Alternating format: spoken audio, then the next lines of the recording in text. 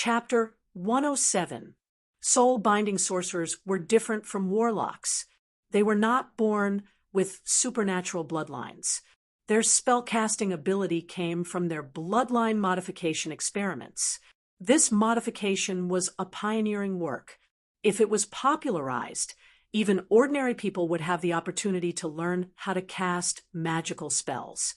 However, there was a side effect that was difficult to solve that troubled every generation of soul-binding sorcerers. Due to the natural barrier between different bloodlines, the soul-binding sorcerers would always have a strong tendency to distort their will, especially their souls, which would become heterogeneous. As time passed, this situation would become more and more serious. There was an old saying among the creatures of the underworld: the soul of a soul-binding sorcerer is worthless. Although the words of the demons had always been distorted, their sarcasm did point out a problem.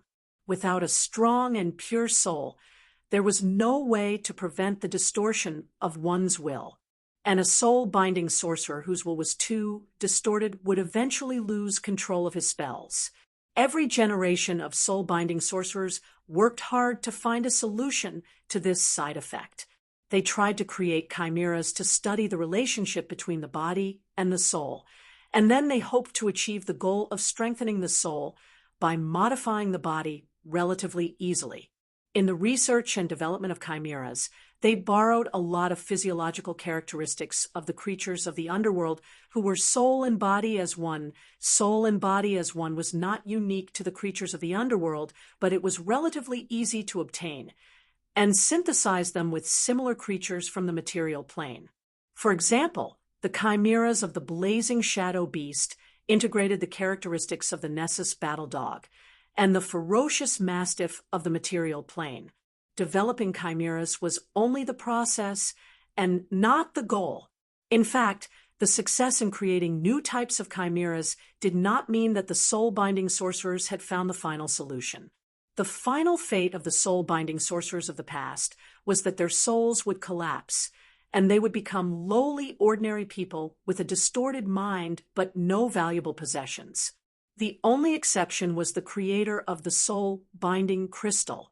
Before the modification of his bloodline, he was a talented and intelligent person. After becoming a soul-binding sorcerer, he summed up the experience of the failures of his predecessors and found a new path.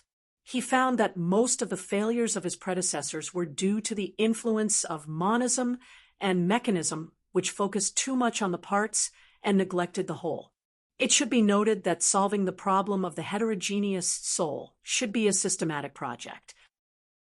He believed that the three aspects of body, heart, and nature must be adjusted as a whole in order to defy the heavens and change the fate. Although he also started with the chimera experiment, he designed 3 different chimeras according to his own theory: beast body, beast heart, and beast nature. He believed that as long as the experiment was successful, he would be able to bind his soul with the 3. He would be able to perfectly resolve the fate that troubled all soul-binding sorcerers through the harmony of body, mind, and nature, replacing human life with animal life. However, in the process of achieving his goal, the most crucial step, soul transplant, required him to abandon his original body and strength. This was an extremely risky choice, so he also created the soul-binding crystal as a backup. Brock lay in the desert with a scythe in his body, surrounded by the sounds of fighting.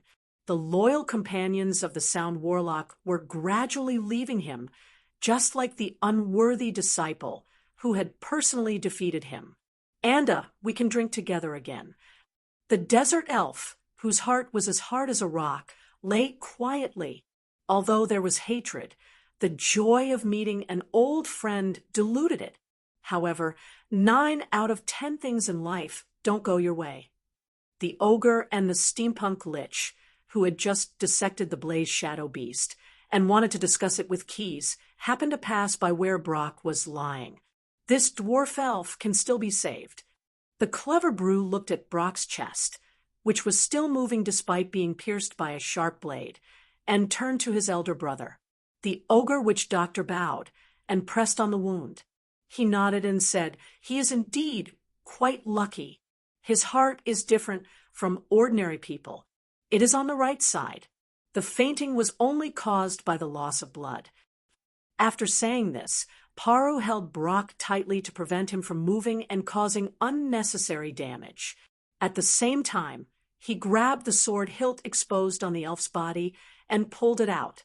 Then, the ogre witch doctor took out hemostatic white medicine from the medicine bag he carried with him and applied it on the desert elf's wound. Under the effect of the medicine, the wound miraculously closed and stopped bleeding. After his elder brother finished treating the wound, Bru placed the elf on the large gourmet box on his back so that he could take this newly joined dwarf companion away. As for Snader, he dealt with a few blaze shadow beasts that had taken the opportunity to attack. He only left a relatively intact corpse as a new specimen. He carried it on his mechanical prosthetic body and took it away. The two ogres' tall bodies naturally attracted more fire. In addition to the blaze shadow beasts and Salem's warriors, some of Samhain's Dinofowl riders also attacked without knowing the reason. Of course, it was still impossible for them to cause friendly fire with their strength. Just as the ogre gourmet was a little annoyed because his path was blocked and wanted to use a fireball to open a path, a huge ebony flail fell from the sky. The ogre blacksmith Neru, the brawny man who always had strength, charged forward. Everyone in his path was thrown off their feet, and he forcibly opened up a path for his two brothers to pass through amidst the chaos. "Hee, where did you go just now?" Picking up the ebony flail on the ground, Neru greeted his two brothers with a grin. Behind him, following the path he opened, Jensen, who was carrying the horse-chopping greatsword, also walked over. At this time, in addition to the blaze shadow beasts, Salem's Chief Hakanan's personal warriors also joined in the battle. The paladins who were unwilling to participate in the vendetta between the desert elf tribes could only pick some blaze shadow beasts in the chaos. But those synthetic beasts with shared vision had already learned their lesson. They all tried their best to avoid this tough guy with superb martial arts skills and only focused on creating death and chaos among the Samhain's elves. Unable to find an opponent for a while, Jensen could only follow behind the arms supplier of Keys's team who had just provided him with weapons and equipment, blocking some of the sneak attacks in the back for this ogre with a huge body. On a small platform temporarily built behind the Samhain tribe's army, the young blue dragon pointed to his companions who had gathered together and boasted to the king of Samhain, "Don't think that my price is too expensive. The protection of the dragon nest has always been worth it." The old desert elf chief frowned when he heard this. Previously, he thought that this uninvited young man was just a powerful mercenary leader. Why was he now associated with the dragon nest? Could it be that the legendary new master of the dragon nest, known as the Wild Sand Tyrant by the desert merchants, had already extended his claws and fangs out of his territory?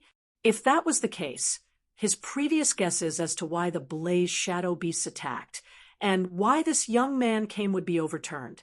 Are you the messenger of the powerful Wild Sand Tyrant who rules the dragon nest? Sheik Sawin asked directly after thinking for a moment. Rule the dragon nest? Wild Sand Tyrant? Keys's expression gradually changed as the desert elf in front of him spoke. Chapter 108. In a rush to improve its spellcasting ability, the brown dragon did not slow down for even a moment. The shards of the soul-binding crystal embedded in its skin acted like a car navigation system, guiding the megalosaurus in the direction it swam underground. The beast's heart is close at hand. The soul-binding crystal's voice rang in Cuslin's mind. This sentence was like a shot of adrenaline injected into his slightly exhausted body. Roar! The brown dragon exhaled a mouthful of acidic sand and gravel. It swung its powerful arms, and with a light scratch of its sharp claws, a large amount of soil particles fell off.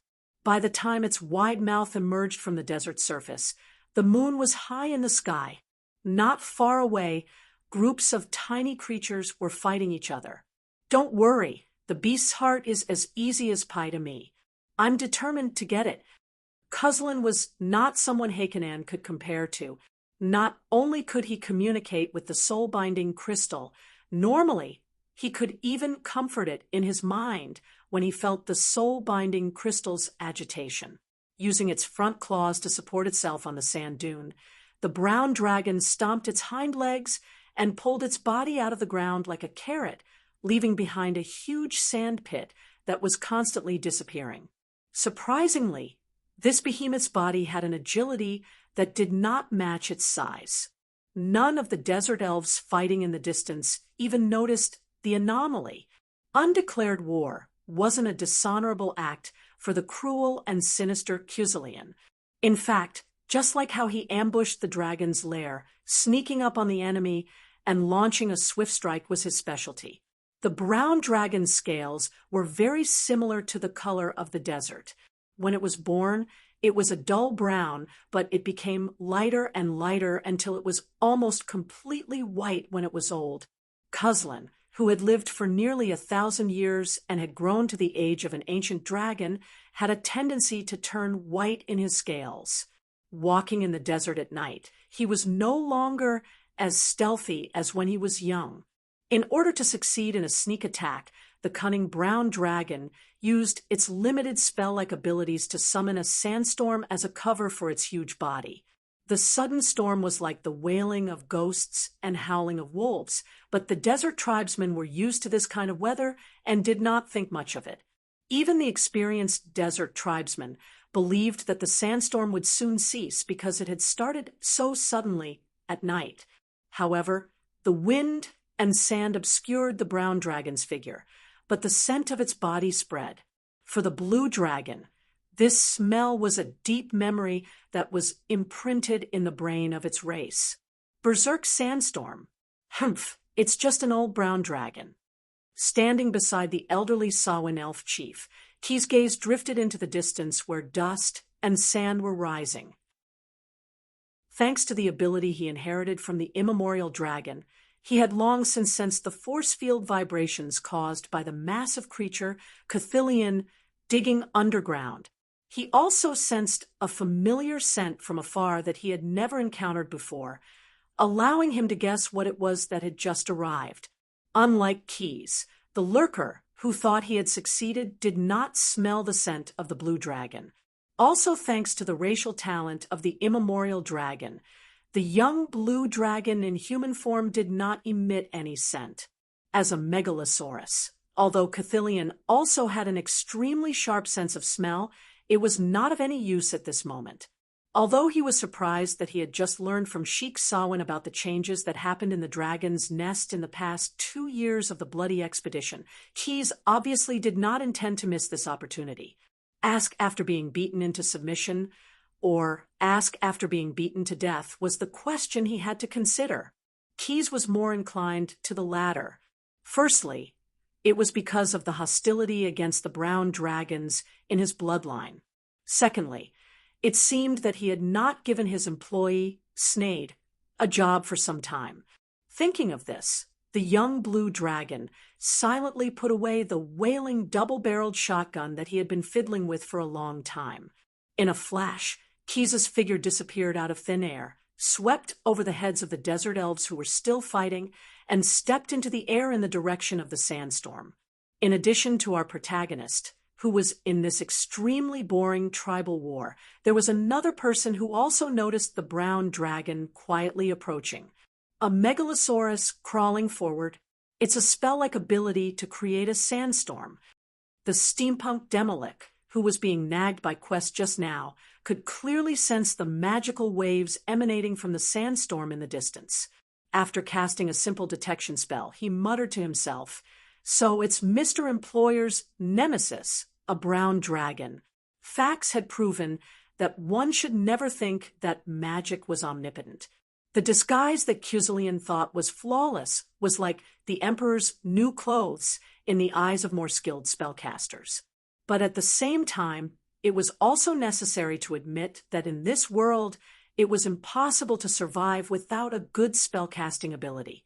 Keyes, who was under the effect of high invisibility, immediately convinced the ancient brown dragon that it was the latter. The violent sandstorm summoned by Cuselian was actually not just a disguise. All the creatures within the range of the sandstorm, if they did not have a strong enough body, would be cut by the swirling sand. In addition, in this sandstorm, ordinary people would lose their balance and trip after taking a few steps. Some would even be temporarily blinded by the sandstorm. Summoning a sandstorm was one of the few natural spellcasting abilities mastered by the brown dragon.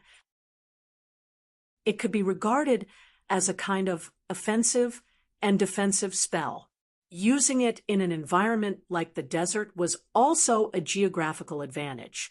But the problem was that in a world where magical spellcasting abilities existed, one could never be complacent just because one had mastered a spellcasting ability, because there was always the possibility that some unknown person would pop out and use some other kind of spell to teach you a lesson. For example, Keyes' super railgun. A familiar spell, a familiar slogan. The unique spell that the young blue dragon created and shone brilliantly in the lower planes had now reappeared in the material plane, under the effect of the strong electric field and the force field ability. The cannonball, which was even faster than the cannonball in the acid fog canyon, whizzed out and easily tore the barrier formed by the sandstorm and the sandstorm. A blow to the head, and a cannonball to the head. Even though Cuselian was old and experienced and instinctively used his forelimbs to protect his head when he sensed the danger, he was still half dead from Keyes' super railgun. The right forelimb that was directly facing the cannonball was directly blown to pieces, and the left forelimb that was under it was also broken. The huge impact directly caused the broad dragon, head of the ancient brown dragon, to plunge into the sand and stones below. But a megalosaurus was a megalosaurus after all. Compared to the Thanner re-demon that had suffered such a blow before, Cuselian's situation was still much better. He did not lose his life directly, nor did he completely lose the ability to resist. Summon giant air elemental. When Goo Brown Dragon's brain was about to shut down, he forced himself to use another talent spell that was his trump card. Chapter 109. Elemental creatures were the embodiment of the elements that made up the air of the multiverse: water, fire, earth, and other elements. When they were in the plane they belonged to, they were almost just living energy, but they could respond to the summoning of spellcasters or other powerful beings, come from the inner elemental plane to the material plane, and perform certain tasks. When the brown dragon grew to the age of an ancient dragon, it would have the innate ability to summon a giant air elemental once a day. Faced with Keyes' warning, Cuselian did not hesitate to summon it. After using this innate ability, it was possible to randomly summon 1 to 4 giant air elementals. But the brown dragon was greatly disappointed. At the moment, only 1 giant air elemental responded to his summoning and came to the material plane for him to do his bidding. Go to the beast's heart immediately and swallow it. The voice of the soul-binding crystal, which had always been like a gurgling spring, suddenly became loud and clear, exploding in Cuselian's mind. This is your only chance to escape today. The brown dragon, who was still in a state of concussion, immediately woke up. Just as he was about to ask the question, "Where is the beast's heart?" a series of violent heartbeats suddenly sounded in his ears. This was the last help the soul-binding crystal could give him. Looking at the giant elder air elemental in front of him, which was no ordinary giant air elemental. It was just that he was too inexperienced to recognize it. Kith was a little surprised. He did not think that the seemingly weak elder brown dragon would be so lucky. Unlike ordinary chi elementals, the chi elemental elder was an elite chi elemental. Its funnel-shaped body was made of spiraling chi clouds, and it had clear facial features. The air elemental elder stood on the ground, and the sand and dust under its body collided and rubbed against each other, making a piercing sound. This was actually an ancient air language, and it was using this language to explain the reason for coming to this plane.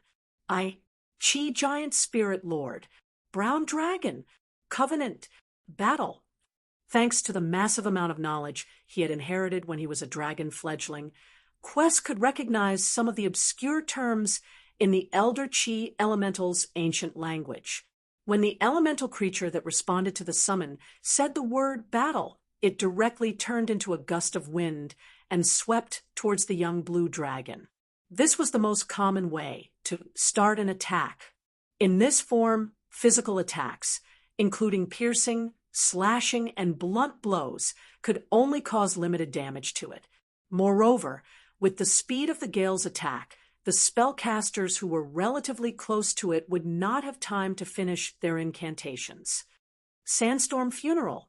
Seizing the opportunity, Gu Zonglong also tried to find a way to help the allies he summoned. The sandstorm that had just stopped after being blown away by the railgun rose again. Under Cusilian's full power, the sandstorm and whirlwind enveloped Keys with a force several dozen times greater than before. The sand and wind turned into a cage that could take a person's life in an instant. They wanted to bury the young blue dragon, who was trapped inside. Roar! With a dragon's roar that shook 100 miles, Quest, who had transformed back into his dragon form, used his enormous body to forcibly break through the prison formed by the wind and sand. Regardless of the howling wind and the impact of the sand, they could not damage the diamond-like scales on his body at all. Keys, who had fused with the primordial Energizer dragon scales, had once again increased his body size by quite a bit. The most direct description of this was the young blue dragon's action of easily grabbing Cusilian's tail with his dragon claws. After activating Sandstorm Funeral, Gu Zonglong, who had been acting like a field mouse from the moment he appeared, immediately wanted to burrow into the depths of the earth. However, the broken forelimb obviously had an impact on his digging speed. Although his dragon body had already burrowed into the hole just now, he did not have time to retract his long tail and was finally caught by Keys. Using a little force field ability to restrain the struggling elder air elemental, the young blue dragon firmly clawed the skin of Cusilian's tail. Gu Zonglong's scales were only a layer of thick leather, so they were not as tough as other Megalosaurus. With Keys's current sharp claws and monstrous strength, as long as he pulled it out like pulling out a carrot, he could easily crush it in close combat. Perhaps because he was in a hurry to escape, Gu Zonglong actually acted like a lizard. After a few fierce struggles, he actually broke his own tail. Only a low cry of pain came from the hole. Cusilian did not even let out an angry roar as he desperately fled into the distance. Although he was busy digging and did not see clearly, he still saw the indigo color of Keys's scales. As old enemies, Gu Zonglong and Blue Dragon both understood the hatred of each other. Cusilian knew very well what would happen to him if he fell into the hands of a blue dragon. Keys put the Gu Zonglong's tail into his space belt and pushed the Elder Air Elemental, who was bound by the force field, toward Snade and the others who were rushing over from afar. As a master spellcaster, Keys knew that the Demolic had many ways to deal with this elemental creature. The young blue dragon focused all his attention on chasing after the Gu Zonglong. Letting a tiger go back to the mountains was already a disaster, but letting a Megalosaurus escape was not a good idea. He did not immediately choose to use the blue dragon's excellent digging ability to drill into the hole and chase after the Gu Zonglong. Keys first sensed the force field fluctuations emitted by Cusilian as he dug underground.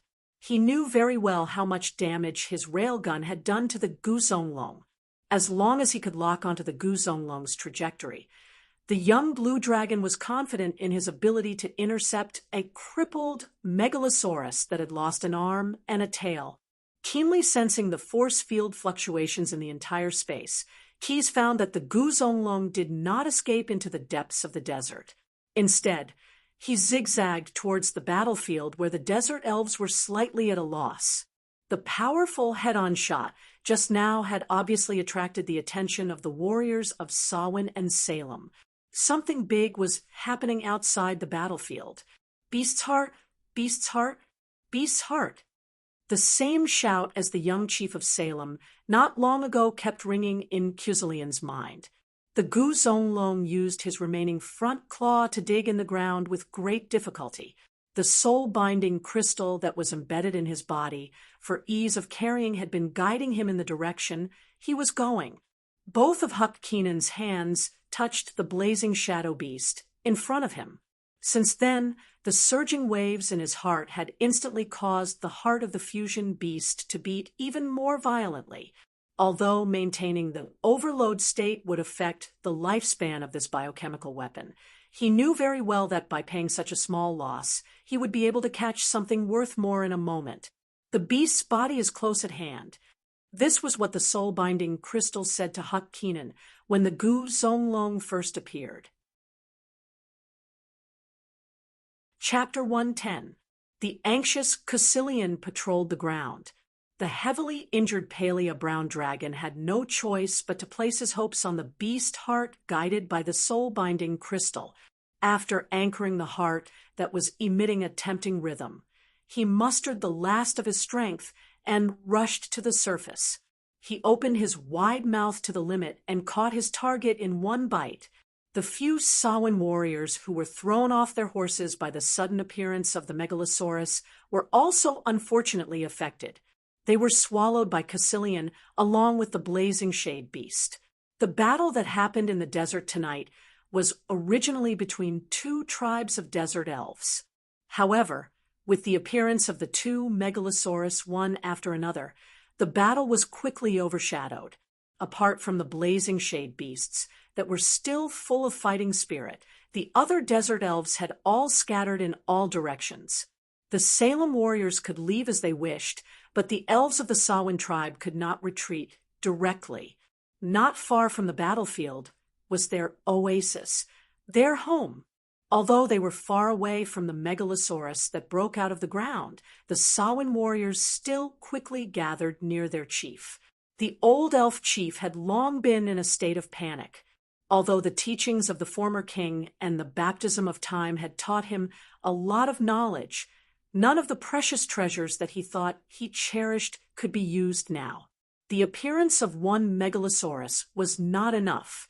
Two Megalosaurus that were born with hostility had appeared at the same time near the oasis that the Samhain people relied on for survival. Retreat first. Suppressing the fear in his heart, the old chief knew that at this moment he was the backbone of all the Samhain elves here. He could not show the slightest hint of panic. He could not stay in a dangerous place for long. Being dragged into the battle between the two behemoths was no joke. The only thing he could do was to temporarily avoid the battle between the two dragons. After that, no matter who won, he could use the power of his tribe to lure the other with wealth. The sudden retreat of the Samhain tribe made the Salem warriors, who had launched a surprise attack tonight, hesitate. When they encountered such a situation, when they launched the charge to the death, they should have chased after the enemy and fought to the death. However, the huge brown dragon was right in front of them, and the young leader was nowhere to be found. Even the most resolute warrior would be shaken by these two factors. In the end, the charge to the death that symbolized Salem's honor had to come to an end. The retreat of the desert elves did not attract Cusilian's attention. The brown dragon that had just devoured the beast's heart had recovered some of its strength. Just as the soul-binding crystal had pointed out, he found that the beast heart was indeed very beneficial to him. His severed forelimbs and tail began to grow granulation at a speed visible to the naked eye. His own heart also began to pump powerfully like what he had heard before, producing violent rhythmic sounds. his originally withered spirit and exhausted physical strength also miraculously recovered. These changes greatly increased Gu Zonglong's confidence. He began to have the courage to look at the enemy who had just beaten him with only one blow. However, at this moment, the soul-binding crystal hidden under the scales had turned into a pool of liquid and soaked into the giant beast's body. Wild Sand Tyrant, under the support of the force field, the young blue dragon flew in the air and greeted Cusilian, the second-generation leader of the dragon nest, in a joking tone. Keys clearly saw the brown dragon's action of swallowing the blazing shadow beast just now. The reason why he did not stop it was because he had a vague guess after hearing some of the findings from Paru and Snade's dissection of the fusion beast. Just like Cusilian's trick of taking over the nest, was it possible that Heart of the Beasts and Brown Dragon's ambush were the backup plans of the soul restraint sorcerer who had been weakened to the minimum to reincarnate in another body? Looking at the angry brown dragon, Keys could not help but observe a moment of silence for 2 seconds. When eating, one must look clearly at what one is eating. It is okay to eat carelessly. The young blue dragon, who had the ability to sense the force field, naturally would not be indifferent to the strong pulsation of the heart of the beasts. In fact, he had already discovered that the blazing shadow beast swallowed by Gu Zonglong was just a cover. The real heart of the beasts was still in Hakanan's chest, and the young elf chief of Salem, the villain who killed his father and usurped the throne trained by Brock, was now hiding in the swallowed organs and entered the dragon's stomach together with the cover. The mantis stalks the cicada, unaware of the oriole behind. "What dragon are you? Why did you hurt me?" Cusilian stared at the guy who attacked him. He did not look carefully just now, and thought it was an ordinary blue dragon. But now that he opened his eyes and saw Keys's appearance clearly, he could not help but be puzzled. What kind of megalosaurus was this? A blue diamond dragon? A blue crystal dragon? But Gu Zonglong was not asking sincerely. He was just using this question to cover his counterattack. Cusilian felt that most of his strength had recovered, and his broken limbs were growing back.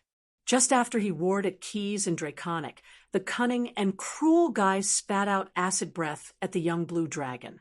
Not only that, Cusilian followed up with his innate ability and pounced at his opponent with all his strength. He believed that Keys's spells were more threatening. The memory of the cannon blast that stunned him was still fresh in his mind. He did not dare to be careless, but when it came to strength, if the strength dragon claimed to be second among the megalosaurus, no other megalosaurus would dare claim to be first. Keys had gained many abilities that only the strength dragons possessed through passive evolution, including their unparalleled strength that far surpassed their peers. Keys ignored Gu Zonglong's acid breath. This sneak attack did not even touch the young blue dragon's body. Under the effect of field, it was pushed to the side. Keys simply pounced at his opponent.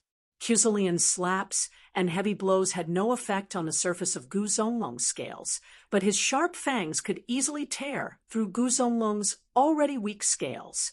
The young blue dragon lived up to his nickname of Gigantic Skull.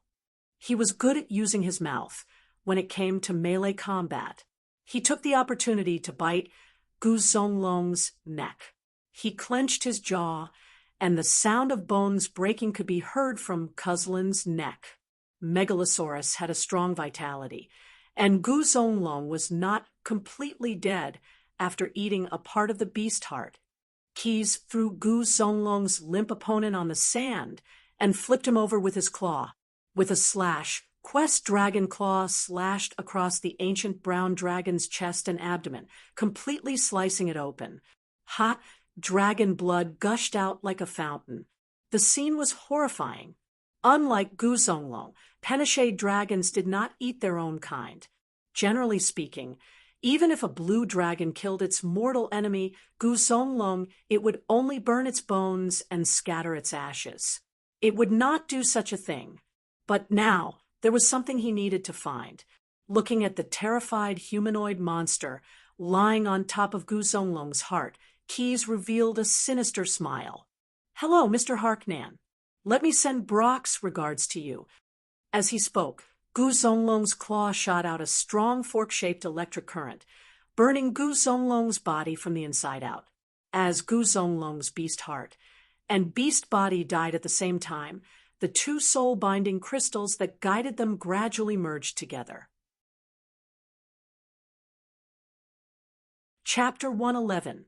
Khedive had a good name. Everyone in Gnome City knew that. He had originally been a stable guard serving the Archon of Gnome City. It was because of his name that he rose to prominence overnight. "What is your name, boy?" "My lord, my name is Khedive." "Oh, you have a good name. You shouldn't spend the rest of your life in the stable." This anecdotal conversation was spread by the other servants who also served in the city lord's manor. Everyone in the city of Nome was aware of it. It was because of this that there was a trend in Gnome City to invite scholars to name new children. Every time he heard rumors about his name, Khedive would laugh. Mediocre people always bring trouble to themselves. Khedive was no ordinary person. He had been born with a crystal shard in his mouth. Everyone in the neighborhood had praised him for being successful when he grew up. When he had just become a teenager, Gnome City had been struck by a plague. The people who lived there had either died or fled the city. 9 out of 10 houses in the city had been deserted. Khedive's parents had also perished, but what was surprising was that he, a helpless child, had survived the disaster and survived. After the great Vexer had the spellcasters remove the source of the plague, he had sent a new Archon to oversee the area. Khedive had used some unknown method to get into the Archon's stable in just a few days to earn a living. In less than 2 years after that conversation with the Archon, Khedive had been entrusted with an important position. First, he was in charge of the daily necessities in the Archon's manor. Then he was in charge of managing the Archon's businesses in Gnome City. Finally, he was in charge of all the business activities of the Archon's family. He was only in his early 20s. Even the beard he had deliberately grown out was just a layer of soft stubble. Yet Khedive had already become the Shadow Archon and Lord of the City in Gnome City. All of this was thanks to the crystal in his mouth when he was born. When the plague had struck, the crystal had communicated with Khedive for the first time. The boy, whose parents had died and had no one to rely on, had been fortunate enough to avoid danger several times because he had followed the crystal's advice. As for the name Khedive, it was it that made the boy change his name to Khedive. Khedive is a noble title in ancient times, meaning governor. As the owner of the soul-binding crystal, you deserve it. Unlike many people who were spoiled and arrogant, Khedive had always maintained a humble attitude. Even though the consul had promoted him from the stable and appointed him to the post, he still lived in the hut next to the stable. The consul had personally chosen a luxurious residence for him in the city, and it was only the place where he handled his daily work. "My lord, one cannot forget one's roots." This was the answer that Khedive often told the Archon. Every time the 50-year-old consul heard this, he would pat his bulging belly and pretended to be fierce. "Humph, you little brat, you're really good at taking care of the stable. Then you'll have to take good care of my horse for the rest of your life. Unappreciative brat." However, no matter how many batches of people who knew the secret because they served the consul were secretly dealt with, the next batch of people to be purged would never have the name ungrateful brat on it. Instead, every time the consul issued a private reward, no matter how small the reward was, Khedive would always be first. Khedive had always been attentive to the consul's orders, even if it was a joke like, "Take care of my horse." After learning the knowledge of the soul-binding crystal's chimera modification experiments, he had an outstanding advantage in breeding new mounts. The consul was getting older and heavier. Adding on the fact that he always had to wear the ceremonial armor, Even if a normal horse could bear the weight, it was still very uncomfortable to ride. Often, he had to put a thick layer of beast skin under the saddle to prevent the consuls but from being jolted when he rode. Khedive volunteered to offer the consul the new breed he had bred, the man-bearing horse. The back of this mount was covered with a layer of oily soft flesh. The saddle did not need beast skin under the saddle, and the rider would not feel the hardness. It had the bloodline of the six-legged horse commonly seen in the desert tribes, and its 6 legs could support the weight of its body. The man-bearing horse had a fierce personality and would not be frightened in battle even if it was hit by an axe. Finally, and most importantly, this mount had extraordinary intelligence. Even if the saddle was not tightened, it could be controlled by its master's words alone. The consul of Nome naturally treated such a fine horse as a treasure. After rewarding Khedive again, he ordered him to cultivate more of this type of horse. However, as a chimera, the man-bearing horse did not eat normal coarse grain and would not eat without meat. Its food had to have fresh meat in it before it could eat. Apart from Khedive, this ferocious chimera could harm any servant who fed it. Cultivating this kind of mount was very costly, but as the consul's favorite, these expenses were naturally compensated by the new taxes distributed to everyone in Nome City. In fact, this was not the first time the Shadow Consul had done something like this. The gambling dens in Nome City, the money-printing houses that provided loans and collected interest, Khedive's shadow was often behind any business that involved the consul's family. Coupled with the horse tax he had incurred because of the man-bearing horse, the people of Nome began to refer to Khedive as man-bearing horse. Everyone in the city calls me man-bearing horse. You don't say, it's quite fitting. Khedive sat in the consul's mansion handling matters, sipping a drink made from hibiscus juice, as he said calmly, I am indebted to the consul's favor, so I naturally have to work hard for my lord and do some man-bearing work. Standing in front of him was the boss of the sand rhino caravan, Santos. This wide and fat merchant kept wiping the sweat off his forehead as his mind raced, thinking about how to deal with this difficult situation. Looking at you, you still know how to be afraid. Why do you refuse to transport goods for us? Also, the only reason moon candy is sold in Nome City is because of the recipe scroll you brought from Coptic. Now that we lack the raw materials, shouldn't you personally take care of this matter? Khedive slammed his cup on the table in front of him, like a hyena that had locked onto its prey, staring at Santos in front of him. What should he do? Even though the boss of the Sand Rhino Caravan had done some shady business before, he considered himself a proper businessman and did not want to be involved in any business related to moon candy. Mr. Khedive, I don't mean to shirk responsibility this time, but as you know, the current trade route from Nome to Kapu not only has to avoid the conflict zone between the Sawin and Salem tribes, but the original route through the Dragon Nest territory has also become a dangerous one due to the existence of the megalosaurus known as the Sandstorm. As for the other routes, they will all pass through other cities. If the raw materials for moon candy are found among the goods, I don't care if I die. But if the raw materials are taken away, won't that delay your business even more? Chapter 112. Khedive looked up at the sweaty fat merchant in front of him. He did not comment on what the merchant had just said. He stood up, walked around Santos, and approached the windowsill of the room. The mansion that the consul had bestowed upon him was the collateral of a fallen noble. The windowsill was 3 feet above the ground, and it was decorated with precious transparent glass. Not only did it allow the people in the house to clearly see the streets of Nome City from the 3rd floor, it also allowed the bright sunlight to shine in and illuminate every inch of the house. The Castellan liked this design very much. It was one of the few noble creations in the house that he had personally ordered to be preserved. Khedive's favorite enchanted chessboard was placed in front of the window where the light was the brightest. Whenever he had free time, he would look out at the streets of Gnome City and play a game of chess with his hands. Chess of Wits is a game that tests a person's wits and strategy. Compared to it, the card games that are popular in gambling stalls are just cheap tricks. Khedive picked up a chess piece that symbolized a strategist and placed it in the middle of the chess pieces of the two opposing sides. Under the effect of the spell, the tactician chess piece was attacked by the two dog-fighting chess pieces at the same time and fell out of the chessboard in a flash.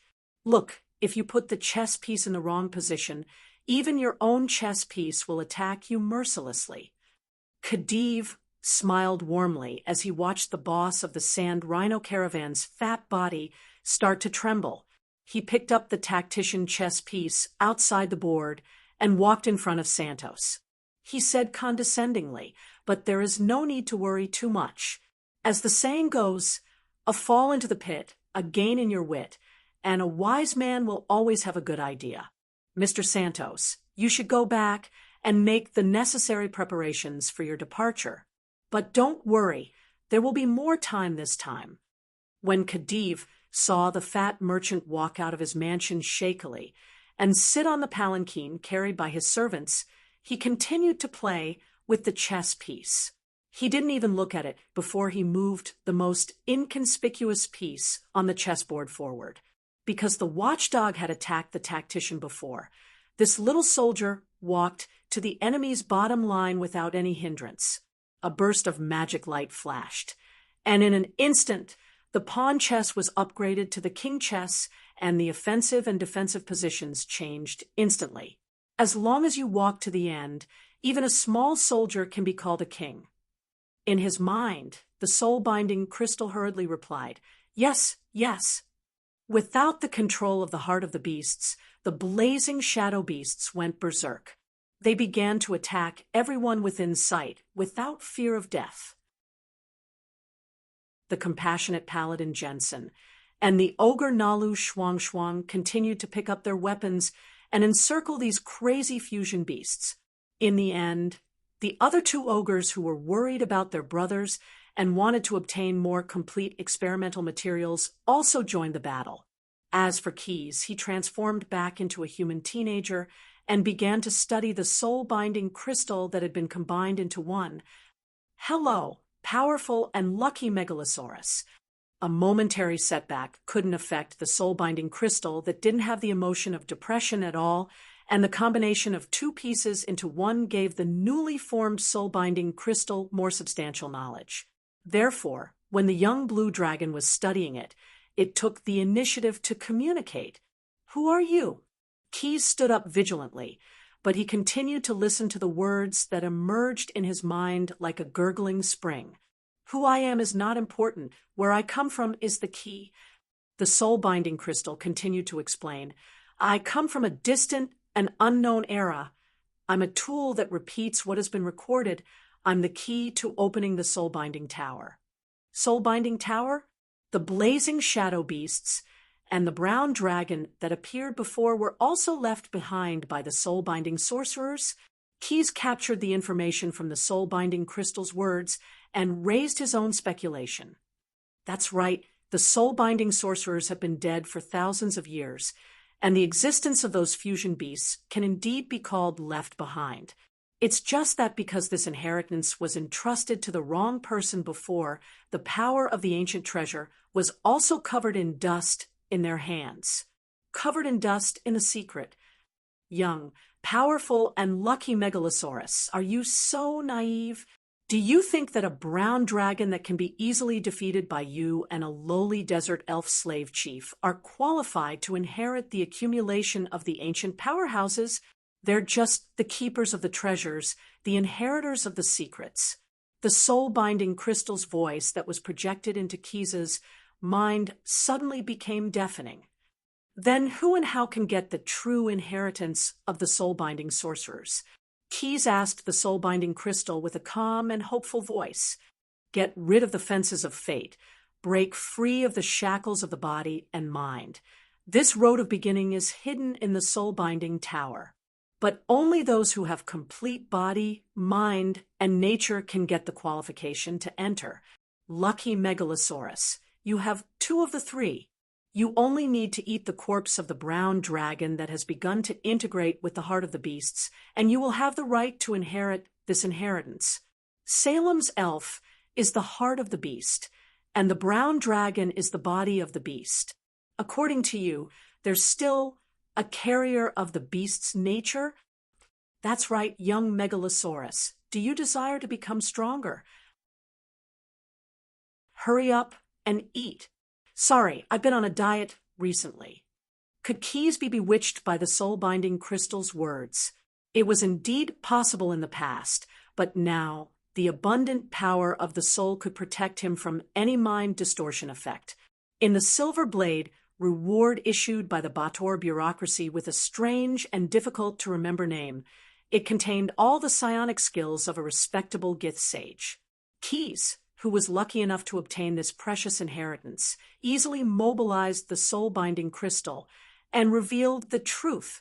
The 5 fingers of his right hand opened, and a sharp blade with a pale silver brilliance grew out of his flesh.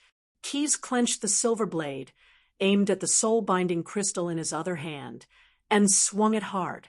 The sound that was originally like a gurgling spring in his mind instantly turned into a wail. However, under the tough psionic barrier, there was no way to hurt the young blue dragon, who was protected. In addition to the ability to cut the physical substance like an ordinary weapon, in the hands of the Gith Yankee Knight, the silver sword could also cause damage to incorporeal substances or creatures.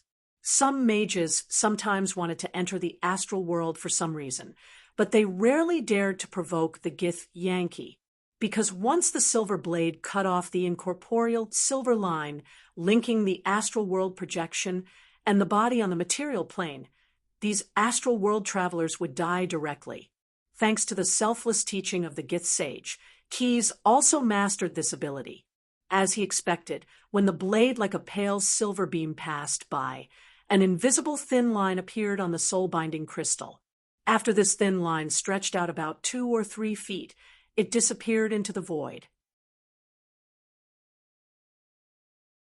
Chapter 113.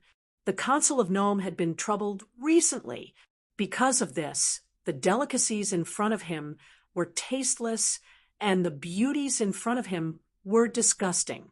Even his favorite, the tinkling silver kite, seemed much lighter in his hands.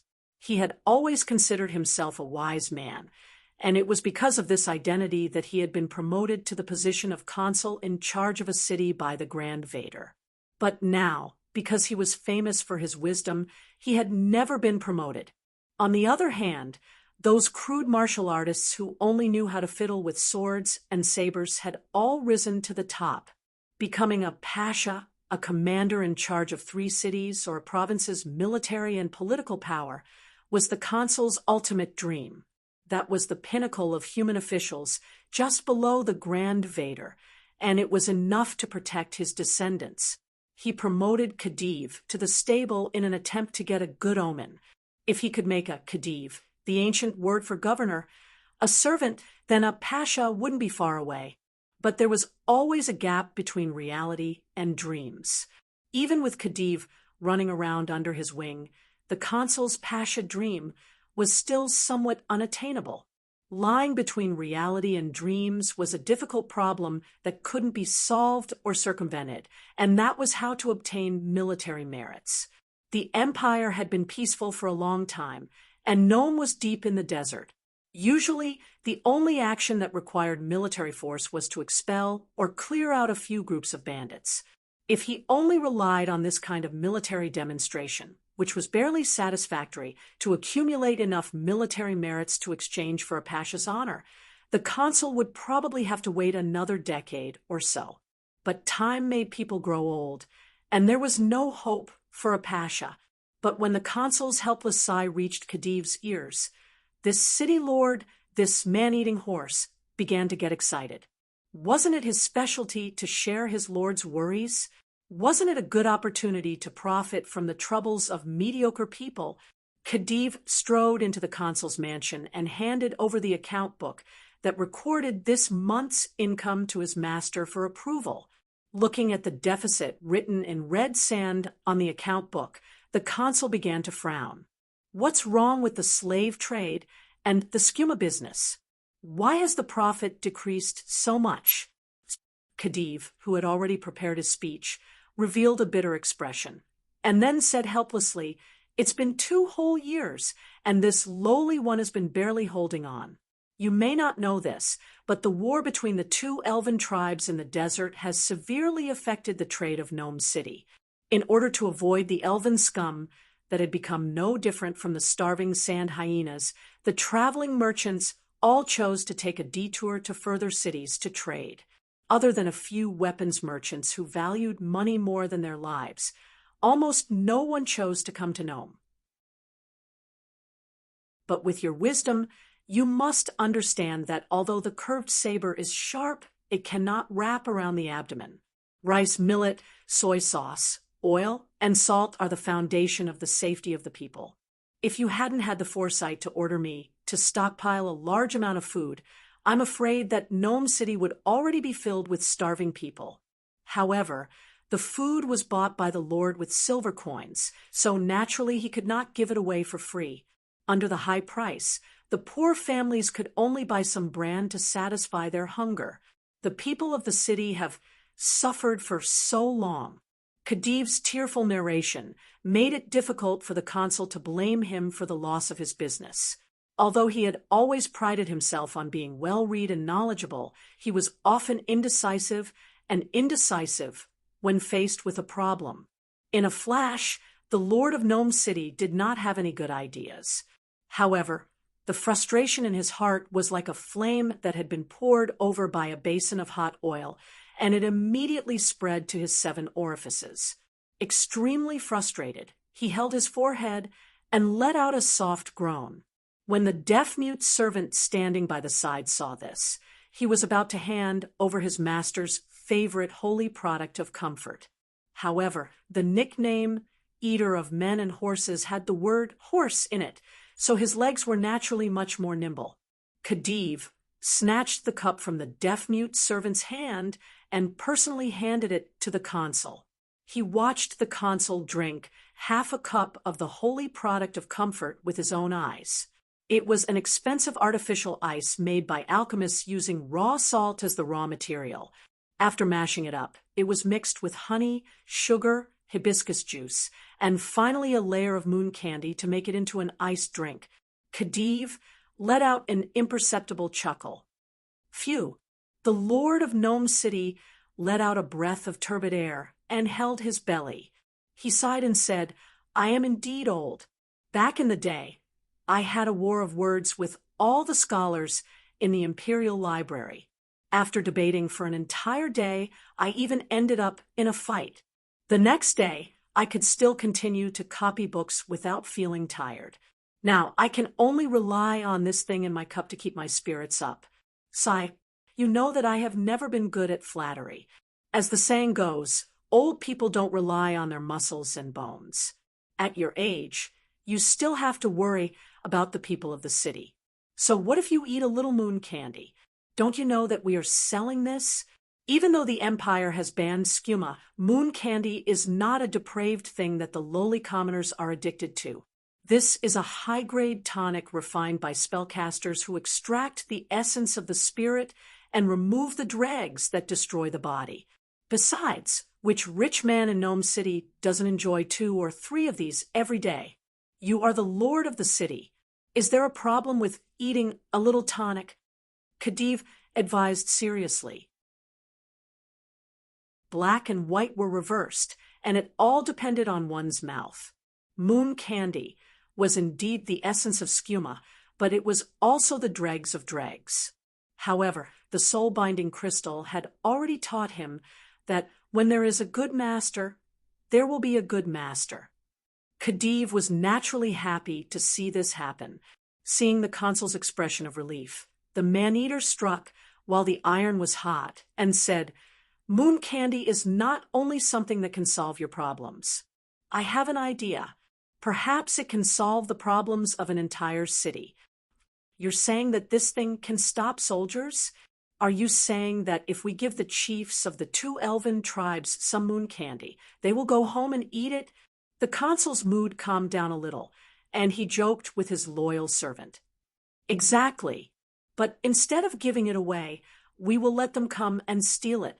Khedive said in a clear voice. As it turned out, he had already planned it all out.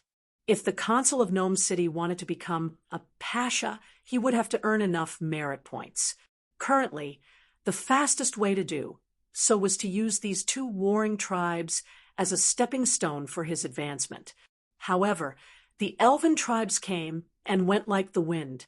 Even though Gnome City's standing army had superior weapons and equipment, after being trapped in the desert, they only had the strength of a single city as backup. In a familiar tug-of-war, they might not be a match for the elven cavalry. However, if the desert elves who were exhausted from the war were to receive news of a large amount of expensive goods, it was entirely possible that the 2 tribes would lead their elite armies to rob them. This would give the army of Gnome City the opportunity to set up a trap and wait for the exhausted desert elves to surround and annihilate the elite army of the desert elves in one fell swoop. Of course, this was not completely safe. Against just one of the tribes of Samhain or Salem, Gnome's standing army could be said to have an absolute advantage. However, once the situation changed, if the 2 elven tribes, who were originally at war with each other, arrived at the same time and discovered that they had fallen into the humans' trap, and if they joined forces to attack Gnome's army, the probability of victory was still unknown. In response to the consul's concerns, Khedive replied, Gnome City's bitter elves have been around for a long time. Entrenched in the tower, the mages who have formed their own country always have all sorts of reasons to shirk orders to fight. But as the saying goes, raise a mage for 1,000 days, use a mage for a moment. If we don't order them to join the battle now, when will we wait? Chapter 114. The Ash World is located at the edge of the multiverse. Only Megalosaurus have enough talent to cross the endless galaxy and communicate with the source of mystery to cast spells.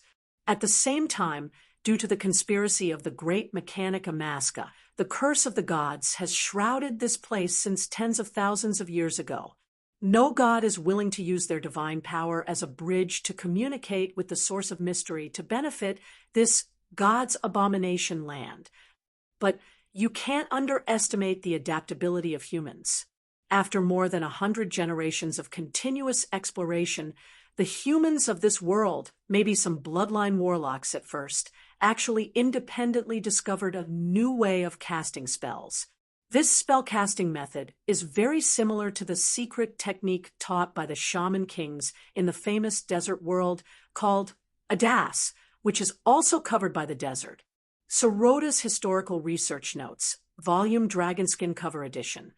The supernatural mysterious power of the Adas world was originally psionic, and the creatures living in that world more or less had some talent for psionic abilities. The magic power of Adas was first discovered by the primordial warlock, Rajat. He was an anomaly among the Perrin people and the teacher of the Witch Kings. Through the research of magic power, he invented a new technique of extracting energy from life to cast spells. He divided magic into 2 opposing sides, life preservation magic and corruption magic. The former needed to extract life energy from one's own body to cast the spell, and the price was that the caster would quickly age and even die. The latter, on the other hand, extracted the life energy of other creatures to cast the spell. Not only would it not harm the body, but the life energy from other creatures could also give the caster a near-eternal life. However, corruption magic not only affected the mind of the caster, but also caused serious damage to the ecosystem of the entire world. In fact, it was the primordial warlock who deliberately let the best human apprentices under his command, Rajat's 15 warriors, launch a purification war against all non-human intelligent creatures. In the war, corruption magic was used extensively, which eventually led to the destruction of the entire Adas. Until now, it was still a barren desert. Although it was unknown whether the Ash World's warlocks had used the corruption magic of Adas to develop the casting method, they must have heard of the name Catastrophe Setting Sunday. Every mage in the Ashen World would repeatedly test the apprentice's temperament before imparting knowledge, and the apprentices who completed the test and were accepted into the school were required to swear by their true names. They had to swear an oath to never misuse magic and never pass on the knowledge of casting spells to others without being tested. This strict master-disciple relationship caused most of the mages in the Ashes world to be passed down from father to son. Research on spellcasting had always been limited to the mages' own small circle. In the Medici Empire, the first spellcasters had the purpose of obtaining worldly wealth. Magic research needed money no matter where it was. From the very beginning, they had selectively recruited the children of the nobles as their apprentices. The mages, who were both nobles and spellcasters, had been passed down from generation to generation.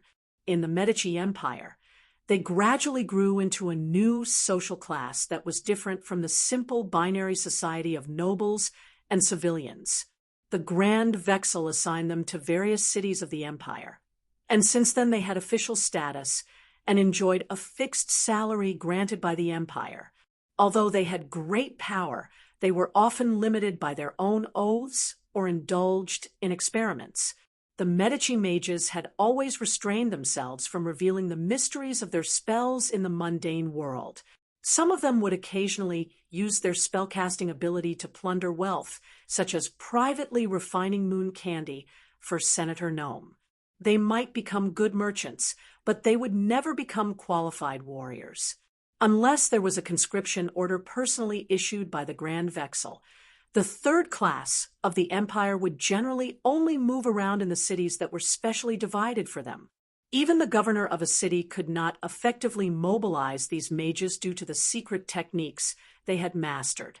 That was why Khedive had reprimanded them for forming a country of their own and shirking their combat missions. The people of the city have suffered for a long time. You're right. Lord Gnome tossed aside the cup in his hand, which still had a thin layer of ice at the bottom. He struggled to prop his fat body up with his legs and strode towards the door of the guest room. Nurture a mage for 1,000 days. Use a mage for a moment. Seeing the governor stand up, Khedive knew that he wanted to immediately go to the mage's residence to negotiate. "Sir, please wait," Khedive said with a smile as he caught up to the governor, and stopped him. "If you go like this, you might not be able to persuade the mages. Although the people of Gnome City have suffered for a long time, what does that have to do with being raised by the Empire?" Due to the large amount of moon candy he had just consumed, the governor was a little excited. Khedive suddenly stopped him, and his face immediately showed a very obvious expression of anger. But before he could really vent his anger, Khedive, who was well versed in the art of reading people's expressions, took out a scroll and handed it to the governor. The governor took the scroll and opened it. This was a habit he had developed when he was a copyist in the Empire's great library. No matter how busy he was, he would always take a look at the ancient scrolls before doing anything else. This should be a map marked in the ancient desert elven language. The place marked on the map should be about 100 miles away from Gnome City, Cosenil. The ancient desert elves called it Cornel. It was famous for its underground volcanoes and was known as a barren land in the desert. Could this be someone as knowledgeable as you? I'm afraid you won't be able to find another person in Gnome City who can understand the ancient elven language.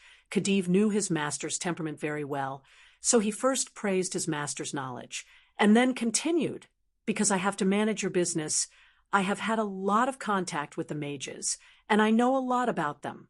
Speaking of which, other than money, the thing that can move them the most is the secrets of magic. You didn't read wrong. I bought this scroll from an antique merchant who came to Gnome City to transport goods. According to his translation, this is a map that points to the ruins of an ancient mage, and this area is not far from the Sawin's palace. If we are talking about the source of the conflict between the two tribes, and we are willing to use the excavation rights of the ruins in exchange for the help of the mages in the city, they are more interested in doing business than following your orders. So wouldn't it be easier to persuade them? After hearing this, the governor thought for a moment, then stroked his goatee and said, "Since there is a possibility of treasure, why share it with the mages? My lord, 2 birds in the bush are better than 1 in the hand." Chapter 115. Don't forget, Conier's miasma confuses people. Don't forget, Conier's flame blinds people. Don't forget, Conier's roar can shatter your heart. Desert elves proverb using the silver blade to cut off the virtual line connected to the soul-binding crystal. Although the soul-binding crystal still retained the ability to communicate with the mind, it no longer had the ability to bewitch people. Like a server without a firewall, the soul-binding crystal was unable to resist Keys's invasion of the soul-binding crystal.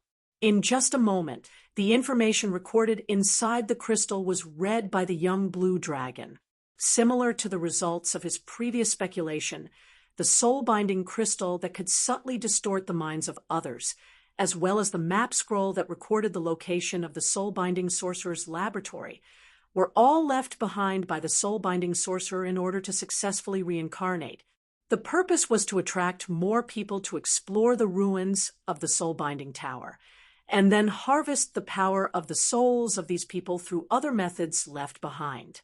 Thus, the soul-binding sorcerer's beast body, beast heart, and beast nature combined into one, allowing him to reincarnate as a beast life. However, probably due to the disconnection in advance, even if Quest did not hesitate to destroy the soul-binding crystal as a hard drive, he still could not find any clues related to the bestiality. In desperation, the young blue dragon could only gather his team members to disclose the information he had obtained, and then discuss whether to continue the exploration of the soul-binding sorcerer's laboratory. Due to Snade's healing spell and the ogre witch doctor's high-quality potions, Desert Elf Brock, who had been stabbed in the chest by Hacknan, recovered in a short time. After listening to Keys's narration, he looked at the bonfire without saying a word. No one knew what he was thinking. The next morning, the former most powerful man in Salem extinguished the fire with sand. He then got up and prayed to the rising sun. After that, he personally cut open Hakanan's body and took out the heart of the beasts that had fused with it. He left the Salem elf's magic creation to Quest to repay everyone's kindness in saving his life. After bidding farewell to everyone, Brock carried Hacknan's body, which was wrapped in a piece of skin from the Blaze Shadow Beast, and left first. He wanted to send Hacknan back to Salem to be cremated. After some discussion, the rest of the people felt that there was nothing more to be said since the matter had already reached this point. The so-called possible trap was just a plot by a soul-binding sorcerer who was not completely dead. There was even a lich in the team. What was there to be afraid of? The Ogre Brew, who was always full of ideas, proposed the idea of digging graves and looting treasures, and it was approved by everyone. Even Paladin Jensen did not stop the idea of the soul-binding crystal. Grave robbing the soul-binding sorcerer's tomb. There's the dragon's body's body, TTS body. Thus, after extracting the dragon's heart and brain, Karth came forward to inform the Sazan elf chieftain, ordering him to send people to temporarily guard the dragon's corpse and wait for them to return to deal with it. The elderly Sawin chieftain knew of Keys's identity last night. Naturally, he did not dare disobey the Megalosaurus orders. He repeatedly promised that he would personally guard the dragon's body with his warriors. According to the information provided by the soul-binding crystal, they set off from the Sawin chieftain's oasis and traveled 800 kilometers to the west. After crossing a mountain that was rarely seen in the desert, a vast volcanic area appeared in front of Quitha's team. The desert elves called this place Cornell, which meant the land of poisonous miasma. There were many underground volcanoes here. The mountain they had crossed before was the result of an ancient volcano eruption and magma accumulation. Although most of these volcanoes were no longer active, the strong smell of sulfur wafting from the ground and permeating the air made them feel as if they were back in Avernus, the first layer of Bator. After searching for half a day, Keyes took out the soul-binding crystal, which had become murky due to the destructive analysis, and projected the map stored inside. After carefully comparing the terrain features drawn on the map, he pointed at the isthmus not far away and confirmed the soul-binding sorcerer named Shurik and his research lab, the North Tower, should be buried deep in the crevice of this isthmus. Shurik and the North Tower were the names of the soul-binding sorcerer and his research lab stored in the soul-binding crystal. This reminded Keyes of the story of the two little mice he once read. "They really are like old rats," the young blue dragon said, as he stood at the edge of the isthmus and looked down. The sorcerers in the multiverse were all homebodies. Generally speaking, they did have the preference of building a tower with dual attributes of living and office as their base. However, when most sorcerers with a normal mind and aesthetic sense built their tower, as long as the conditions allowed, they would choose to build it taller and grander. While Shurik's tower in the isthmus was not unique, it could be said that he had a unique taste. For spellcasters, having a unique taste often meant having a twisted mind. According to the map, the entrance of the North Tower should be about 1,000 feet below the surface of the isthmus. For ordinary people, climbing such a long distance along the smooth cliff was indeed a big challenge. Fortunately, there were many members in Keyes' team who could cast spells. A group featherfall spell was naturally a piece of cake. The only problem was that in the process of descending, there were many places in the isthmus that were too narrow. The three ogre brothers had to use a shrinking spell to pass through. As they went deeper, the poisonous miasma with the smell of sulfur in the air became more and more intense. Keyes and Snade were fine, but Johnson and the three ogre brothers had to use the pig-nose gas masks that they had been given in the acid fog canyon bit wall to continue their journey. When they descended to the predetermined position, a protruding black rock protruded from one side of the isthmus. A man-made cave with traces of construction appeared at the junction between the black rock and the isthmus. Keyes took the lead and walked into the cave.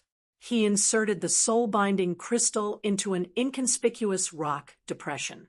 This was the correct way to open the entrance of the North Tower, as revealed by the soul-binding crystal under the interrogation of the psychic power. Unlike most tomb-raiding novels, after opening the door, no traps such as arrows or quicksand were triggered. The group pushed open the heavy stone door carved out of granite. After entering, they found that the situation inside was very different from what they had imagined. First of all, the tunnel was much more spacious than they had imagined. The height was also astonishing. At least, after the ogre brothers removed the shrinking spell, the unusually tall ogre, Nero, was able to stand up straight. According to the standard of this tunnel, Keyes estimated that a young blue dragon could walk through it leisurely. Of course, if a larger megalosaurus wanted to pass through this tunnel, it would not be so easy. According to the information in the soul-binding crystal, the brown dragon with the corresponding body, mind, nature, and fate was already an adult when it escaped from here. This means that it did not escape from the research lab of the soul-binding sorcerer through the main path. Otherwise, the walls of this tunnel would have shown signs of widening. Keyes thought to himself. Chapter 116. Walking through the passageway to the interior of the North Tower. Although everyone was skilled and bold, they were still a bit more careful. However, it seemed that the information Keyes had extracted from the soul-binding crystal was indeed very complete. All the traps set by the soul-binding sorcerer named Shurik were recorded in the crystal. Often, they only needed to follow the picture and place the soul-binding crystal as a key into some inconspicuous groove in the corner. Then, the mechanism would be closed again. Something didn't seem right. Keyes, who was in the middle of the team, suddenly remembered something. He remembered that when Brock came to ransom the captured chief's son, Hagel Alto, this was how he described Hagel Alto's encounter here. The exploration team only advanced a short distance before they were almost completely annihilated. They only encountered some low-level chimeras. The map that the desert elves gave him as a ransom should also be one of the tricks of the soul-binding sorcerer Shurik. The information recorded on it was no different from the map stored in the soul-binding crystal. Since they were walking the same path as the Salem expedition, the corpses of the elven warriors who were slaughtered by the chimeras should be scattered in this tunnel. However, until now, Keyes and his companions had not encountered a single corpse of the desert elves. Could it be that they were all eaten by the chimeras? Then why were the chimeras nowhere to be seen? Moreover, yesterday, when Paru and Sneyd dissected the blazing shadow beast, they found that their digestive organs were very similar to a biological internal combustion engine. Although these chimeras would bite flesh during battle, they could only rely on black oil to replenish their energy. The blazing shadow beast was actually modified by the Salem elves based on the chimeras they encountered here. It was very likely that the chimeras here also had digestive organs similar to a biological internal combustion engine. In other words, they did not eat meat. The corpses of the Salem expedition members were likely to have disappeared for some other reason. After figuring this out, Keyes could not help but be vigilant. Ever since he entered the North Tower of the soul-binding sorcerer Shurik under the effect of his psychic ability, he always felt that he was being spied on, but he could not clearly perceive where this spying came from. After telling his doubts and the premonition of being spied on, everyone stopped. Keyes knew that at this time, if he wanted to continue exploring the ruins, he had to make plans in advance. He could not completely trust the information he obtained from the soul-binding crystal. Since Shurik had arranged so many backup plans for his reincarnation before his death, there was no reason why he wouldn't set up some countermeasures in the soul-binding crystal to deal with people like the young blue dragon, who violently cracked the soul-binding crystal to obtain information. Therefore, they couldn't follow the steps recorded on the soul-binding crystal and go through the obstacles of the trap step by step to receive the soul-binding sorcerer's legacy. When Quest decided to give up on the technical looting of Golden-Haired Mound and was about to directly carry out the violent moving the mountain and removing the collar, the Demolic, who had rich experience in searching for dragon points, stopped his employer. "Mr. Keyes, please calm down." Sneyd controlled the mechanical prosthesis to make a gesture of waving his hand. Then he used a spell to summon a Thor stone monster from the elemental plane of Earth. "We need to take the initiative to obtain some information before we make any plans." Thor stone monsters were native creatures of the elemental plane of Earth that could speak the language of the Earth people. Their appearance was very recognizable. They looked very heavy, with a strong mouth full of fangs on the top of their heads, 3 thick short legs, 3 sharp claws on each arm, and 3 big stone eyes that could see in all directions. They were born to be like fish in water, swimming between stones and soil. When they passed through layers of soil or rock, they would not leave any traces behind. They used this ability to dig precious metals and gems for food in the elemental plane. There were also spellcasters who invented a spell called Thor Stone Walking based on the ability of these monsters. When there are gems in your pocket, a hungry Thor stone monster is a useful Thor stone monster. After the steampunk Demolic said this to everyone, he changed to communicate with the summoned Thor stone monster in the language of the Earth people, full of sticky syllables. 2 blue crystal clusters as an advance payment. Search and record the structure of this cave, and find out if there are any traps.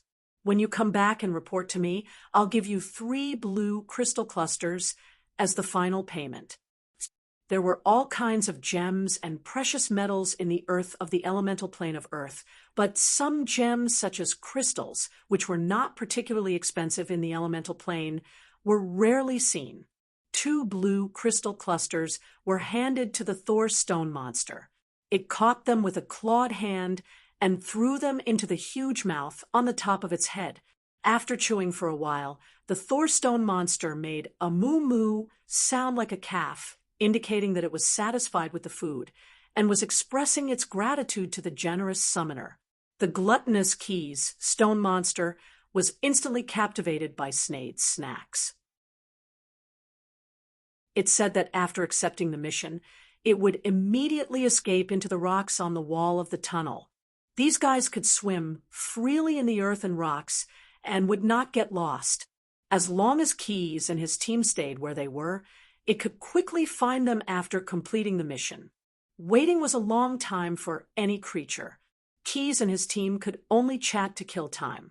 Blue the ogre leaned against the wall, took out some snacks, and asked, why did the desert elf named Brock insist on cremating that bad boy's body?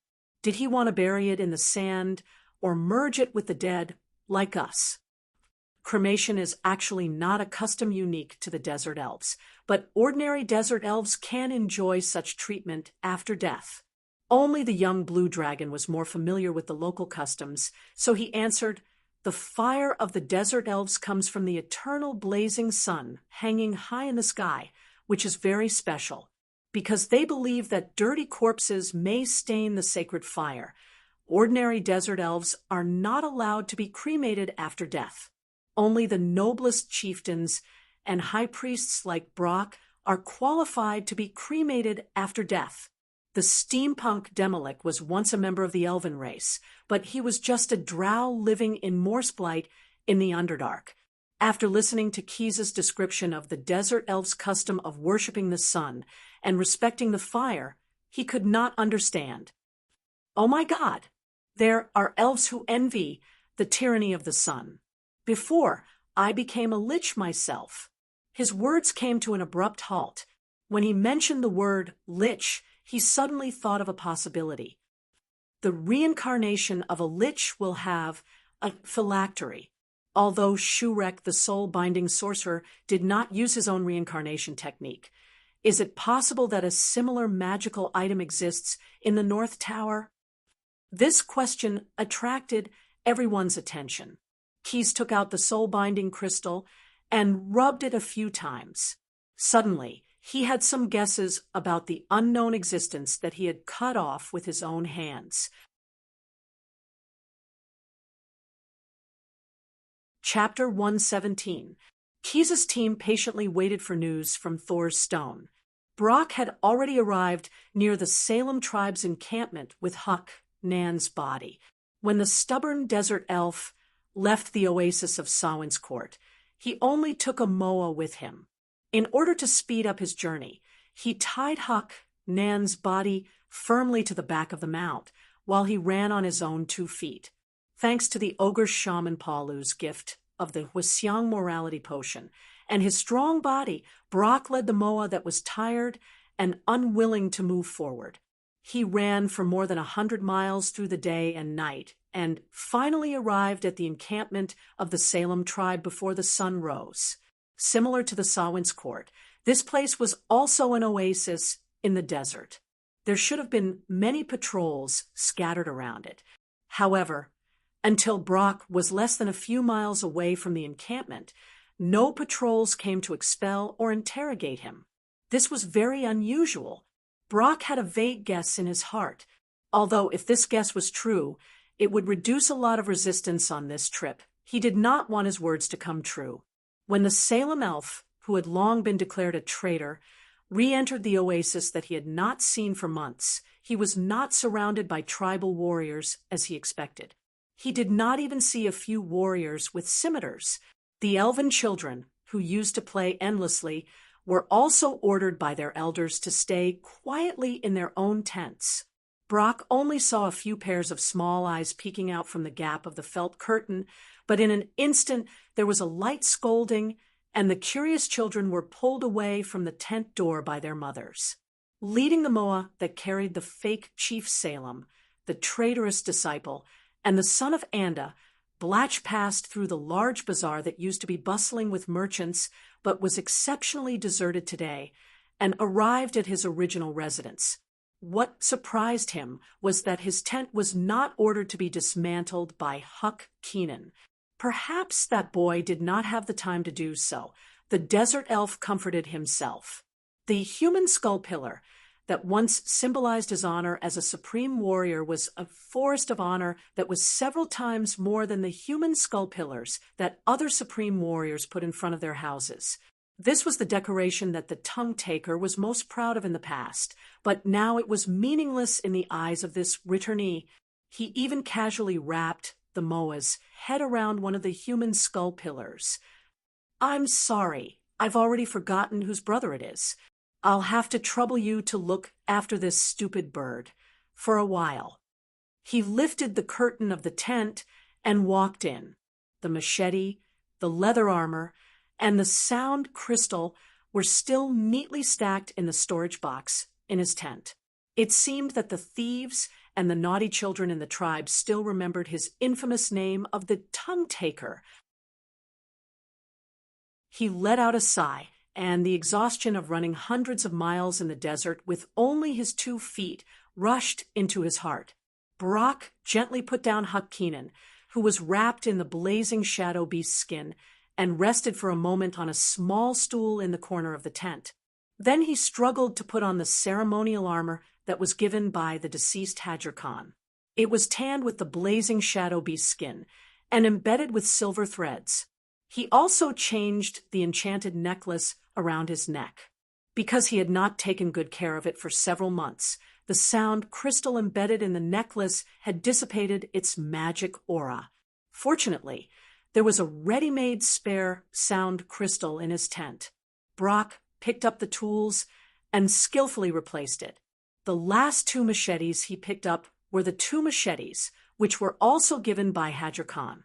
They were forged with stainless steel and decorated with cat's eye stones. The 2 machetes he took with him were completely damaged in the battle the night before. For the next operation, Brock had to return this pair of excellent weapons, but he did not want to use them if he had a choice in the future. After making these preparations, the desert elf, who had been as frightened as a stray dog for several months, became the Salem Sound Master and the tribe's supreme warrior once again. He picked up Huck Keenan, who was placed on the ground, lifted the curtain of the tent, and strode out. The deserted scene in the Salem encampment undoubtedly revealed to Brock that the other nobles of the tribe had gathered all the warriors and were holding a king selection assembly. The fact was that the news of Huck Keenan's death had spread throughout the tribe along with the retreat of the army. All the princes of Salem were the first to hear the news. Under the shock of the public, revenge for the chief and other matters were put aside. The first thing to solve was to elect a new chief.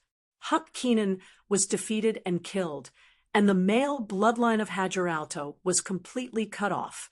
According to the ancestors, all the noble warriors of the Salem tribe were qualified to become the new chief.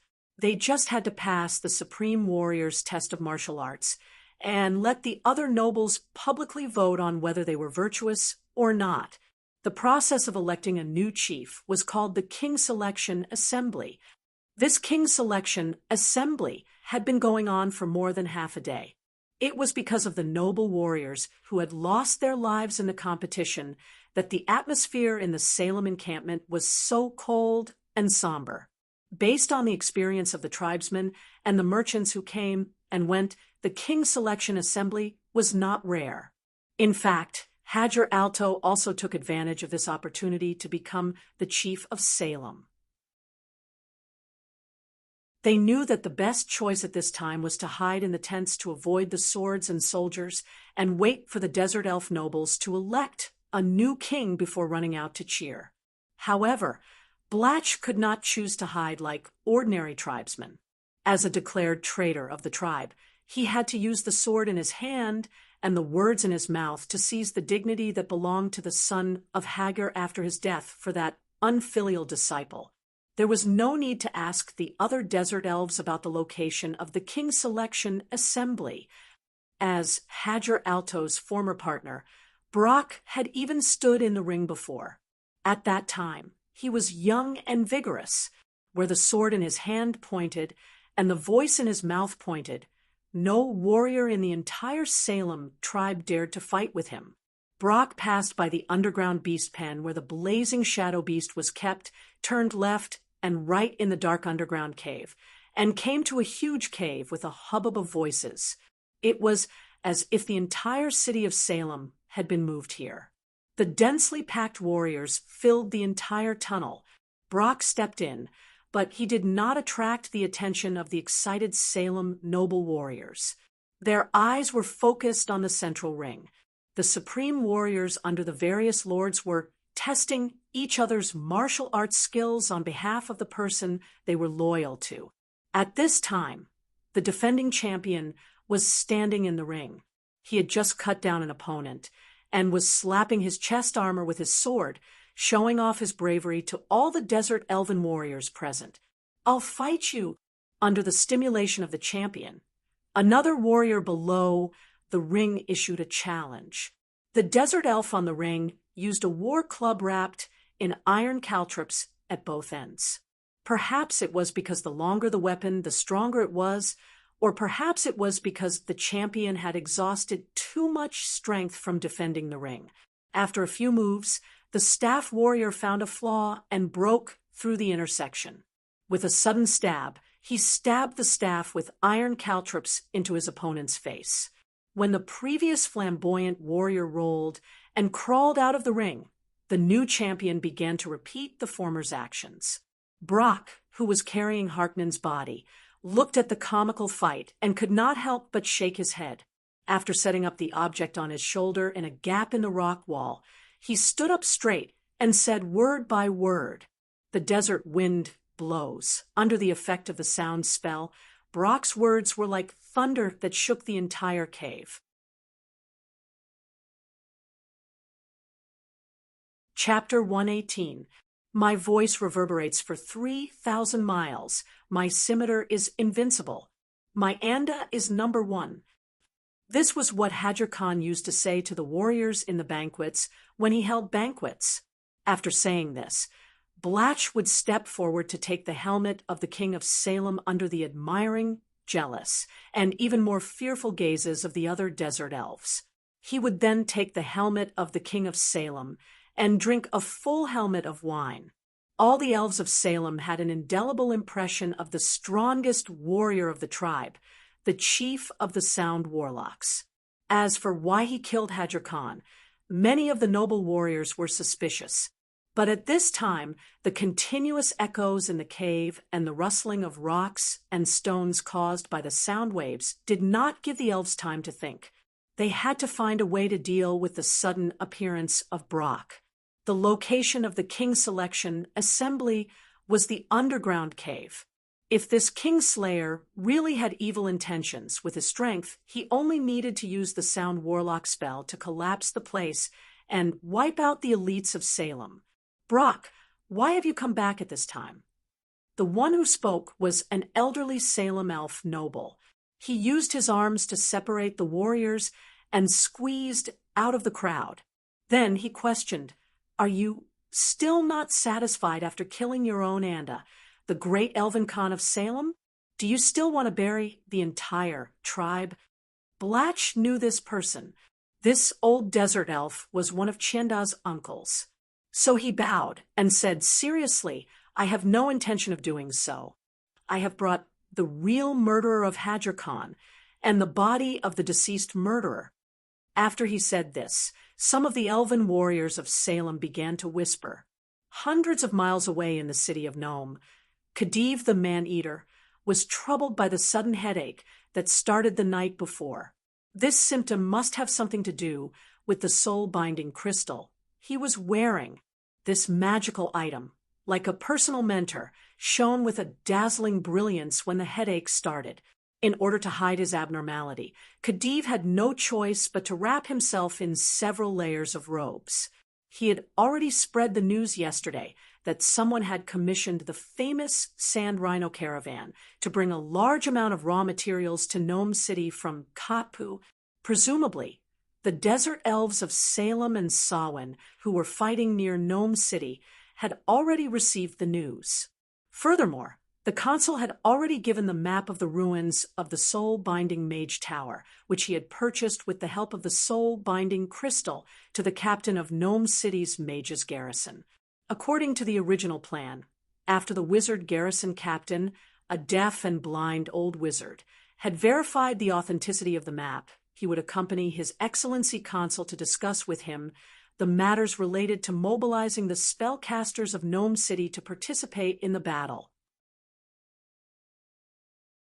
Khedive believed that the map recommended by the soul-binding crystal would definitely attract the attention of the greedy old wizard.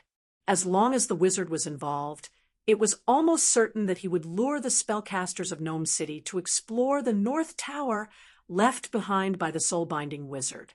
And by sacrificing the souls of the spellcasters, he would be able to complete the dream that the soul-binding crystal had instilled in him since he was a child, to become a wizard who could control mysterious powers, to become the successor of the ancient soul-binding wizard.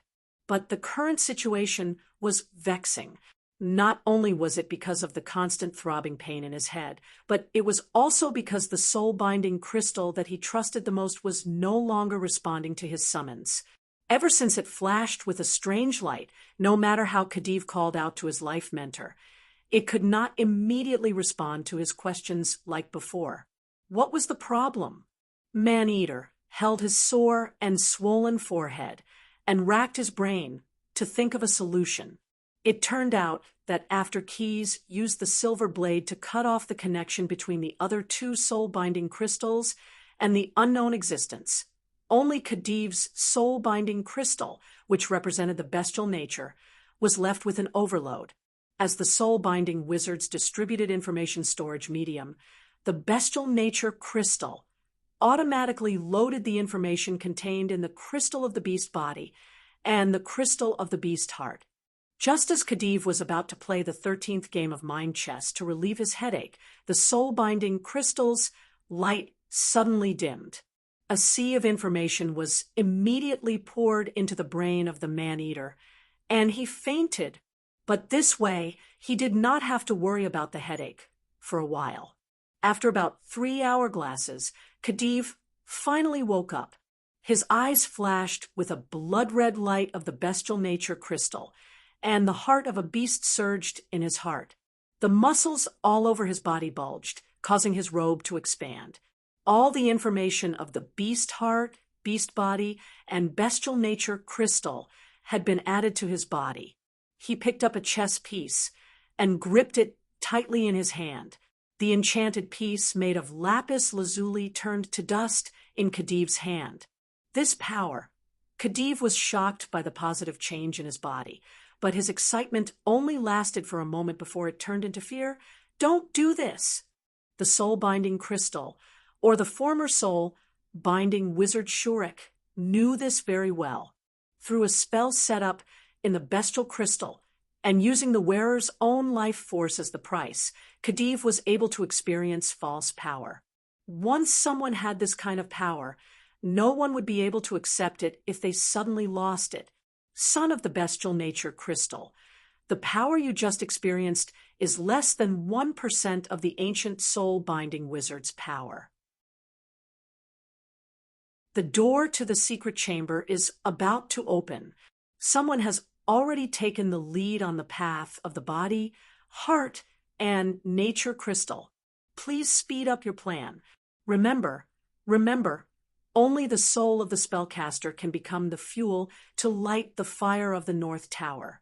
Remember, remember, remember, the remains of the bestial body are in the oasis of the Samhain court south of Nome.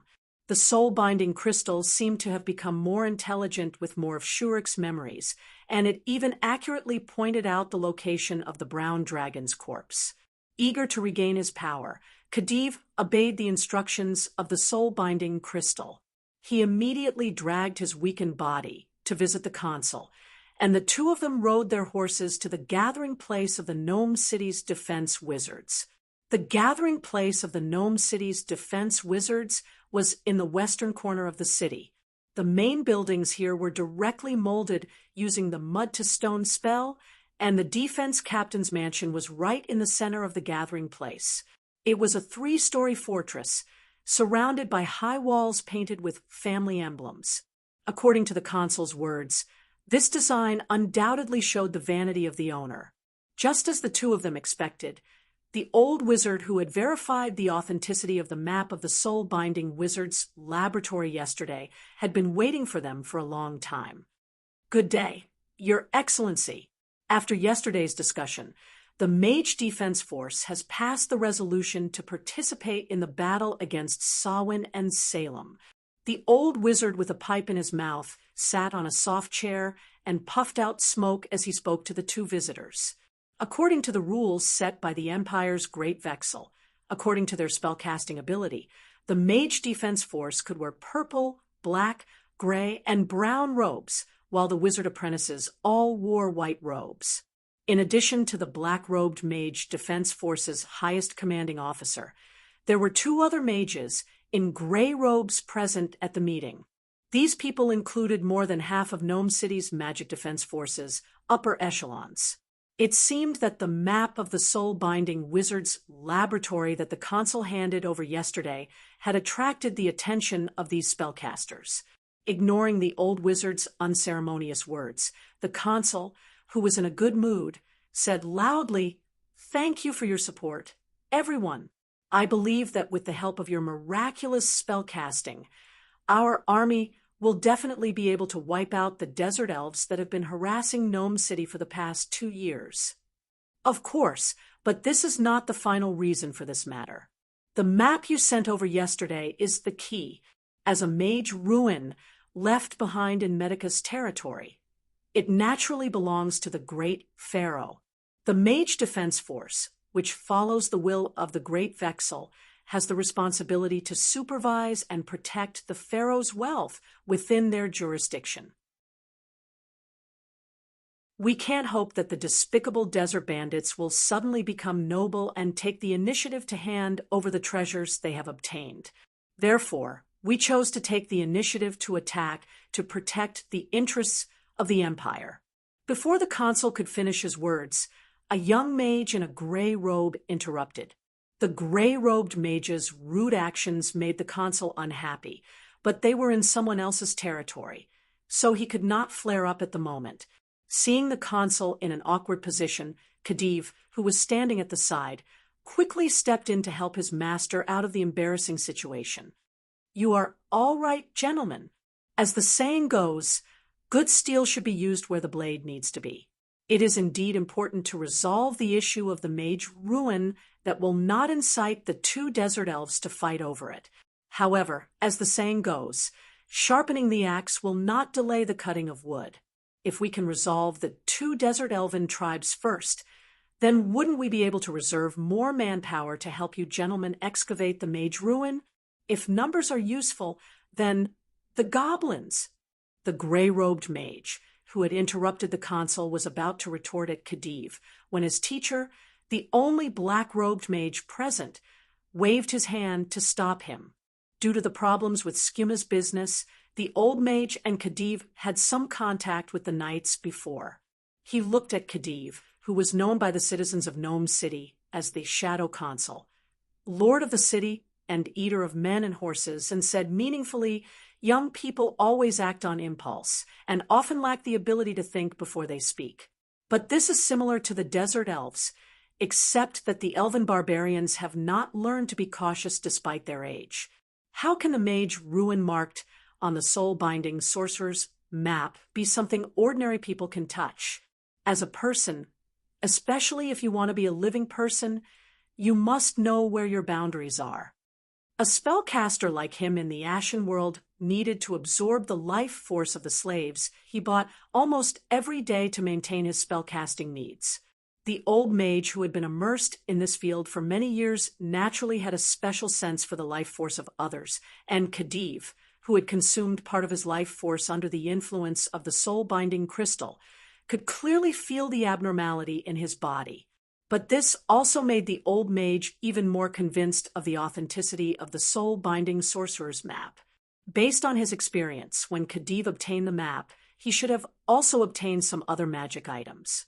Perhaps it was because of those items that his life force was consumed.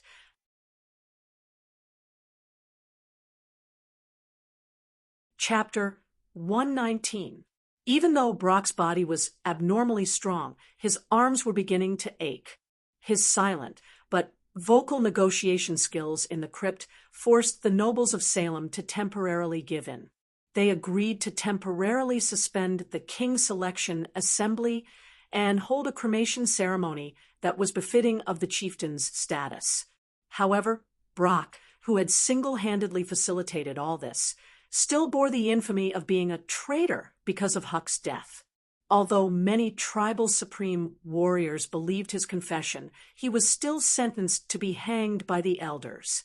His hands were tightly bound by beast tendons and hung on a long pole made of several short trees, awaiting the blazing sun's judgment. This was nothing. Brock actually felt that being hung on a high place was a good treatment. He could watch Huck's funeral from afar. He even prayed to the gray smoke that rose above the bonfire and went straight into the sky. The only thing he had to endure was the soreness in his arms and some anxiety about what would happen after his death. He hoped that after death, his eyes would be pecked by a proud spear eagle instead of a greedy vulture. According to the historical legends of the desert elves, a corpse that had its eyes pecked by a spear eagle might also turn into a spear eagle that soared above the 9 heavens in its next life. When that happened, Brock would be able to use his own eyes to look down at the land he loved from another perspective.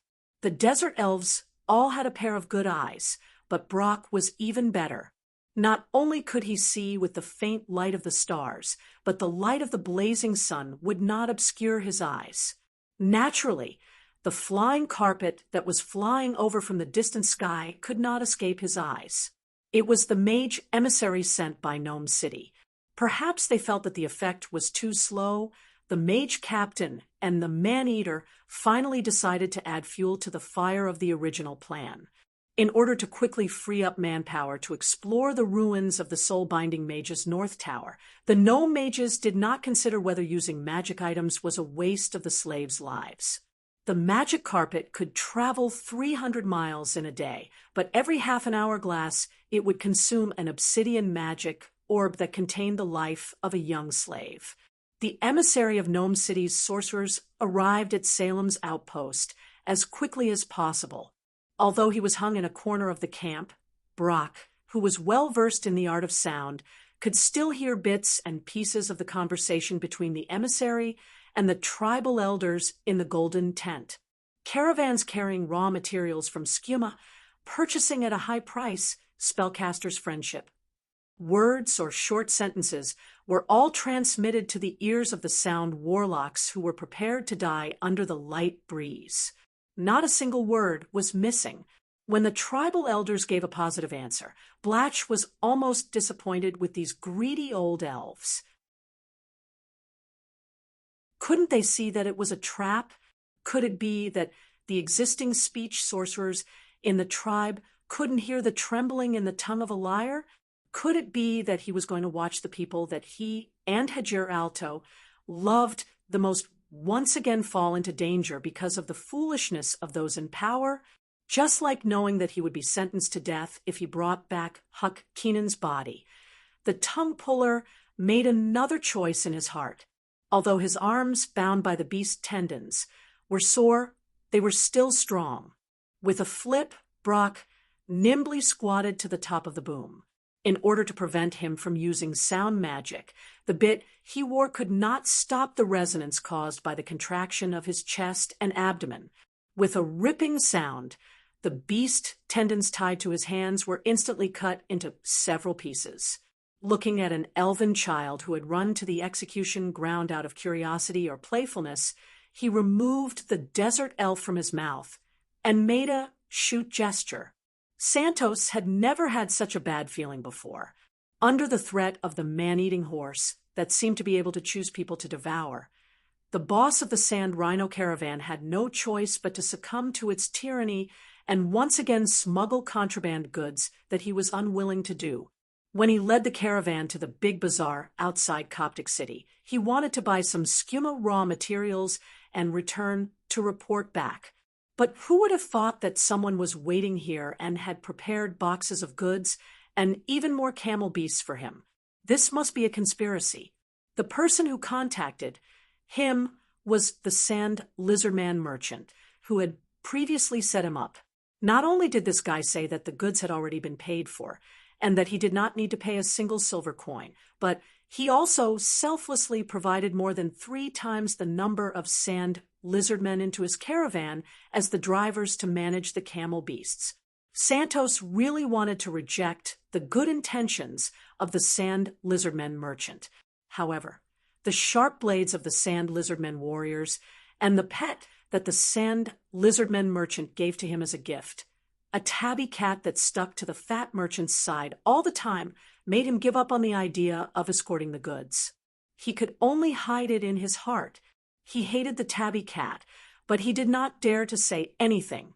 As early as the first day of the return journey, the captain of the caravan's guards, an experienced free warrior hired by Santos, suggested to him that even if the employer had to give up the goods and bear the compensation, it would be best for him to take some of his trusted subordinates and escape under the cover of the night. As a result, just as the blazing sun rose the next day, when the caravan was about to find a place to camp, the captain of the guards, who said, "We will escort you to leave first," was found dead in the claws of an unknown beast. When Santos, who was filled with grief and indignation, saw the tabby cat licking the blood from its claws in his tent, the little beast's sharp eyes were like a bucket of cold water splashing on his head.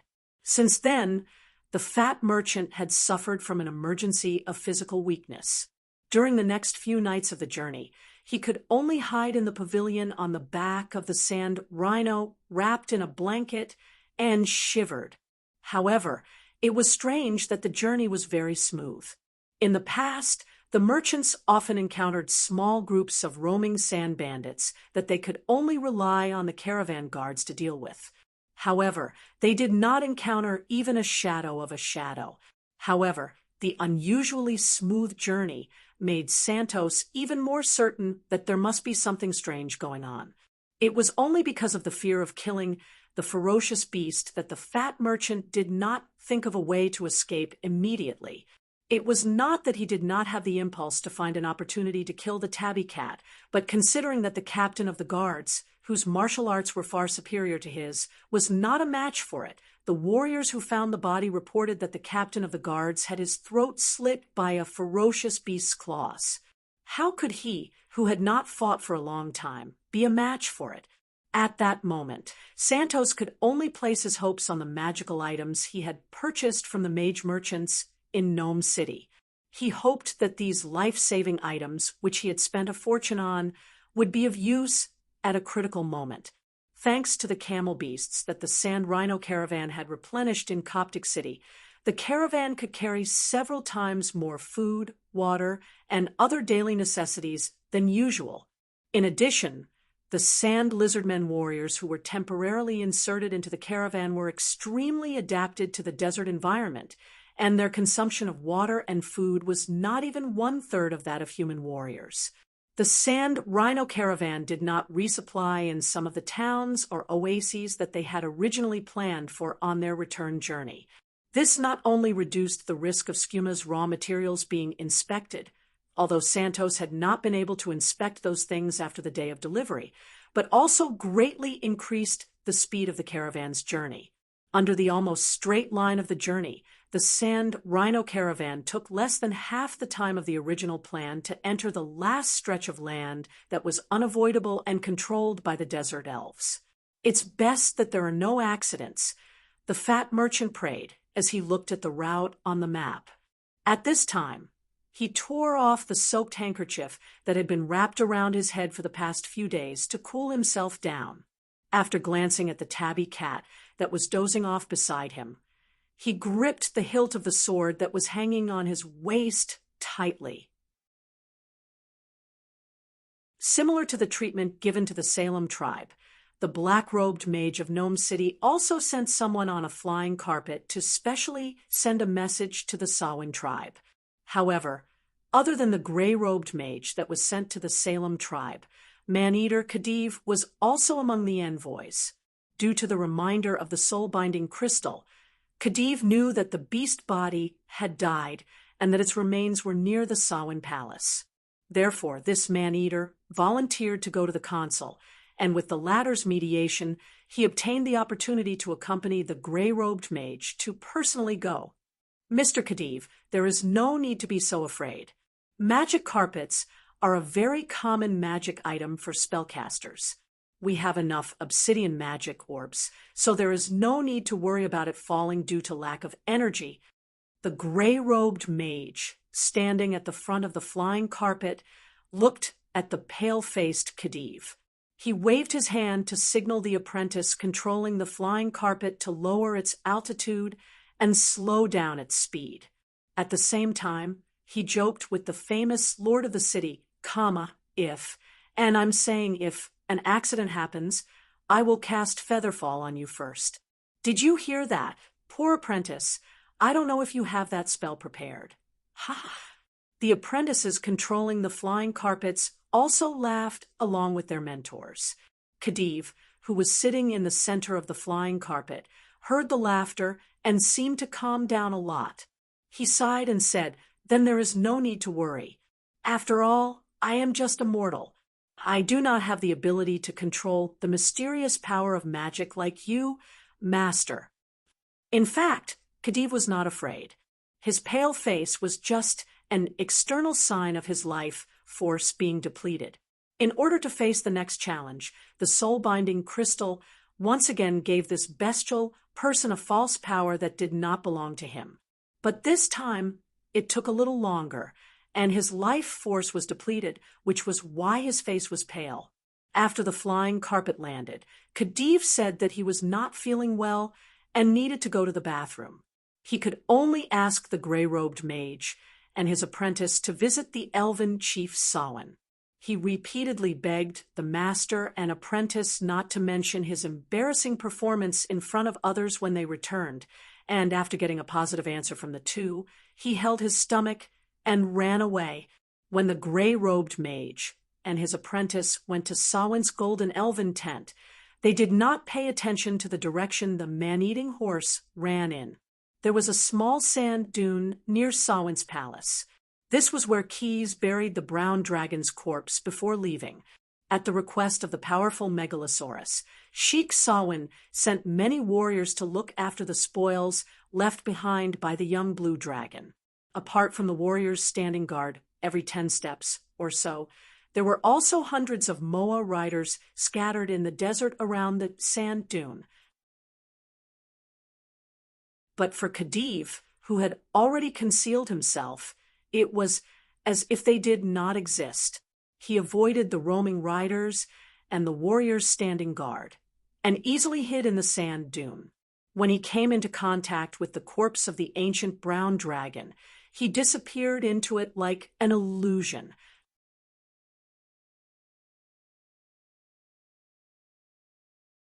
Chapter 120.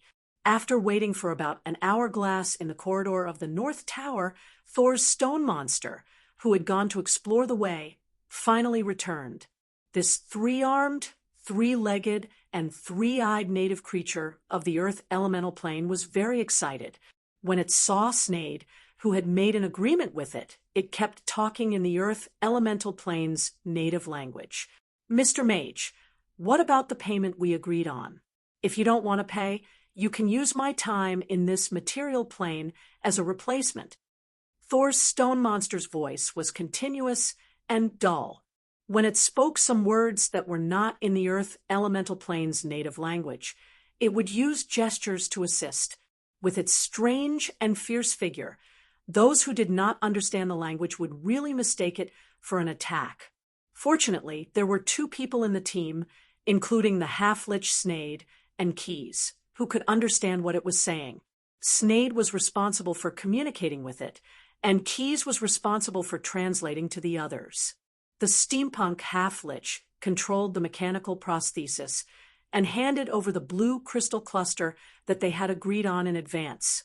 At the same time, he asked, the payment can be paid, and the summoning time in the material plane can be increased. But first, you have to tell me why you suddenly proposed this, and give me the complete map of the traps and structure distribution in this place. Perhaps because of the structure of his body, when Snade spoke in the Earth Elemental Plane's native language, there would always be some sound similar to the grinding of gears and the sonorous sound of forging iron. As he spoke, he also handed over an enchantment scroll to Thor's stone monster. Using this scroll, the information that it wanted to transmit could be completely and accurately projected from its brain. Perhaps because it was very satisfied with the generosity of the summoner, this strange monster did not think about anything else and took the scroll to copy the memory. At the same time, it continued to say, "Generous summoner, you have found a good place to search for treasures. Not far from the underground, there is a huge secret room, and there are many delicious crystals in it." Saul's stone golem described what he had seen and heard while displaying the copied memory scroll to everyone. It was a room with many cylindrical crystal walls, and all kinds of synthetic beasts were sleeping in it. But for this monster that responded to the summons, the cylindrical crystal walls were its favorite. Although there may be some dangerous creatures trapped in the crystal walls, I think it shouldn't be too much of a problem to just dig out a few small pieces of each wall to eat. It's just that the hardness of that thing is comparable to diamond. I spent half a day and only managed to dig out 2 or 3 small pieces. Moreover, I reckon that even if I brought it back to my hometown, the little brats wouldn't be able to bite it with their teeth. Thor's stone golem seemed to have been stimulated. Its rumbling voice sounded like falling rocks, but it didn't forget its duty. Apart from the delicacies that he had been longing for, the locations of almost all the traps in the North Tower had been carefully marked out, and he was very enthusiastic in explaining them to the summoners from the material plane.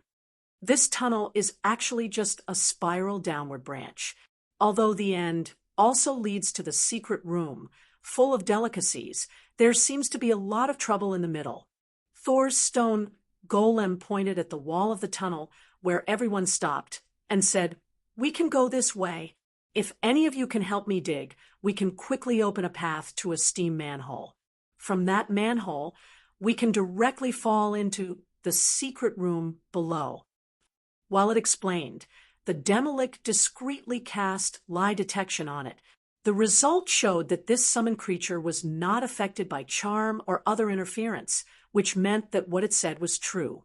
After communicating with Keys and the others, Snade, as the summoner, first fulfilled his promise and extended the time of summoning Thor's stone golem. Then, he used stone to mud at the location pointed out by Thor's stone golem. The originally hard granite wall turned into a pool of soft mud. Keys used his force field ability to clean up the mud, and a self-opened shortcut appeared in front of everyone.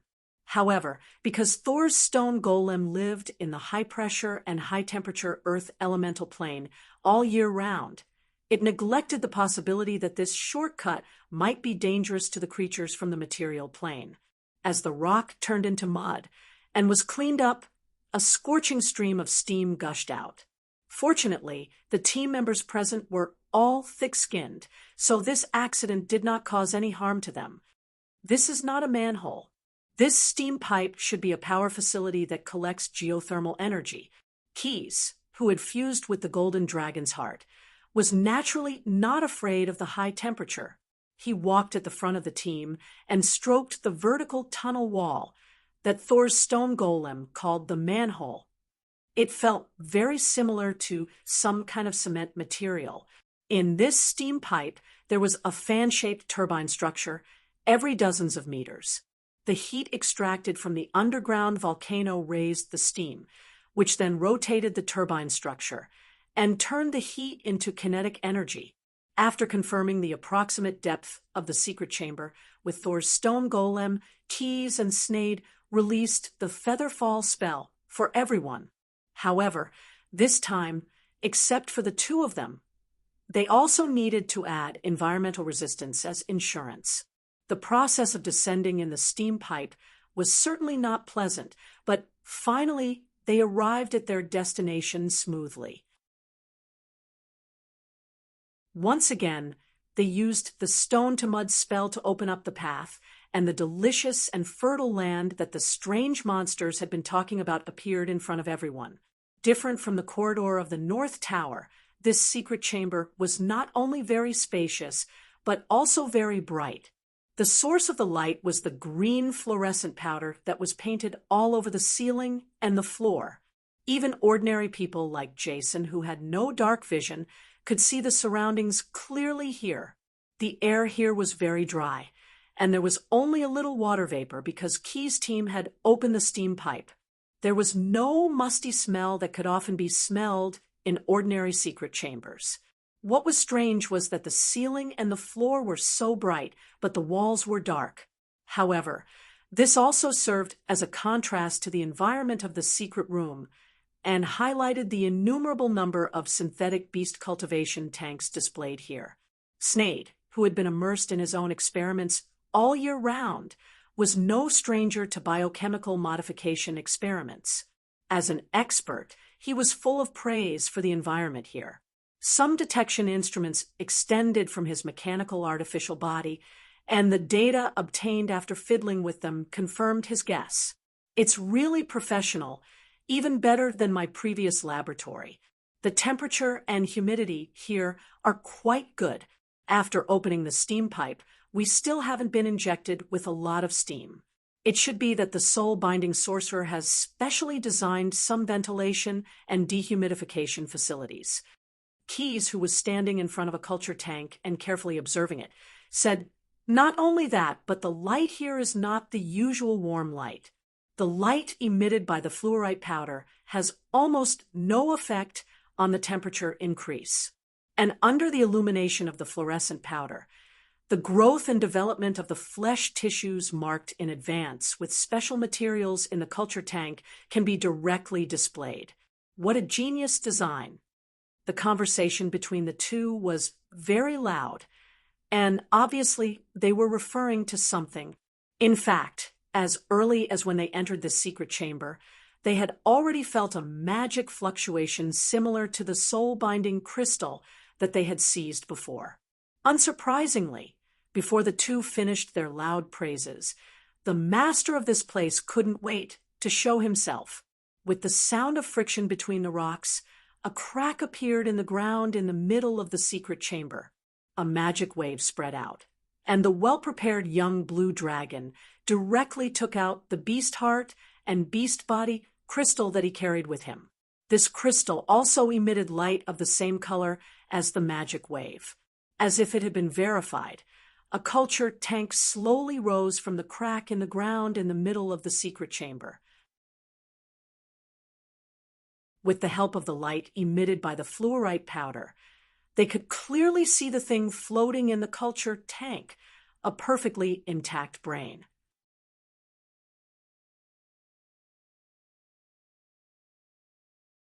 Chapter 121. I'm glad to see new visitors here after 1,000 years. At first, everyone thought that the voice came from the brain floating in the culture tank, but when they saw the crystal pillar inlaid on the base of the culture tank, they all realized where the voice came from. As the master of the North Tower and the last Khedive of the Amaska Empire, I, Shurik, would like to extend a sincere welcome to all of you. Keys quietly added a layer of psionic barrier to everyone.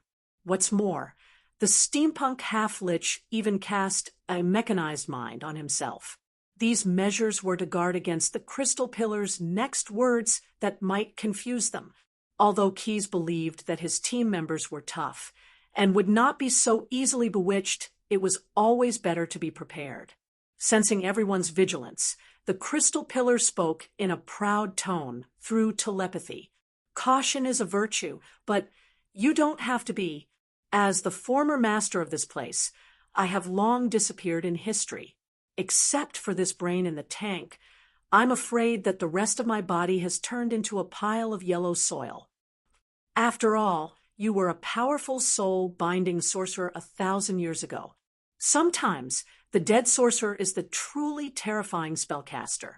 With the help of his psionic ability, the young blue dragon who had transformed into a human form also smoothly used his psionic ability to communicate with the soul-binding crystal.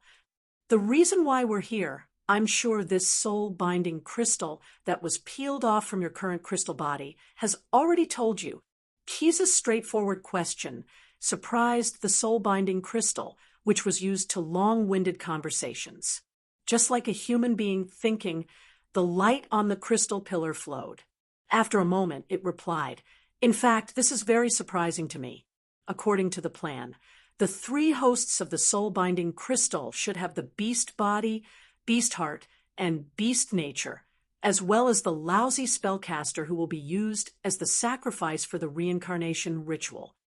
The soul-binding crystal's bluntness also surprised Keyes. There were only 2 explanations for this situation.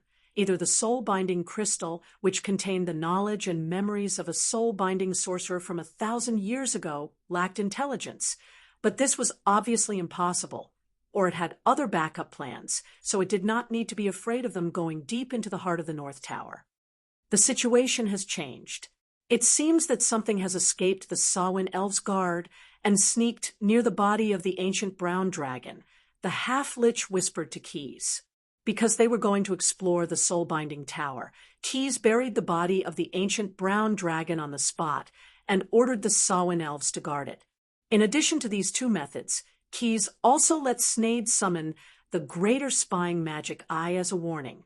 This spell was an upgraded version of Spying Eyes. It also had the effect of truth-knowing vision, which could see through invisible targets. The stealthy man-eater horse that had sneaked in naturally did not escape the detection of this eye. Taking advantage of the effects of the spell on his body, the messenger of Gnome City dug his way to the body of the ancient brown dragon from under the sand. Due to the remnant aura of the Megalosaurus, not many scavengers dared to disturb the slumber of the giant beast of death. Only daring flies like Khedive would gather near the wound of the dragon and feast on the rotten flesh. Although their teeth could not do anything to the tough muscles of the Megalosaurus, it was always good to be able to lick some of the flesh and pus. Khedive's ambition was much greater than the flies. Licking the flesh and pus was not enough to satisfy this guy with an unusually good appetite. As the soul-binding crystal had once fused with Khedive's body, it knew the beast's body like the back of its hand. With its help, Khedive did not need to expend much effort to deal with the scales and muscles of the Megalosaurus.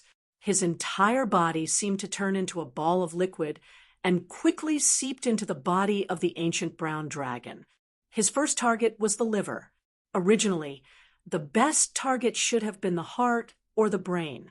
However, these 2 organs were the most valuable parts of the dragon's body. Quith had spent a lot of time dealing with them and taking them away. So, he decided to go for the liver of the brown dragon instead. What are you worried about? The soul-binding crystal was standing in the body of the unknown beast. Khedive felt a trace of fear for his future. Do you still remember the game of wits?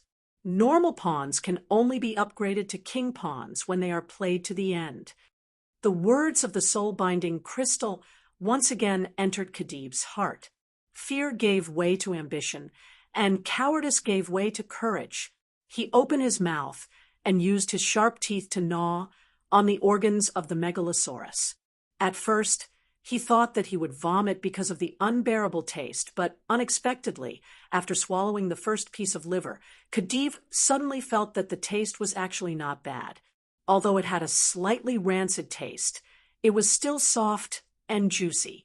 As he swallowed, the young man who had succumbed to the beast in his heart still had the time to think about other things. Maybe I look like those sand hyenas that wander in the desert. They say that after they have successfully hunted, they will first take a big bite out of their prey's liver. With this thought, the image of the sand hyenas eating became clearer in Khedive's mind. Their sharp claws tore open the skin on the liver, and their long mouths reached into the liver to gnaw on the meat inside. The smell of fresh blood on the tip of their noses was like adding some spice to this feast of flesh and blood. A sand hyena in human form quickly devoured the liver of the Palea brown dragon. When the monster began to re-examine its new appearance, upper and lower jaw protrusions, bulging muscles, and the surface of its body was covered with grayish-brown fur, with spots like a sand hyena. It was originally a cry of surprise, but when it reached its mouth, it became a wolf's howl. Fortunately, the soul-binding crystal's words appeared in time again. What is the meaning of beast? Survival of the fittest. But when you need to turn back into a human, you can naturally return to your previous body. But now, you have a new problem to solve. Khedive looked in the direction of the soul-binding crystal's warning in his mind.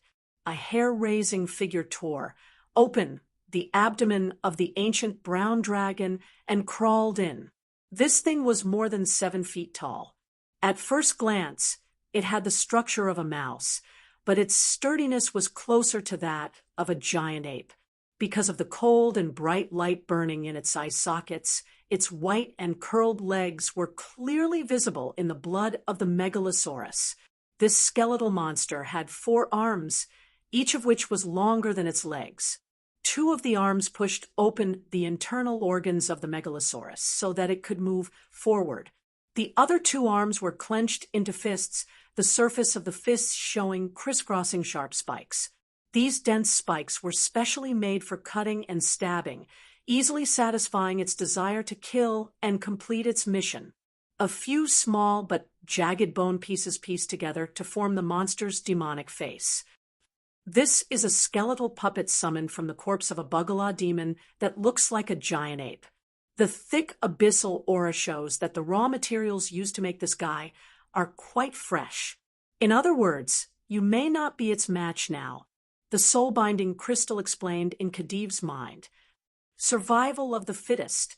But in the nature of beasts, shouldn't there be the phrase, trapped beast will still fight?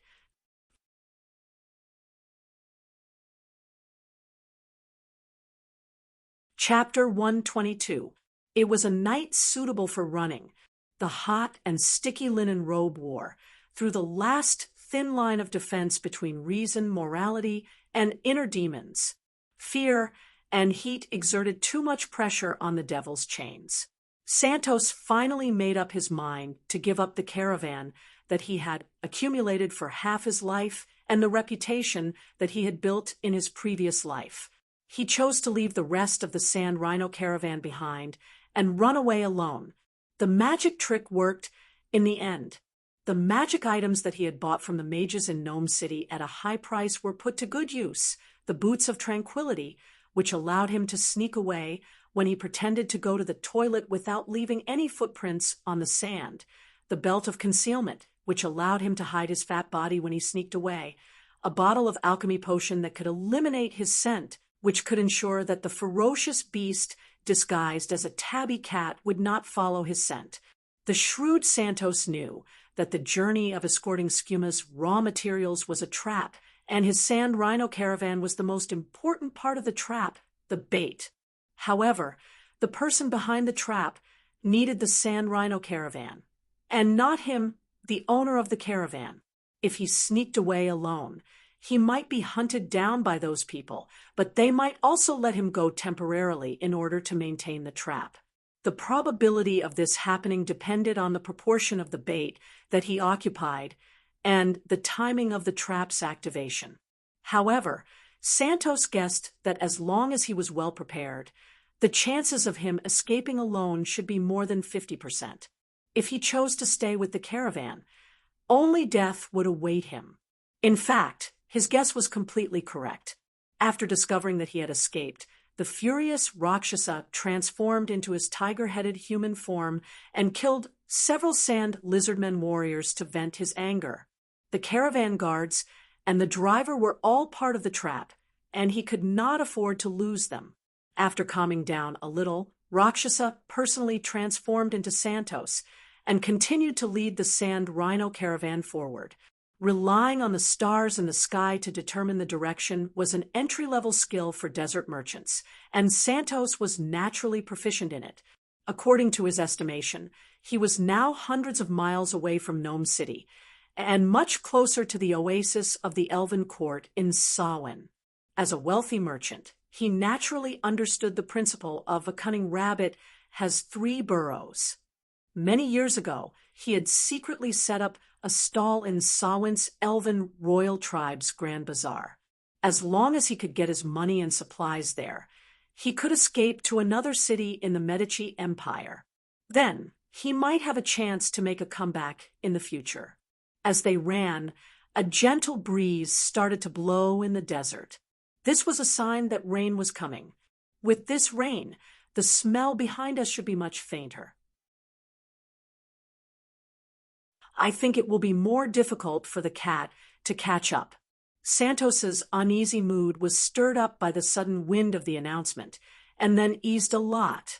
As he ran, the linen robe that was originally soaked in sweat was gradually drying. At least it was no longer stuck to the surface of his body, which made him feel much more comfortable. Just as the fat merchant's mood began to adjust in a positive direction, a few black dots came from afar and ruined the process. Santos recognized them as the Moa riders of the Samhain tribe, so he slowed down and stopped the effects of all the magic items on him. If he could see the newcomers, then the desert elves would naturally be able to see him in advance. So he did not hide the gemstone ring on his finger. He just took it off and held it in his palm. Hopefully, these things will be useful, the fat merchant prayed in his heart. Who are you? The Moa's riders stopped in front of Santos and surrounded him in the middle. Their spears were held level, less than a foot away from Santos' linen robe. The nervous refugee swallowed a mouthful of saliva, then replied in the language of the desert elves, "I am a merchant.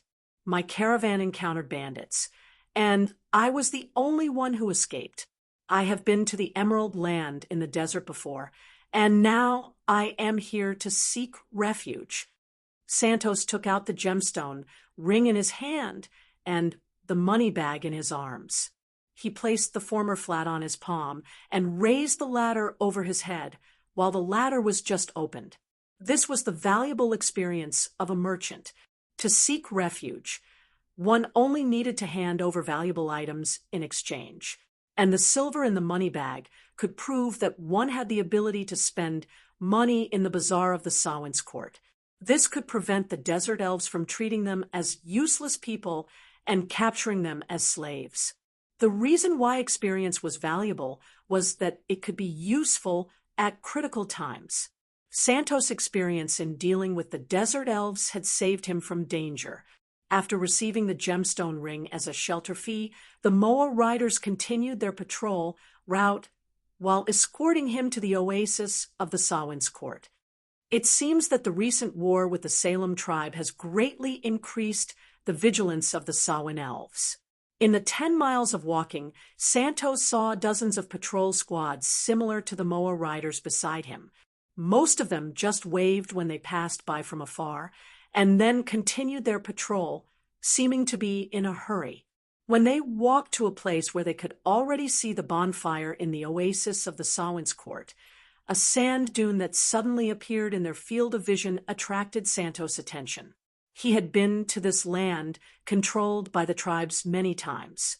Although he didn't know every blade of grass and tree like the back of his hand, he had already memorized the nearby scenery.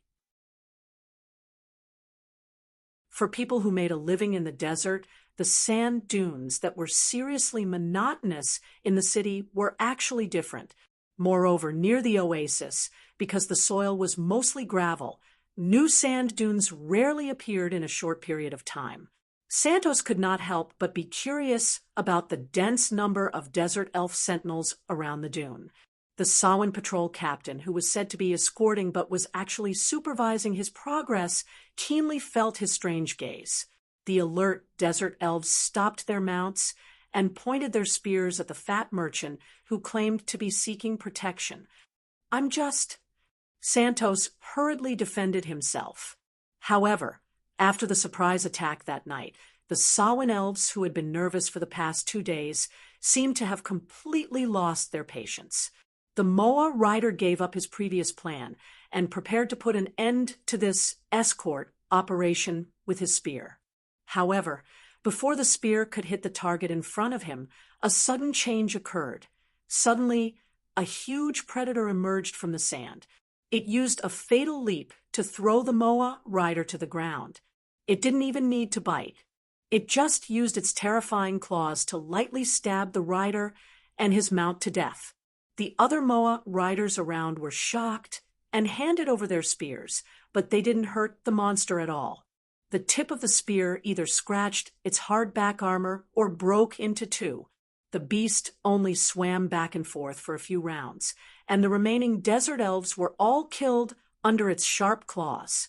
After doing this, it smiled at Santos, who was lying on the ground and trembling. Although the fat merchant shouldn't be able to interpret the expression of this monster, he knew that it was a smile.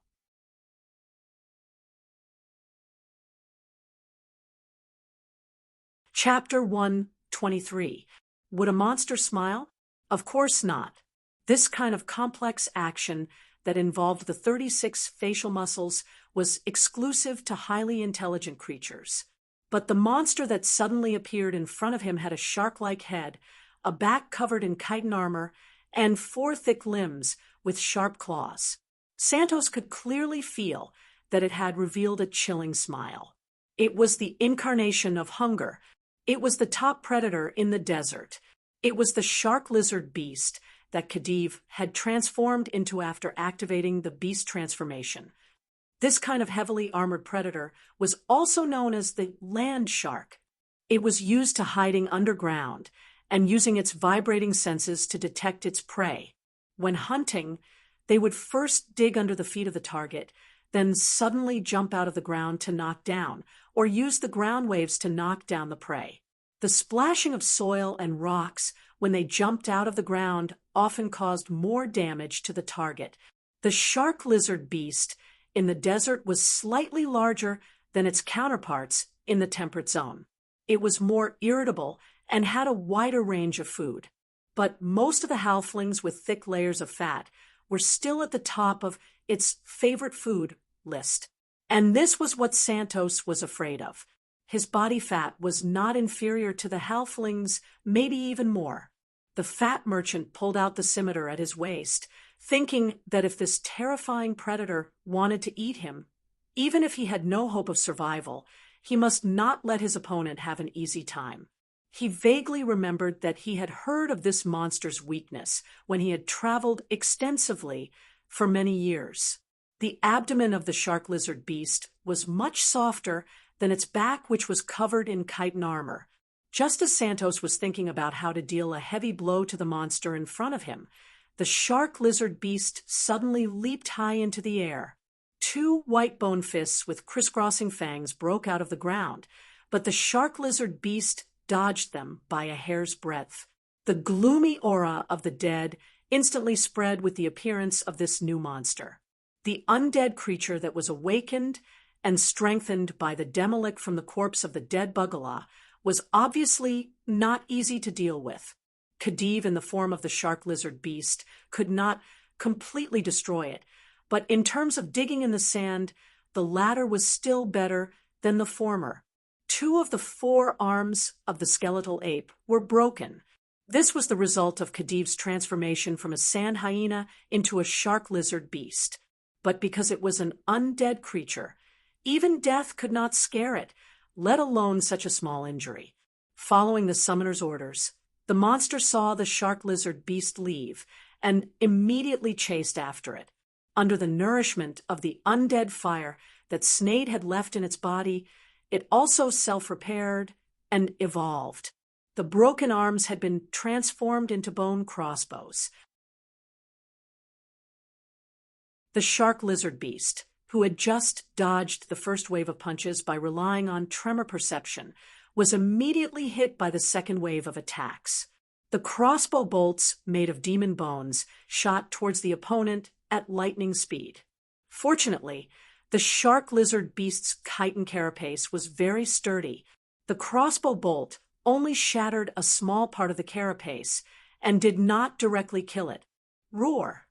Following the shark lizard beast's roar, this beast that looked stronger than the Bugalaw pounced on the skeletal puppet.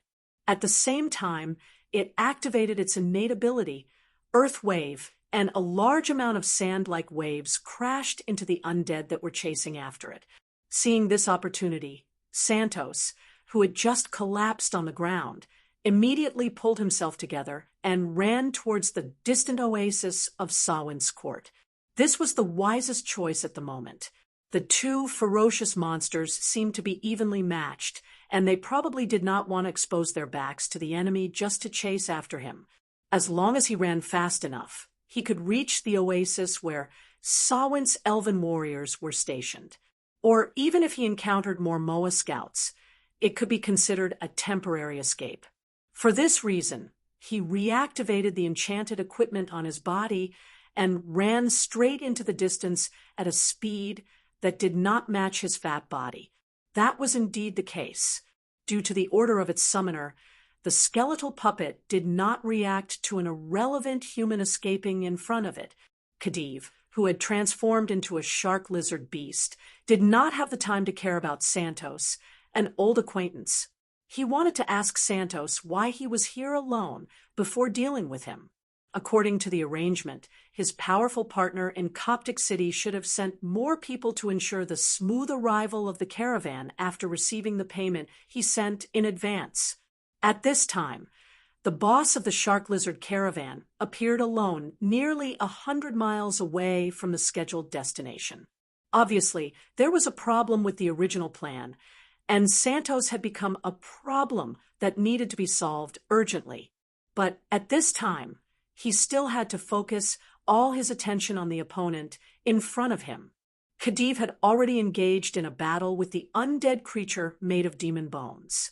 Although he had a certain advantage with his stronger body and the shark lizard beast's innate fighting instinct, when it came to close combat with an undead creature that was truly fearless of death in the truest sense of the word, a living creature of flesh and blood would have an innate disadvantage no matter how strong it was.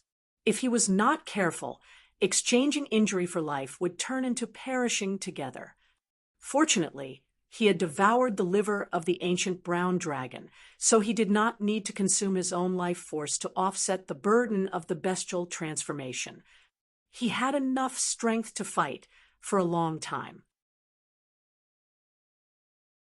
But as time went on, when the master and disciple that came with him ended their negotiations with Sheikh Sawin if he did not appear in time, and even exposed his bestial transformation, to them it would really be a problem that had yet to be solved, and a new one would be added to it.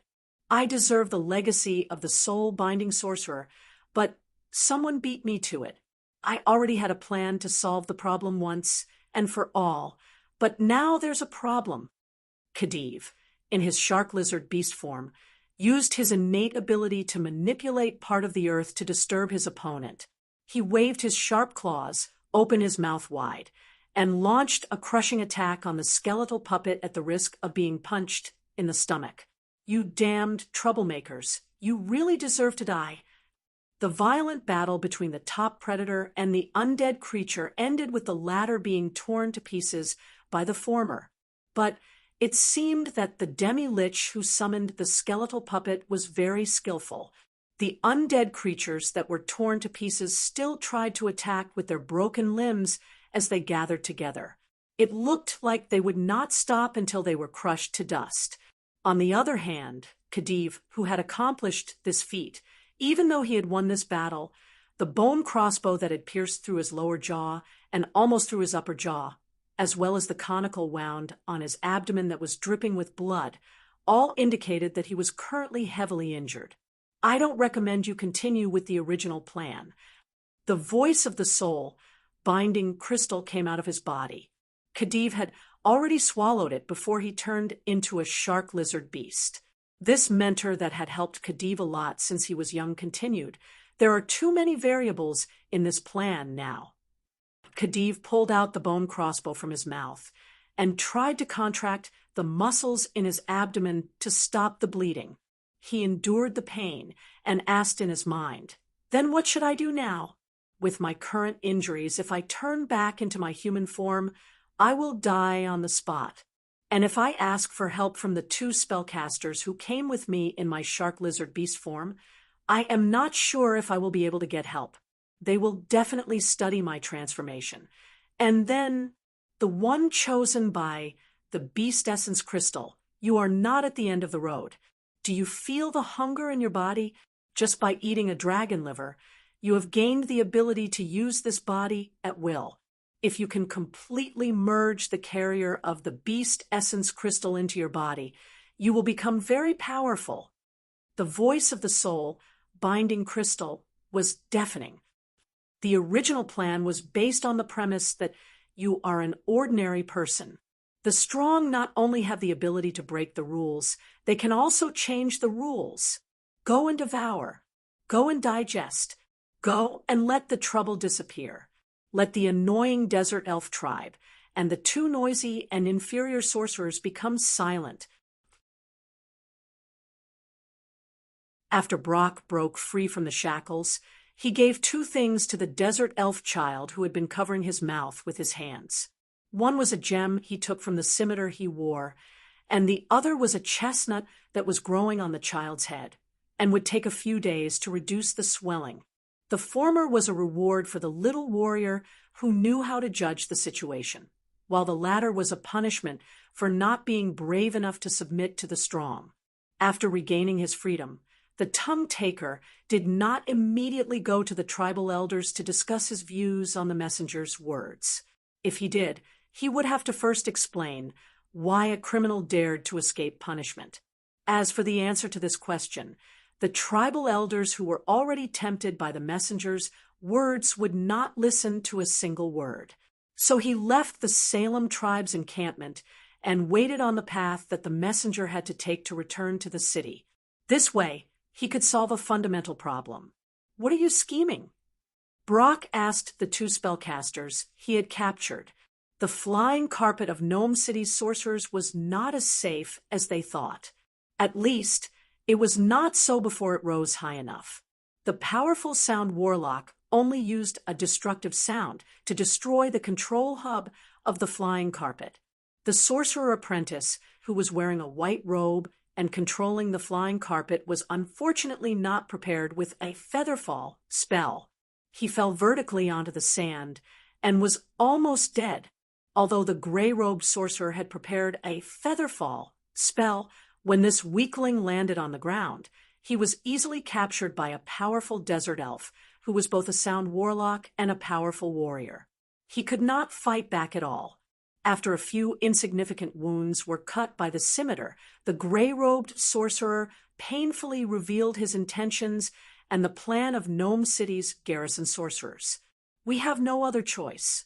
In the past 2 years, due to the war between Salem and the Samhain tribe, Gnome City's regional trade has been greatly affected.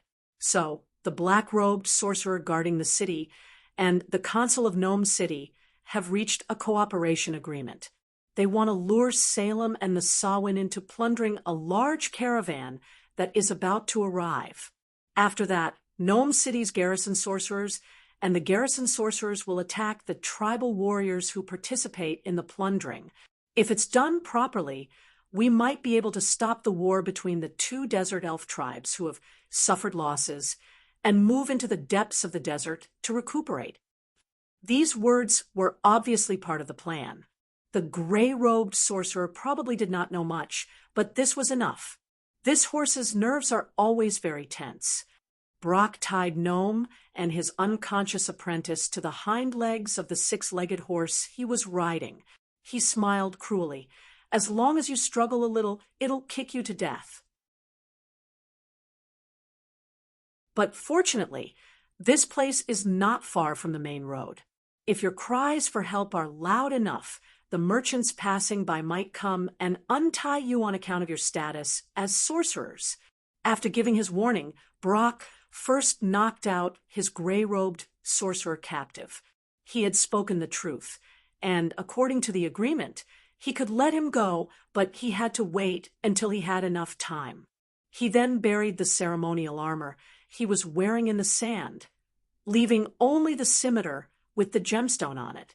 After finishing up, the tongue-taker, who was disguised as a wandering desert elf warrior, strode towards Gnome City. Relying on the strength of his legs, he used almost half a day to reach the city that the gnome sorcerers would need to use flying carpets to reach in the same time. He first observed the situation at the gates of Gnome City. After seeing that the guards were no different from usual, he confirmed that the two captives had not arrived in time to report the news after being rescued. After that, he considered what identity he should use to enter this human city that was under the jurisdiction of the Medici Empire.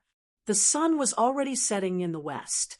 According to Brock's calculations, the western market of the two large bazaars of Gnome City, which was mostly for the consumption of the citizens of the city, selling meat, eggs, poultry, vegetables, and all sorts of daily necessities, should have already closed for the day.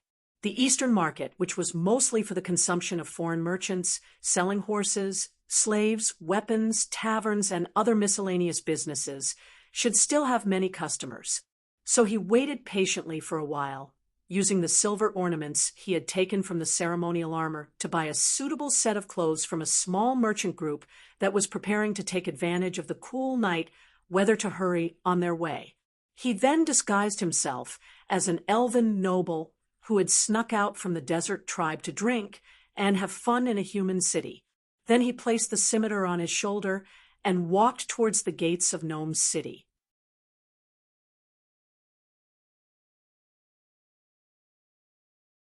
Chapter 124.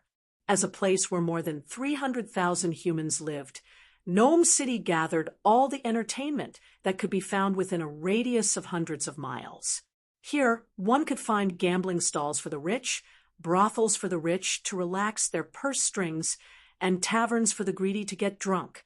These were all places of entertainment that the surrounding desert tribes did not have. Therefore, there were always some children of tribal nobles who could not bear the loneliness and came to the city to spend money and play. In order not to be discovered by their elders, these young desert nobles would often disguise themselves, and most of the time they would enter the city alone.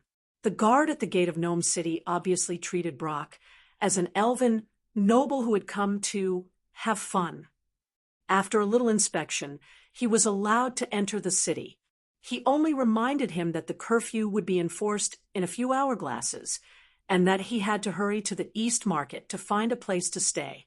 Gambling stalls, brothels, inns, taverns, and other places in the city that needed to spend money could accommodate a traveler like him who came from afar. Brock, who readily accepted the advice, thanked the gate guard for his guidance, and walked towards the East Market that was not too far away from the city gate.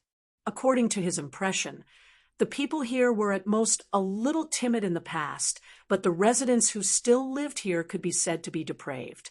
Brock found it hard to imagine that there were so many addicts who took skuma potion in a city and that he had encountered so many vendors who sold this forbidden alchemy product.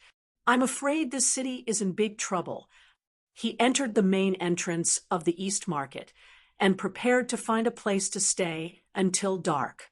Then he would climb over to the military camp that guarded Gnome City to investigate the movements of the army. But who would have thought that in this market Not only did he see a large number of merchants looking at the stalls and customers wandering around sipping skooma potion, but also almost every gambling stall, brothel, and tavern were selling the modified skooma product. Moreover, the stalls that originally specialized in the slave trade were no longer enough. A large number of people with straw labels were selling their children. Although they were all sallow and emaciated, they still returned the silver cats to the merchants who sold skooma potion as soon as they received the money. The people who drink that stuff are all crazy. The only stall that did not do this business was the blacksmith shop that made armor and weapons. Due to the outbreak of the tribal war, business in these shops had flourished for a long time. A blacksmith who often sold some steel weapons to the desert tribes said to Brock, in fluent Elvish, "Even if there is nothing wrong with them, after drinking the devil's saliva, no matter how decent they are, they will turn into demons on the ground." Brock, disguised as a noble desert elven child, rubbed the surface of the steel kite shield with his fingers, checking for any dents or defects, while he pretended to chat casually with the boss. Skooma potion isn't that stuff in the Medici Empire is forbidden to trade, manufacture, and consumption. Why would people dare to offend the dignity of the strong? Oh, it's called breaking the law here. Moreover, I saw that the shops that sell that stuff all have signs that say sold out. Boss, your craftsmanship is pretty good. This kite shield doesn't have any traces of riveting. You must have hammered it out with an iron plate. As if out of appreciation for the customer, the boss of the blacksmith shop ignored the young apprentice who was reminding him to be careful with his words. He took the silver from Brock and threw it into the money basket without even weighing it. Then he said, "How can it be fake? This is the craftsmanship passed down for 3 or 4 generations, 1 or 200 years. It's different from those nouveau riches who made a fortune by making unscrupulous money. Just wait and see, sooner or later, His Excellency the Grand Vader will find out what's going on here, and those guys will be in for a treat." They continued to chat for a while.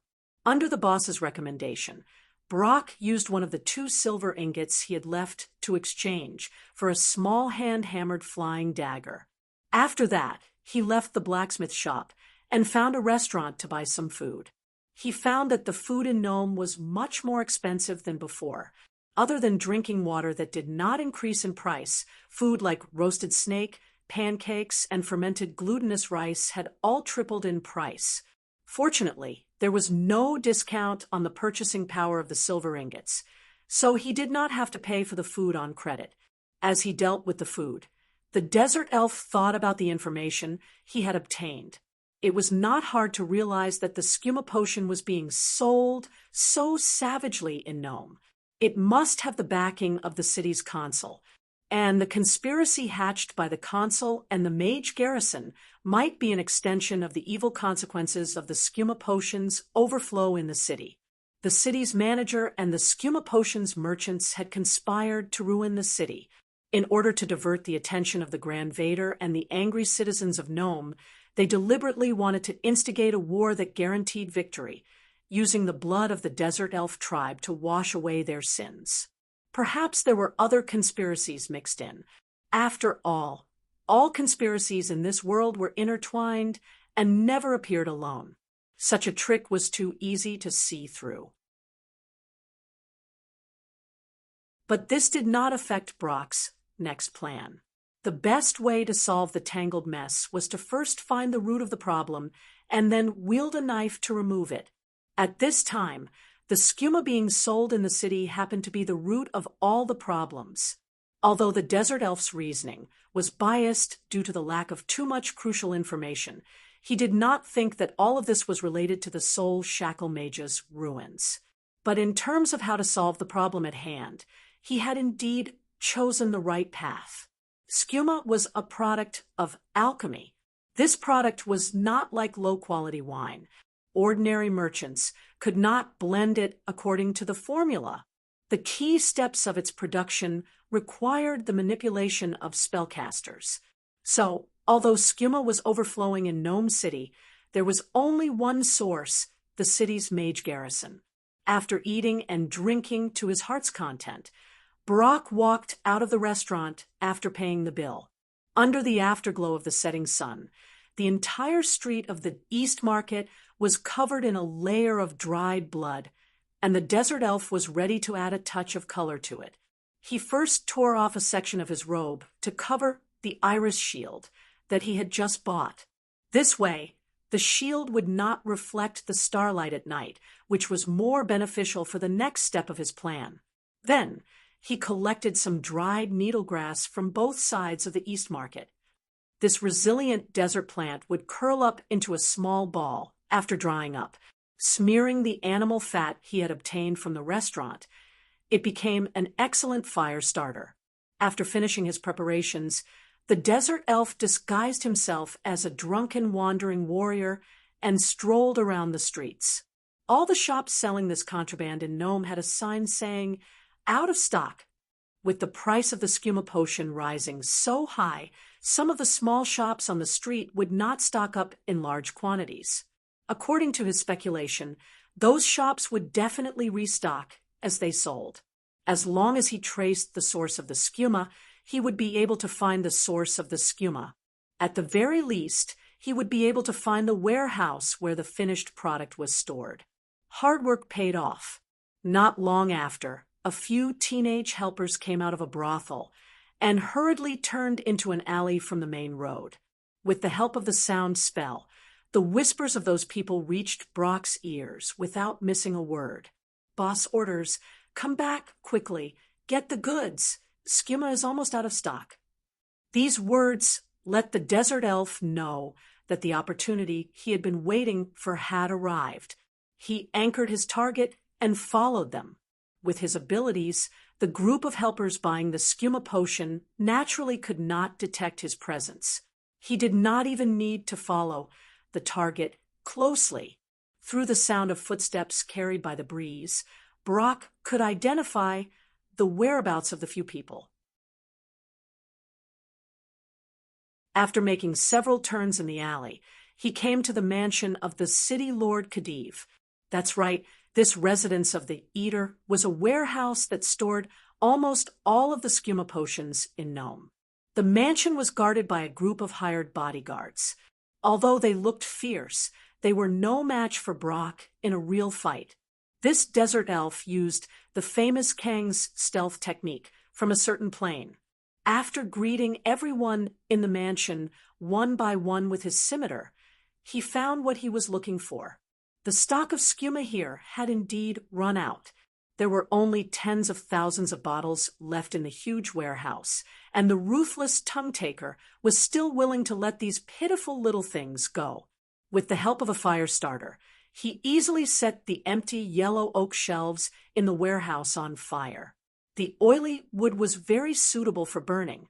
After doing this, the desert elf sound sorcerer used the sound of destruction to directly destroy the load-bearing walls of the entire mansion. When the fire rose from here, a large number of city guards who heard the news immediately rushed to put out the fire and tried their best to save more supplies. However, the methods of ordinary people were just a drop in the bucket for this disaster. They could not stop the fire at all. The most they could do was prevent it from spreading to the surrounding buildings. The few garrison mages who were obviously related to the owner of the warehouse and rushed over after hearing the news were all killed by the sound sorcerer. What the hell is going on? The consul of Gnome City's headache was getting worse and worse. Even the moon candy special that usually alleviated his symptoms immediately could not help him right now. He roared at the black-robed old mage sitting in front of him. The two envoys have not returned on time, and the most important cooperation between us has suffered the most fatal blow. Without the skooma potion, the tens of thousands of addicts can destroy Gnome City in a day without enough firepower from the city guards. I want you to find out who destroyed the warehouse. I want him dead.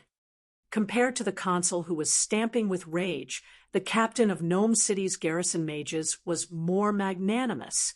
The way he saw it, the loss of these worldly possessions was a pity, but compared to the benefits he could reap from the tomb of the ancient necromancer, these losses were not worth mentioning. Just as he was about to say something to comfort the consul, the words that were about to come out of his mouth came to an abrupt halt. A brilliant portal appeared in front of the two of them. "I think you need to give me a reasonable explanation." Khedive had completely cast aside all his worries and was completely immersed in eating. After his battle with the demon skeleton puppet ended, many Dino horsemen rushed over after hearing the news from the fleeing Santos. However, all they saw were the scattered fragments of bones that were trying to reassemble themselves. The victors of the previous battle had already retreated into the sand and reappeared near the dragon's corpse to feast on it. Khedive's first target was still Cathilian's innards. However, after devouring a portion of the megalosaurus kidney, which was about a third of its body weight, Khedive, who had transformed into a shark lizard beast, began to feel that his body was no longer weak. Most of his injuries had already healed. When he had completely devoured the dragon's kidney, the monster suddenly burped and spat out an egg-shaped object from its throat. "This is your spawn. It can greatly increase your feeding efficiency." The soul-binding crystals' words reminded the shark lizard beast that seemed to be frightened by its own egg-laying behavior. "More spawns will appear in the future. As long as you continue to feed, you will be able to produce an army of spawns. They will become your most loyal subordinates and even be proud to be a part of your body." Before Khedive, who had transformed into a shark lizard beast, could understand, the spawn he spat out broke out of its cocoon. Its appearance was that of a shark lizard beast that had shrunk several times. Just as it adapted to its body, the new spawn established a mental link with Khedive using the soul-binding crystal as a bridge. "Do you want to carry out the accelerated feeding strategy?" it asked simply. After receiving an affirmative order, the shark lizard spawn went to other parts of the megalosaurus's abdominal cavity to feed on its own. Under the urging of the soul-binding crystal, Khedive continued to devour the rest of the dragon's carcass. Not long after, it repeated its previous actions and gave birth to another spawn. This cycle of feed, spawn, feed was broken after Khedive gave the 13th spawn the command to feed on its own. The shark lizard spawn that had been expelled to feed on its own returned to Khedive's side. Compared to before it went to feed, its body had nearly doubled in size. At the same time, it was holding a lump-like lump of flesh with rich life energy in its mouth. It was a high-efficiency absorber. The soul-binding crystal explained the name and function of the lump of flesh to Khedive in a concise and comprehensive manner. After swallowing the high-efficiency absorber, the shark lizard's main body immediately understood the meaning of the name. Abundant life energy gushed out from the lump of flesh. The energy contained in a small lump of flesh was even higher than that of a new spawn created by itself.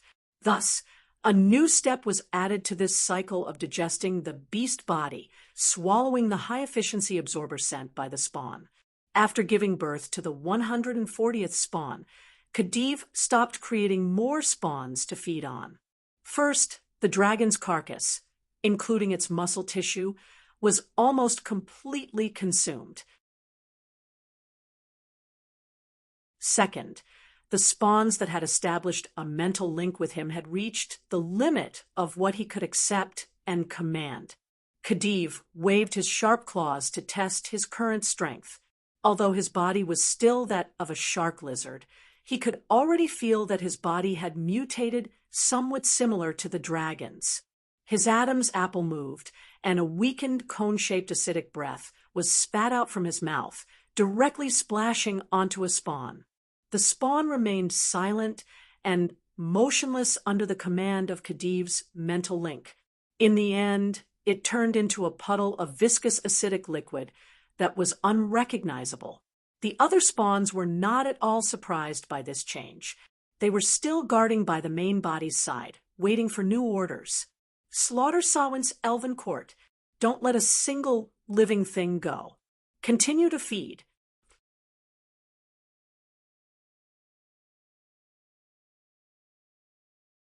Chapter 125. That's the beast incarnation, a perfect product that meets the requirements of natural selection and survival of the fittest. However, the young man who inherited this power was not perfectly compatible with the characteristics of the beast body and the beast. That's why the soul-binding crystal chose the backup plan. In the poisonous miasma of Conir, in front of everyone in Key's team, the soul-binding crystal's crystal pillar not only projected the scene that was happening in the distance, but also introduced it to everyone in a very generous manner. Looking at the human, who first successfully transformed into a shark-lizard beast by devouring the liver of a megalosaurus, then won the battle with the skeleton puppet left behind by Snader, and then spent less than an hourglass to devour the rest of the ancient brown dragon's corpse, Keyes suddenly fell into silence. He no longer doubted whether the soul-binding sorcerer had anything to do with the ancient Imaska Empire. The answer was quite obvious. The ability of the beast incarnation must be inextricably linked to his own adaptive evolution ability. According to his estimation, the adaptive evolution was the so-called original plan of the crystal pillar. However, when the projected scene changed to the shark-lizard beast, and the army of derivatives launching a surprise attack on the desert elf tribe, the atmosphere in the secret chamber of the North Tower instantly dropped to the freezing point. The act of Khedive, leading the beasts to eat humans, deeply angered Jensen in Key's team. The paladin instantly drew his sword and rushed towards the crystal pillar that was projecting the scene. To shoot a man, shoot the horse first. To capture the bandits, capture the leader first. This was the origin of all the conspiracies. Presumably, as long as he destroyed this magical object that was proudly praising his own work, the rest of the problems would be solved easily. His mindset was surprisingly similar to Brock's when he was in Gnome City, but the target he was facing was very different. In order to complete his reincarnation plan, the soul-binding crystal's main body that had been secretly arranged for thousands of years was not easy to deal with. Young Megalosaurus, it seems that your partner doesn't have much patience. The soul-binding crystal's main body flashed, and a barrier formed by magic energy instantly offset Jensen's continuous attacks like a whirlwind. I've waited patiently for more than 1,000 years. As the soul language was transmitted, the soul-binding crystal's main body also launched its own counterattack. Under his command, a large amount of energy suddenly surged into the secret room. All the cultivation tanks that contained fusion beasts were connected, and a group of beasts came out of the cages. In addition, the body of the soul-binding crystal had also turned into a spell turret. A large number of evocation spells were launched from the crystal pillar as if they were free, targeting Keyes' team. There's something wrong with the energy level. It seems like the remaining power of that ancient soul-bind mage is a lot stronger than the previous assessment. The steampunk Demolik, who used a spell shield to offset a few evocation spells, immediately said after sensing the strength of the opponent's spells. Although they both abided by the first law of thermodynamics, the choices of the Soul Shackle Mage and the Ash World Mage of the later generations were clearly different. Unlike corruption sorcerers and life sorcerers who used their own life force to cast spells, soul-binding sorcerers used soul energy, which was the energy contained in the soul. This spell-casting method originally originated from the lower planes. Whether it was the Batsa Devil or the demon Tana, they were all experts in this field. However, as mortals, soul-binding sorcerers could not directly use their bodies as carriers of soul energy like the demons of the lower planes. They took a unique approach and built a soul-binding tower as an aid. But this was not the original intention of the soul-binding tower. In the multiverse, the souls of mortals generally went to the end of their respective faith paths after death. The good ones ascended to the upper planes, the evil ones fell to the lower planes, and the neutral ones often had a divine kingdom that could accommodate their souls. But if a mortal had no faith, then being nailed to the wall of the faithless and being tortured forever was their only fate. Originally, the situation of the creatures of the Ash world was even worse than that of the faithless. Due to the conspiracy of the original Amasker colonists, even the gods who held the authority of death had abandoned this world. The souls of the mortals could not even be hung on the wall of the faithless after death. Such a situation had once led to the development of the entire plane towards the undead. At the same time, the souls that had accumulated here were constantly sending out invitation signals to the demons in the lower planes, as well as some even more terrifying ancient evil creatures. In fact, the first soul-binding sorcerers appeared as saviors. In order to save this world that was on the verge of despair, some mixed-blood descendants of a Amasker and some elites among the indigenous people who had escaped the curse of the gods used the advanced knowledge passed down from the Amasker civilization to jointly develop a secret technique to create soul-binding sorcerers. A large number of soul-binding sorcerers were artificially created and put into the work of integrating the souls that had been consumed everywhere in the Ash world. Although the emergence of soul-binding sorcerers did cause some serious problems in the later period, it was undeniable that the original intention of developing this secret technique was to save and not destroy. It was just that a large number of soul-binding sorcerers kept appearing and the wandering souls kept decreasing. So some scums who thirsted for more power began to use their hands to absorb the souls of innocent creatures, and even other soul-binding sorcerers. The contradictions between the spellcasters gradually evolved into a war, and this war ended with the victory of the owners of the 4 soul-binding towers, which represented the highest level of magic research at that time.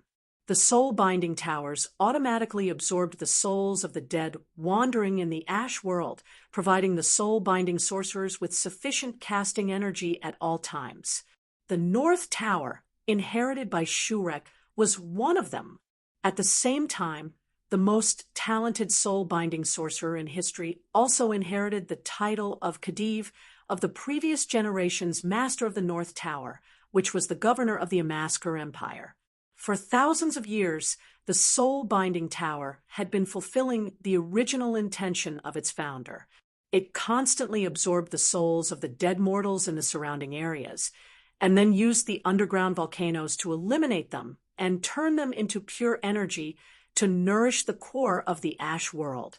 But at this moment, the attack launched by Key's team on the crystal pillar of the soul-binding crystal was judged to be a threat to the soul-binding tower. The defensive means left by the previous masters of the North Tower were gradually activated, and the pure soul energy that fed back to the core of the Ash world was intercepted and turned into abundant energy to activate those arrangements. The secret room was not the real control hub of the soul-binding tower. It was just a warehouse for storing various biochemical products. Hence, after being activated by the energy, those fused beasts that were originally in a dormant state in the incubation tank all rushed out from the hole in the barrier. Under the control of the crystal pillar, they became the first wave of attacks to snipe Kitha's team. Unlike the blazing shadow beast that the Salem tribe had reluctantly developed and the shark lizard beast that Khedive had turned into the synthetic beasts in the secret room, Warehouse rarely formed a group. They were actually the products of the soul-binding sorcerer's experimental research process, not the final pursuit. Therefore, at most, only 2 or 3 similar synthetic beasts would appear together. Most of them were still fighting with the members of Key's team. However, this did not make them lower their guard. Unlike the imitations of the Blaze Shadow beasts they had seen before, these creatures created by the ancient soul-binding mages not only had a variety of abilities, but also possessed high intelligence. For example, a half-inferno synthetic beast that had intercepted the blood of the Hellcat, Bartho used a combination of harassment and attack tactics. It lurked behind the brawny ogre who was waving the ebony flail and waiting for an opportunity to attack, while commanding its phantom to constantly consume the attention and physical strength of its target. When the phantom was scattered a few times, it was time for the invisible entity to appear and launch a sneak attack. However, this half-inferno synthetic beast's desire to taste the blood in its throat was destroyed by a big hand that appeared from the vaporized state, and its own throat bone was also destroyed.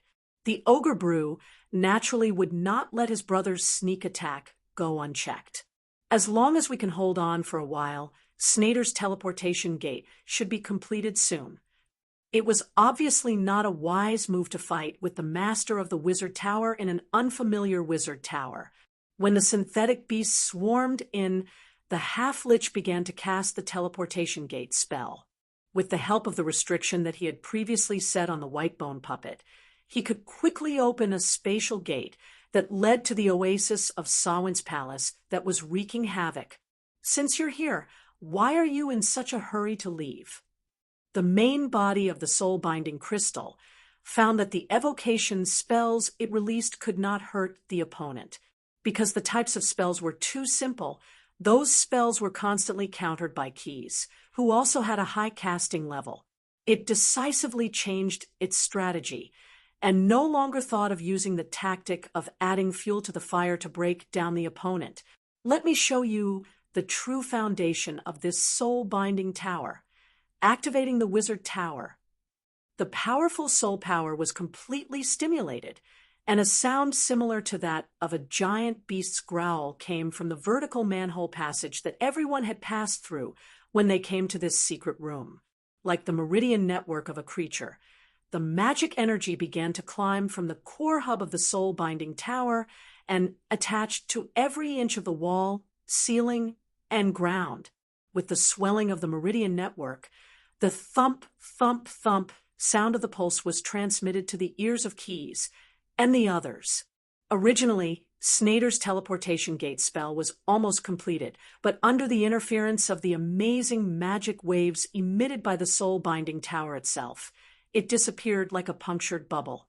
Keys, who had just been countering the offensive spells of the main body of the soul-binding crystal, suddenly felt that his ability to communicate with the mysterious source of the multiverse was greatly suppressed. The young blue dragon hurriedly adjusted his countermeasures. He began to use the psionic power inherited from the Gith Sage to resist the opponent's attack. The situation took a turn for the worse. Just when Keys tried to use the psionic power to build a random teleportation gate to lead the team to evacuate first, a new change suddenly occurred. Activating the wizard tower activated the entire soul-binding tower. The massive amount of soul power loaded with the soul-binding tower seemed to have triggered a restriction that had been set up in advance. The culture tank that had been quietly waiting behind the main body of the soul-binding crystal suddenly boiled and exploded after a loud noise. The brain suspended in the culture tank suddenly floated up. The flowing light on the main body of the soul-binding crystal and the fusion war beast that was raging in the secret room suddenly fell into a strange silence, as if the pause button had suddenly been pressed.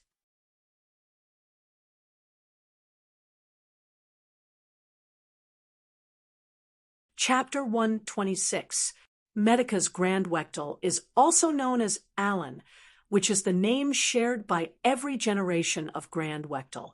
It means wise elder. Alan has 3 treasures: Sniffer, Daywatch, and Pickaxe. Sniffer refers to the Sniffer, who is a group of Medici Empire's most outstanding spies in the Ash world. Wherever the wind blows, even the deep streets and alleys that cannot be touched by the law cannot escape their eyes and ears. Daywatch refers to the Day Watch, who are the personal guards of the Grand Wectal. Every replacement for the Day Watch is selected from orphans, and only after more than 10 years of the most rigorous training and excellent assessment are qualified to wear the armor of the Day Watch. These brave warriors who are not afraid of death regard Alan as their father and worship the Grand Wectal as a god. Pickaxe was originally a group of refugees from another plane accepted by a certain Allen. They are a group of fire dwarfs. Fire dwarfs are the native creatures of the fire elemental plane. Their entire race is a master of mining, craftsmanship, and forging. Although their appearance resembled that of male dwarves, hence the name of their race, beneath their metallic skin lay the essence of fire that burned fiercely. They were infertile. Every fire dwarf was forged from bronze and brass by another fire dwarf. They were sculpted into different shapes, and in the end, the Creator would inject the fire of life into them. A long time ago, these creatures of the fire elemental plane, with similar tempers to the dwarfs, were allies of the fire djinn. They helped the latter build their own home, the City of Brass, and made it one of the most magnificent wonders in the world. But then the fire djinn betrayed them, and the powerful fire djinn sultans even began to enslave the fire dwarfs. A large number of fire dwarfs were forced to flee to other planes by the fire djinn slave hunters. Medica's Grand Wektel not only accepted these refugees, but also took care of the ferocious slave hunters. Since then, this group of refugees from another plane has been working for the successive Allens under the name of Pickaxe. Chronicles of the Medici Empire. The Grand Wektel and its merits purple was an expensive color. Only the seaside cities of the Far East, which used seashells as a raw material, could add this color to their clothing. If an ordinary Medici noble had a purple robe, they would usually treat it as a treasure and cherish it endlessly. However, the person sitting in front of Senator Gnome and the black-robed Magus was allowing the juices of the food to soak his purple robe that was embedded with mithril strands. He continued to chew on the food, without stopping. "I need an explanation." After the man finished eating, he put the lower half of the split golden mask back on and asked the two people who were standing in front of him, keeping quiet out of fear.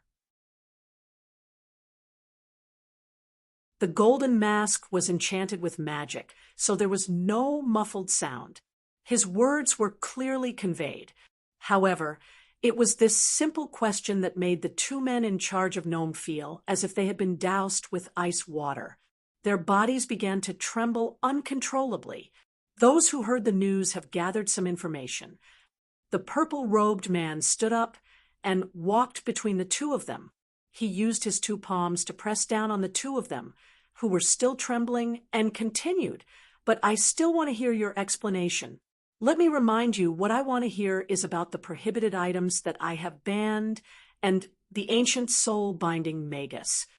The senator of Gnome City gritted his teeth and took a deep breath before saying, Lord Grand Wektel, I am the senator of Gnome City.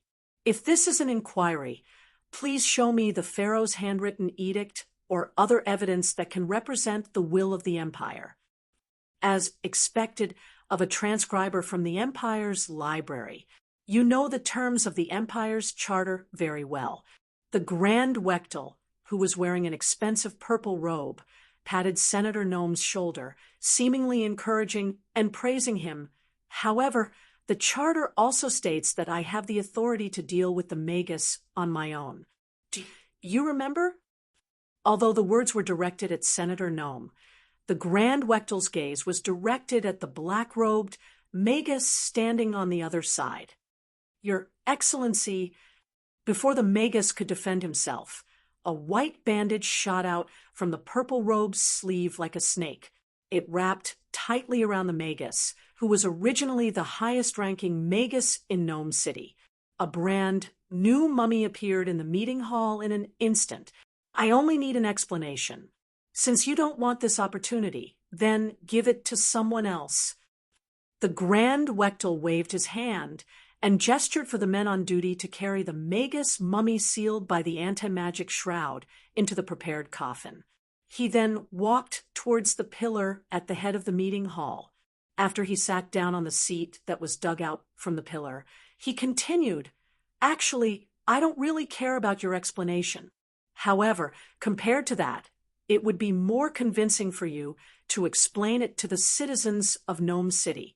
What an extravagant punishment! The desert elf standing in the crowd looked at the consul of Gnome City, who was being tortured, and whispered to himself. At that moment, the former lord of Gnome City was placed in a cast iron urn made by the Pickaxe clan under the Grand Wechtel.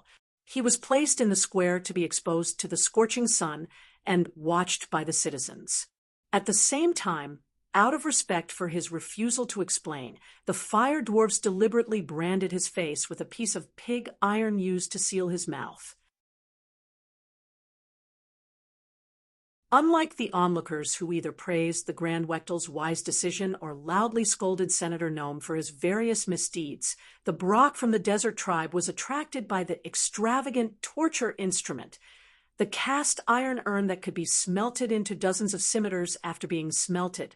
Even though the Salem Elven tribe was already the leading desert tribe in a radius of hundreds of miles, there was no way to equip every warrior with a full set of iron blades. A considerable number of fledgling warriors could only wear weapons made of flint and obsidian.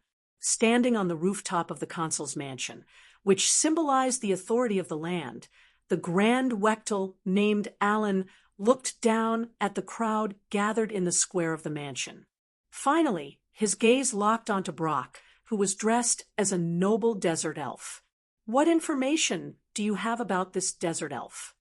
The purple-robed mage's figure with his hands behind his back appeared unreal under the effect of the blur spell. I don't want to use a prophecy spell. It's likely to leave behind traces. Judging from the fire last night, the desert elf is very likely to be a sound warlock. The other person standing on the rooftop looked like a common-day watchman by the Grand Wechtel's side, but he had another identity, the commander of the Sniffer. As the leader of the world's most prominent and equally mysterious spy organization, this person's disguise skills were superb, but he was discovered the moment he came behind the Grand Wechtel. Sir, did you cast a spell on the cast iron urn? Why would a foreign criminal rush here to watch Consul Gnome receive his punishment? The commander of the Sniffer first raised his doubts, then continued to answer the Grand Wechtel's question. According to the information we have so far, this person's appearance should be very similar to that of the Salem Desert Elf tribe's top warrior recorded in the catalog. The elf's real name is Brock, and he was once nicknamed the Tongue Taker. He was ridiculed by many elves because he was unusually tall and looked like an orc from a young age. After becoming a tribal warrior, he challenged those who slandered his appearance to duels without fail, and according to the rules, he took away one thing from his opponents, their tongues.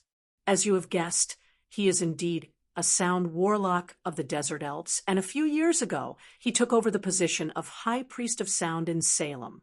But in recent months, there has been news that this person killed his Anda, the previous tribal chief of Salem, and defected. According to the information in Copt City, the Taylor Assassin Organization has received a bounty on this elf's head. The Sniffer was indeed worthy of the reputation of being as fast as thunder, just by gathering and sorting out the words and phrases that had been circulating around the world. They were able to analyze the information that was close to the truth. In this regard, they were even more efficient than some spellcasters who were proficient in divination spells. This was inseparable from the support of the person behind the scenes, and it could be seen from a small matter. Generally speaking, most people in power disdained or were unwilling to share the information they had with their subordinates, but there were some secrets that could not be revealed to outsiders. The Grand Wechtel was used to answering questions from Commander Winfong. They knew that this was their duty. Only with more information could they analyze the truth more clearly. Therefore, after listening to Commander Winfeng's report, the first sorcerer of Medic, who was wearing a purple robe and holding a staff, answered the question he had just asked. The human heart is the most exquisite product of alchemy. With a little fiddling, it will instantly boil, like an alchemy potion in a cauldron. And before this, the predicament of Gnome City and the doings of the consul were the flame and catalyst that heated this potion. Put aside the tracking of the desert elf for the time being. Your people should have been discovered by him, the Grand Wechtel continued, as if he was in a hurry to do other things. It is said that the consul of Gnome City has a favorite named Kadif, under him. This is the name of the governor of a province in the ancient empire. He is in charge of almost all the family business of the man in a jar. Due to the massive trade of contraband like skimmer, he has a lot of connections with the spies of the 9 prisons of Bader operating in Copt City. 2 days ago, this person went missing in the Samhain Elves. This clue must be related to an old friend of mine. I will personally follow up on it, but it seems that he still has a wave of helpers from Copt City to deal with. You will take my new work to end this mess.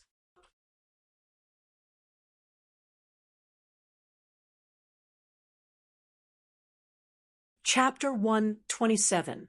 Brock's pace was very deceptive. He never seemed to be in a hurry, but the sniffer who was following him had to hurry to catch up. It was only when the latter completely gave up that the desert elf found himself at the corner of a small alley. He didn't like turning corners because it represented more choices and variables. An old man was leaning against the wall. When he saw the tongue puller walk to his side, he grumbled non-committally before narrowing his eyes and carefully sizing him up.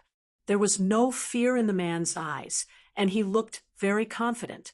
Although I don't know your actual purpose, I admire your actions yesterday. The old man stood up straight and let his back be away from the wall. Brock realized that the other party was even taller than him, and the creaking sound under the gray robe was the sound of soft mail folding and rubbing against each other. The old man blocked the desert elf's path and continued, "But your actions have indeed violated Medica's laws, so you must be punished. Of course, if you can come up with a reasonable reason and come back with me to appeal to His Excellency the Grand Vader, the punishment may be reduced or even directly waived." If the sniffer was the Grand Vader's keenest eyes and ears, then the watchman was his most powerful hands. The old man who blocked Brock's path at the corner of the alley was the strongest of the watchmen, the watchman general. Although he was over 60 years old, his body was still in its best condition with the support of various alchemy potions. As for the reward of time, it allowed him to have more combat experience than the average person on duty. The watchman general did not carry any weapons, and his fists and palms were his best weapons. When he was young, he had an impressive record of killing a bear with his bare hands. But as he had just said, he admired Brock's actions of burning the contraband warehouse and killing the trafficker's minions, so he did not use a ruthless move to kill him. Gale combo! The watchman general changed the targets of his attacks to non-fatal spots on the opponent's body in order to achieve the goal of only injuring people and not killing them. He was very confident in his storm-like barehanded attacks. After all, there was a precedent of such attacks being damaged by the clay golem controlled by the opponent. His offensive did put a lot of pressure on Brock. The other party's strong body in the alley did not seem to be restricted by the narrow terrain at all. He dodged and moved, launching continuous attacks from all angles around him. The desert elf's newly purchased steel iris shield was even showing signs of cracking because of the large number of attacks. Moreover, Blatch also discovered that every time this human martial artist attacked with his bare hands, even if he used a shield to block, a strange force would seep into his muscles. If he hadn't promptly mobilized the power of sound to vibrate his muscles to counteract this seeping force, he feared he would have already lost the ability to move. Blatch was also hesitating. At this moment, he could only bring out 60 to 70% of his abilities. In the process of dealing with the storm-like attacks, he actually had several opportunities to use the sound spell to directly curse the enemy to death. At the very least, he could severely injure the enemy. However, the desert elf knew very well that in this land he would rather offend the pharaoh than the great Vader. The other party had already reported his identity, and judging from his abilities, he should be a member of the great Vader's Watchman unit. If he were to deal a heavy blow now, not only would he never have a day of peace, even the Salem tribe would be implicated. There was never a lack of fighting in the desert, but there were more of it today. Unlike the 1v1 fights in the narrow alleys of Gnome City, the battle in the desert hinterland was obviously not fair. But in fact, the side with fewer people was the one with the advantage. Commander Wenfeng carried the coffin containing the black-robed mage mummy, using a teleportation spell. He arrived early on the route of the Sand Rhino caravan, returning from Kapu City to wait. As a ritual creation strengthened by the Great Vader, the black-robed mage, who had been killed and turned into a mummy for committing a crime, now had power far beyond what it had been before it was born. But even so, the black-robed mage mummy had no choice but to submit to the ordinary mortal in front of him. Not long after the ritual spell was completed, the internal organs were taken out and placed in a few carnopus jars. These jars were carved out of limestone and etched with hieroglyphs that exposed the mummy's crimes and magic runes that bound the mummy's soul. Among them, the carnopus jar that contained the mummy's withered heart was the most important. It was very similar to the phylactery of a lich. As long as the jar was not destroyed, the mummy could reappear after a period of time even if it was destroyed. In other words, holding the jar could command the black-robed mage mummy to do what it wanted. The jar was now in the hands of Commander Wenfeng. The target is the Sand Rhino caravan, and the one we need to deal with in particular is a Rakshasa. As he finished speaking, wrinkles appeared on the face of the mummy that was tightly bound by the shroud. This was its terrifying smile. The monster stared at the ordinary humans who were not intimidated by it. After a moment, it turned into a whirling cloud of sand in a roar that sounded like the cry of an owl and swept away into the horizon as if it was flying. The Sand Rhino caravan, or perhaps it should be renamed as the Foolish Caravan. Santos's escape during the night was finally noticed by some of the caravan's guards. After learning of this situation, the Rakshasa cruelly used a spell called Touch of Trash on all the humans to ensure that there would be no more mistakes. Under the effect of the spell, the intelligence and perception of the caravan's guards were suppressed to an extremely low level, and they could only move according to the will of the spellcaster. After doing all this, the Rakshasa no longer appeared in the image of a harmless tabby cat. He turned into the image of Santos and sat in the pavilion on the Sand Rhino's back. But when he saw the sandstorm in the sky, this demonic beast with the soul of the Batsu devil clearly sensed the oppressive aura of death. Compared to before, when he could only rely on magic energy to deal with the enemy, the black-robed mage, who had been transformed into a mummy, now had decent close combat abilities. When the sandstorm he turned into entangled the entire Sand Rhino caravan, this undead creature promptly launched a fierce attack on the main target of this trip. Decaying Fist. This was one of the unique skills of the mummy. By attaching the curse of dark corrosion to the opponent's fist, once the opponent's physique was unable to resist, their body would rot just like the mummy. If this curse couldn't be removed through Remove the Curse or other spells, the target's body would continue to rot until they died. Not only that, while using Decaying Fist, the black-robed mage mummy's withered and empty eyes stared at the opponent. This was another new ability of his called Terrifying Glare. If the opponent's perception couldn't be resisted, the target who was stared at would fall into a panic that lasted for several hourglasses. What's more, there was a possibility that they would be directly paralyzed. After being attacked, the Rakshasa demonic beast instantly revealed its true body with the strongest fighting power. Its terrifying tiger head opened its mouth to devour people. First, he dispelled the interference of the black-robed mage mummy's terrifying glare with a roar. Then, he pulled out the sword at his waist and blocked the decaying punch that was imbued with the dark corrosion curse. Relying on the fact that the lower realm demons were far more sensitive to battle than mortals, although he fell into a passive situation for a moment, he immediately adjusted and counterattacked. His aberrant palm, which was the opposite of a human's, stroked the back of the saber, and a layer of blazing hell flames surged out. Rakshasa recognized what kind of monster his opponent was, so he used the flame that was usually very effective against the mummy to resist the enemy's attack.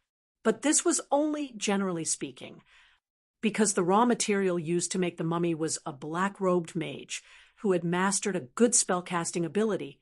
Even if the flame was easy to injure, he could still use some spells to avoid it. Before the saber with hell flames tore apart the oily shroud and cut into his shriveled body, this undead monster added a high energy damage resistance spell to himself that could greatly reduce the power of the flame. Rakshasa's eyes were full of contempt when he looked at the mummy. He was not afraid to have a conflict with this fellow who belonged to the evil camp. He even used the other party's hatred to strengthen his hostility. The resentment of the dead towards the living was a natural existence. Instead of being confused about why he was suddenly attacked, it was better to think about how to quickly get rid of the monster in front of him. The first wave of attack and defense ended in a few breaths of time, and at this time, the Sand Lizardmen guards who were traveling with the team also reacted. This group of natural desert bandits naturally wouldn't sit still and watch themselves being attacked without retaliating. Dozens of hand axes made of bone or flint flew towards the black-robed mage mummy. At the same time, many agile sand lizardmen had already climbed onto the sand rhino's back and used it as a platform to attack the mummy that suddenly appeared. They were prepared to launch close combat attacks or throw their weapons at the mummy that suddenly appeared. The black-robed mummy lightly tapped his feet twice in the air, as if he was stepping on invisible stairs in the air, and retreated a distance. Although he had some understanding of Rakshasa, who had the evil spirit of the 9 prisons of Bader, it was not much. Therefore, in order to concentrate on dealing with this target, he flipped his hand and took out 3 obsidian magic orbs that stored life energy and continuously cast 3 targeted spells: Group Monster Immobilization Spell, Plague Swarm, and High-Level Corpse Manipulation. Once these 3 area of effect spells were cast, the entire caravan except for the Rakshasa's evil beast, including the sand lizardmen and human guards, were first nailed to the ground by the spells, and then they were attacked by the flying swarm that carried the deadly plague. Those who could not survive the deadly plague and the flying swarm were finally reawakened and turned into zombies and skeletons.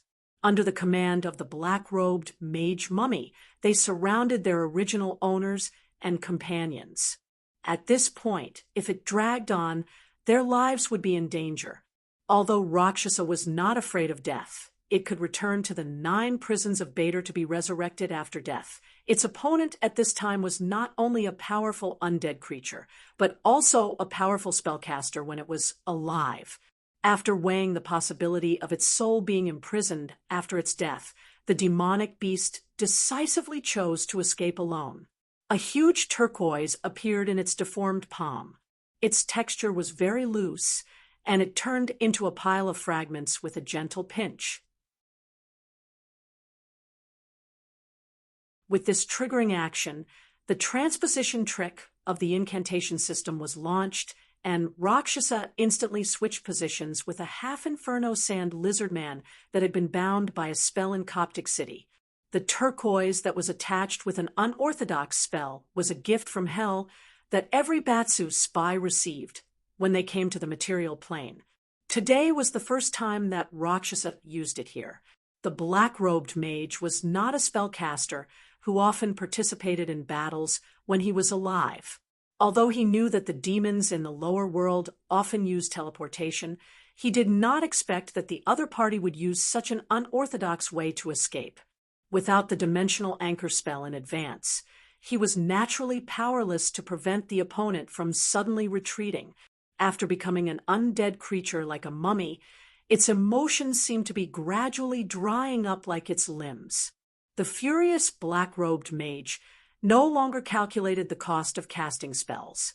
He waved his hand and sprinkled a large number of obsidian magic beads, guiding the converted negative energy to instantly annihilate the desert caravan. Even the yellow sand on the ground was eroded by the powerful negative energy, including the low-level undead creatures that had been awakened. In just a few breaths, the place became a ghost town. If the strong negative energy, radiation, lingering on the ground was not dispelled by someone, it would not dissipate naturally even after hundreds of years. Just when the black-robed mummy was on the verge of losing control of his emotions, he suddenly clutched his chest and fell. Commander Wenfeng, who had put his hand into the carnopsis jar, pinched the withered heart. The pain of losing the heart made the undead creature regain its sanity, and it had to obediently lie down in the coffin that sealed itself and fall into a deep sleep again. Looking at the trade route that was spreading the aura of death, Commander Wenfeng, one of the three most capable subordinates of the Grand Vexer, could not help but frown. This operation was mainly to combat the infiltration of the demonic forces into the Ashen World and the Medici Empire, but the real targets that needed to be arrested and even killed were now out of control. He could only quickly spread the news and deal with the remaining troubles on the trade route. He glanced at the mummy coffin beside him and gently kicked it with his foot. The latch on the lid was activated and locked the undead creature inside. After making a few specific hand gestures, the ring on his finger turned into a pocket-sized cobra. It was a communication device that came in pairs. As long as he sent a message to one of the pairs, the other pair would be able to receive all the information. Commander Wenfeng used the cobra to deliver the information in a concise manner. Then, using the obsidian orb as a source of energy, he used a magical item to open a new portal and return to Gnome City. When he returned to the preset location, he saw an old friend of his walking step by step into the former residence of Gnome Consul, holding his injured arm. "How's the situation over there? That desert elf could actually hurt you. Was he killed?" Looking at the person who spoke to him, the commander on duty shrugged and replied, 60 years old may be a little old for a human, but for a desert elf, it may be the prime of his life."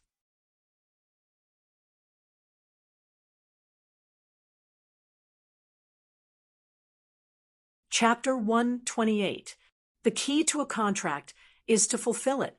Although the price of fulfilling a contract often makes people have the impulse to tear up the previous agreement, as long as they think about the worst-case scenario after breaking the contract, people will begin to reconsider the meaning of keeping their morals.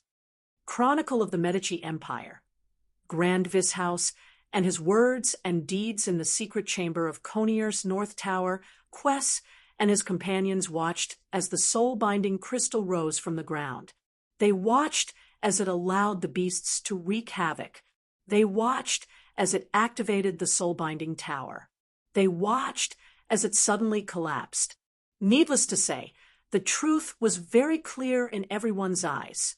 It must be some kind of restriction that had been set in advance. Along with the activation of the entire tower, the brain of the soul-binding sorcerer was also placed in the culture tank. This brain in a vat that appeared in front of everyone with a very strange appearance was unknown whether it was a friend or a foe. Just the strange appearance of the huge brain-shaped object alone was enough to make one's hair stand on end. It's a pity that we are not spirit suckers, or else we could try the canned food that has been sealed for thousands of years. For some reason, Keyes, who saw the floating brain, suddenly had some guesses, so he tried to make fun of it. Previously, in the bottomless abyss, I saw a colossus that was much bigger than you, but compared to you, your appearance is more in line with my personal aesthetic." As if he was annoyed by the young blue dragon's awkward language that was similar to that of a web novel author, sparks started to appear in the gullies of his white brain that was suspended in the air. Because of the activation of the soul-binding network, the walls, the ceiling, and the ground seemed to be responding to some kind of signal. The original plaster and bricks were instantly crushed into powder under the effect of the spell, forming several tentacle-like structures that entangled with each other and carefully protected the brain in the center. Keys not only stopped his companions from launching an attack, but also allowed the soul-binding tower's soul-binding meridians to form a magic circle under everyone's feet. A light flashed, and the powerful soul-binding force directly teleported all the new explorers who had invaded the soul-binding tower to the ground. At this time, on the surface of Connor, the dense sulfuric miasma that should have been densely covered by the soul-binding sorcerer's tower was dispelled by the massive elemental fluctuations brought about by the activation of the sorcerer's tower. In the sky above the desert of the Ash World, the eye of a thunderstorm that signaled the arrival of a downpour had appeared. As the first bolt of lightning fell from the sky, the lightning struck the ground with an unstoppable force. It traveled along the large amount of basalt rocks to the spirit-binding tower buried deep underground. The growth that happened in the secret chamber of the North Tower happened again. An ancient relic of a soul-binding sorcerer grew out of the ground, like a bean sprout that had been watered with water. It pushed away the rocks, soil, and sand that had been pressing down on it for thousands of years and broke out of the ground like a hot knife through butter. A large number of underground volcanoes were also stimulated by this change, and for a moment there were signs of magma erupting. However, the spirit-binding tower was like a tree. Not only did it grow towards the top, it also extended deep into the ground. The roots of the soul-binding tower were deeply embedded in the many underground magma tributaries, converting the accumulated energy that was about to explode into the consumption required for its own growth. Therefore, as the spirit-binding pagoda grew taller, the eruption of the underground volcano gradually subsided. A magic lock spell was released from the top of the tower that was more than 1,000 feet above the ground. A barrier made of pure soul energy covered all traces of the existence of the spirit-binding tower, but it also sealed off this seemingly empty area. And this barrier just happened to fall in front of Keys' team. The heart-snatching dragon is not a good evolution path, Keys mocked. He looked around and found that he was the only one who had heard the voice. Then a light and shadow appeared on the originally transparent barrier of the magic lock, and the projection of a human sorcerer appeared in front of everyone. "I'm sorry to have involved you in this crisis. I originally wanted to express my apology as a host, but due to the urgency of the situation, I can only temporarily send you out today. Are you the brain or the real soul-binding sorcerer, Shurik?" Keys interrupted the politeness of the projection and asked directly, "Or are you the experimental product of another chimera created by the soul-binding sorcerer?" The virtual projection on the magic lock barrier existed intermittently for a few breaths, and the one who controlled it was the brain in the vat. At this moment, while it was surprised by the words of the young human megalosaurus in front of it, it was searching for all the information that it had just forcibly analyzed from the crystal pillar of the soul-binding crystal. After it finished searching, and found that the soul-binding crystal did not deliberately expose itself, it began to be interested in the young blue dragon, who could guess the truth about its identity. The projection stabilized again, and it was no longer a mental link. Instead, it directly used the power of the magic lock to communicate with it using the magic mouth spell. Your 3 guesses are actually correct, and piecing the 3 together is the truth. I'm just curious, where did you get this information? Is it just a guess? These words were spoken in the ancient language of the Amasker people. Keys glanced at Snade. and the latter understood and cast a language proficiency spell for everyone. Using the Amasker language to communicate was a test in itself. If Keyes and the others could understand this ancient language without any hindrance, then the previous accurate guesses were probably not deductions. Shurik, who controlled the soul-binding tower, knew that its old friend had been watching it. The young human blue dragon nodded slightly and said, "1,000 years ago, you were known as the most talented soul-binding sorcerer. The story of Mr. Shurik may have become history for humans, but for a long-lived species like the Megalosaurus, those stories are like yesterday. The ancient books in the dragon nest still list you as the most powerful sorcerer in the contemporary Ash world, so it's not surprising that I know something about you. What really makes me curious, and the reason why I came here to explore, is why you created such an evil creation as the soul-binding crystal to extend your life. After all, as a powerful spellcaster, it's not difficult to use some other means to extend your life." Language was an art. Even if Key's words were detected by a prophecy spell, it could not be judged as a lie. He was indeed curious about this issue, so he had the idea to find out. But as a blue dragon of the lawful evil side, how could he not covet the relics left by an ancient sorcerer after discovering the uselessness of the soul-binding crystal? What's more, this was a sorcerer tower that obviously belonged to the descendants of the Amasker civilization, and it was very likely that there were secrets related to their own adaptive evolution. Keyes would not give up so easily. My inspiration came from Clinzinabin.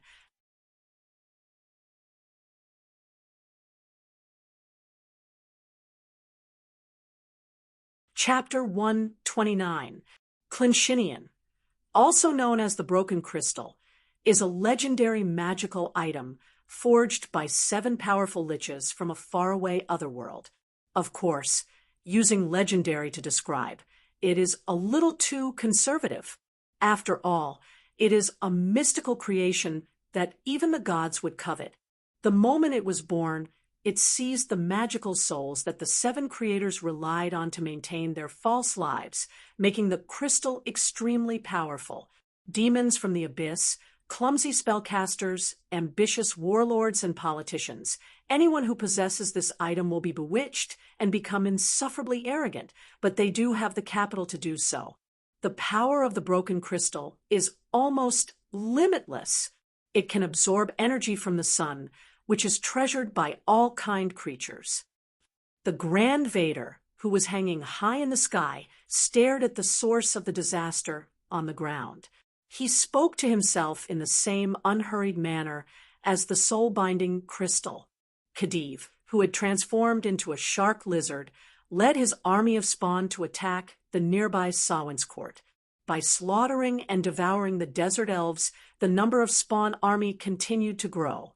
This growth was also fed back into the power of the Beast Eater. He didn't even need to personally take action. He only needed to hide in the depths of the sand and continuously devour the highly effective absorbers that the spawn delivered to him to experience the beauty of the increase in power. Hundreds of shark lizard spawn army were already wreaking havoc in the oasis of Samhain's court. The elven warriors were already firing their shooting star arrows. Not only were the tribal warriors defending the oasis resisting, but even the terror bird riders who were originally scattered in the desert were also rushing to help. Can these guys swim or not? The elderly chief of the Samhain tribe once again put on his armor and went into battle. Despite his age, he still couldn't sleep soundly tonight, which was why he had led his personal guards to investigate the situation the moment there was a disturbance in the tribe. When he found out what the attackers were, he couldn't help but ask the sound warlock beside him, "Can we evacuate the children and elders to Sapphire Lake first?" He had to figure out whether the shark lizard head could swim or not. If the monster couldn't swim, then they could still move the old and young to the safe lake surface. The young and strong warriors could rely on the favorable terrain to fight back. If the monster could swim, then they couldn't let the tribesmen take shelter on the rubber rafts on the surface of the lake. That would be no different from courting death. He clenched the handle of the scimitar at his waist, as if it could warm his cold palms. The old desert elf knew that this was the legendary feeling of impending death. It was a premonition that something bad was about to happen. Under heavy protection, King Samhain carefully observed the battlefield. The well-dressed tribal warriors began to assemble. Under the leadership of the Sound Warlocks, they worked hard to find an opportunity to turn the tables. However, those damned monsters were too cunning. After paying the price of a few corpses for attacking the warriors, they began to focus on attacking the ordinary people of the Samhain tribe. What's more, they even deliberately overturned some bonfires and set several tents on fire. Fortunately, the night wind was mild, and the fire couldn't spread for a while. Otherwise, the tribal warriors who were trying their best to suppress the attack of the shark lizard beasts would have to divide some of their men to suppress the fire. The sudden developments that came one after another over the past few days caused the usually fearless Sazan elf chieftain to feel a hint of hesitation. He began to wonder if his previous treachery towards Epicurus or other people had begun to retribution. Eternal blazing sun and radiant moon, if you want to punish, just punish me. Don't torture my tribesmen. The old desert elf began to scream in his heart, but his face remained calm. He knew that he was the last bit of courage of the entire Samhain elf tribe. In fact, he still had helpers. The gray-robed mage and his apprentice who had just visited the Samhain elf chief and could not find Man-Horse Eater, Khedive, were still here. The army of shark lizard beasts had also targeted these two humans. As mentioned before, these two spellcasters had brought along enough obsidian magic beads to control their magic carpets. These reserves were their capital to fight against the shark lizard beasts. When dealing with monsters, compared to most warriors who only used physical attacks, spellcasters often had more options if they were prepared. The gray-robed mage and his apprentice were not particularly good spellcasters, but the shark lizard beasts were not particularly powerful monsters either. The reason why they could wreak havoc in such a large area of the Desert Elves' camp was because of their ability to burrow underground and their ability to feed on life to produce more of their kind. The current guardian mages of the Medici Empire used a casting method similar to corruption magic, which was a perfect counter to this kind of feeding war with war. The gray-robed mage used iron restraint, and a large number of metal threads appeared out of thin air to firmly bind the attacking shark lizard spawn. As the monster struggled, the metal threads gradually dug into its skin, causing secondary damage. At this time, the two of them would absorb the life force of the bound monster to replenish the obsidian magic beads they had used to cast the steel restraint spell. This battle cycle repeated several times, and 6 shark lizard beasts were killed around the master and apprentice's tent in a row. Mr. Mentor, it's time to take off the magic carpets and leave this place. The apprentice looked at the gray-robed mage, who was a little tired from continuously casting spells, and then heard the cries and screams that echoed throughout the entire Samhain elf camp. He could not help but suggest, currently, our obsidian magic beads have been fully replenished. If the envoy of the consul is still here, I'm afraid he's already in trouble. As guardian mages, we have no obligation to avenge him. What we should do is to rush back to Gnome City and report the situation here. Before he could finish his words, the entire tent collapsed, and the mage apprentice was pushed into the area of effect of the steel restraint spell that had yet to be dispelled. The metal threads tore off a large amount of the mortal's muscles, and muscles 100 times easier than tearing apart the shark lizard beasts. At this moment, his painful screams drowned out all the other sounds in the vicinity, including the cries of the desert elves. The gray-robed mage did not have time to care about the apprentice. He was now staring at the instigator of the scene. Just now, an extraordinarily large shark-lizard beast was curled up in the shadows, not far away. Due to its enormous size, the shadows were unable to completely cover its massive claws. It did not use its racial talent, fatal lunge. It only lurked and waved its claws, and it had already reduced half of the gray-robed mage's team.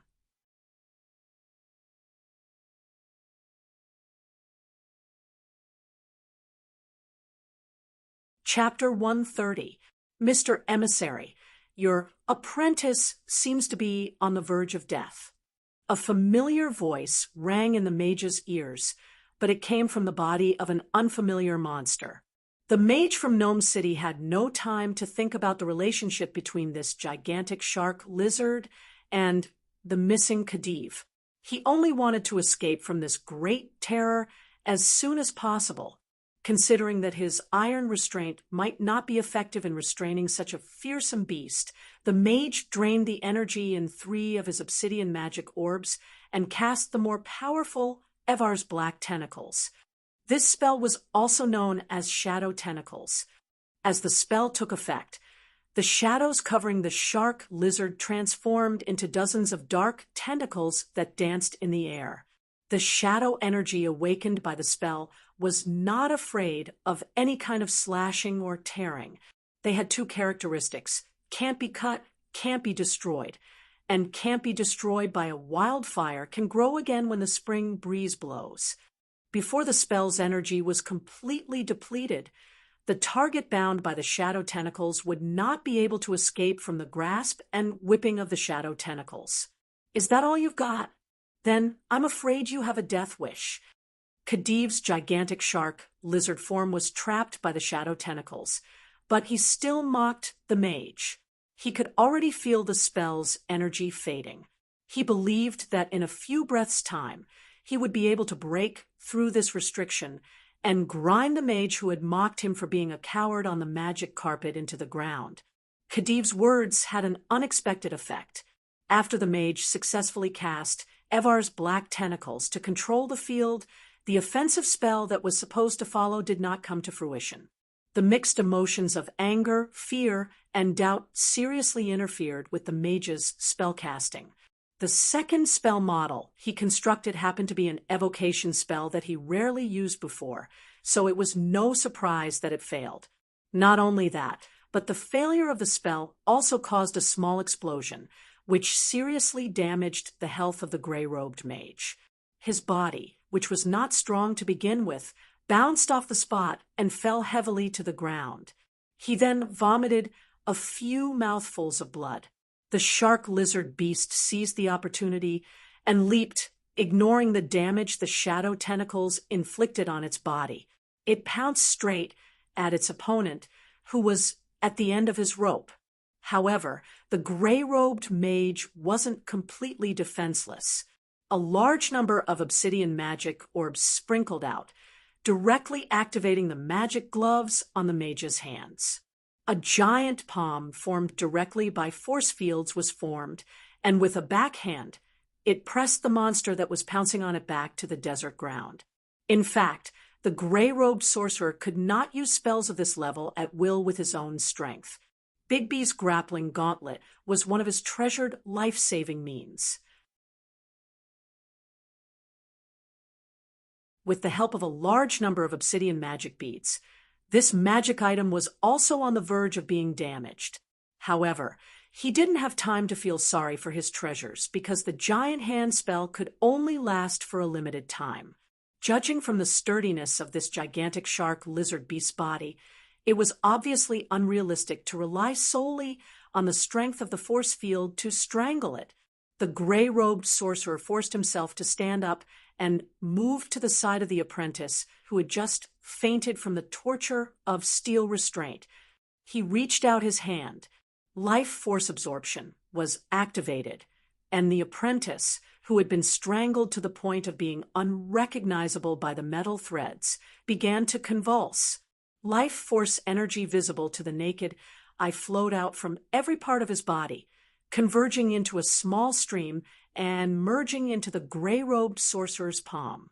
This time, he did not use the obsidian magic beads as a medium for the life force energy. He used this method to heal most of his injuries, and at the same time, he also regained the ability to continue casting spells. As the victim of evil, the soul of the apprentice was extracted from the body that had already withered and died due to the loss of life force by the gray-robed sorcerer. After a few rounds of kneading, it turned into an angry evil spirit.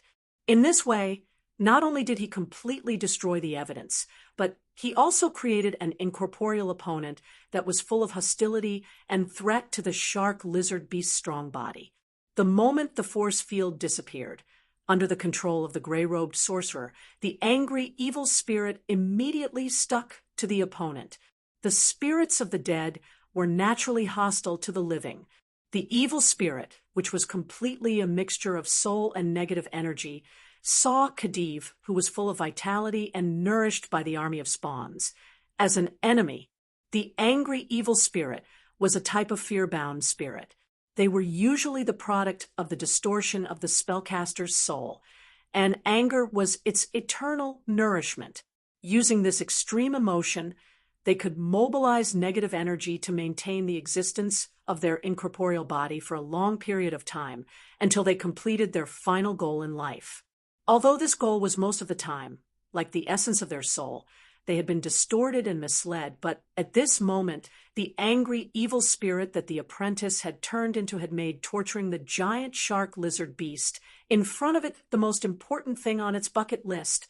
For this, it would rather have its soul destroyed. Under the support of its anger, the evil spirit, which was completely composed of negative energy, constantly used its body to offset the exuberant vitality of the shark lizard beast. It wanted to take the opportunity to connect with Khedive's soul. Even if it could not occupy it, it wanted to perish together. The angry evil spirit's actions were very effective. The giant shark lizard beast, which was invaded by negative energy, felt an indescribable pain. It was a pain that was completely different from the physical pain it had experienced when it was fighting with the skeletal puppet. Despair, disappointment, sadness, exhaustion, confusion. A series of negative emotions brought about intense psychological damage that far exceeded the damage caused by the corrosion of the body and the continuous decay of the body. The gray-robed sorcerer glared at the opponent that was being tortured. "You bastard, whatever relationship you have with that lowly and cowardly man-eater has nothing to do with me. However, you dare to trample on the dignity of the guardian sorcerer. I will not let you go so easily. Believe me, death is never the end of pain.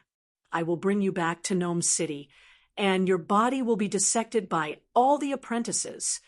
The sorcerer's declaration sent a chill down Khedive's spine. He hated his own carelessness. If he could foresee that he was going to be trapped, the shark lizard beast would not have toyed with its prey like a cat toying with a mouse.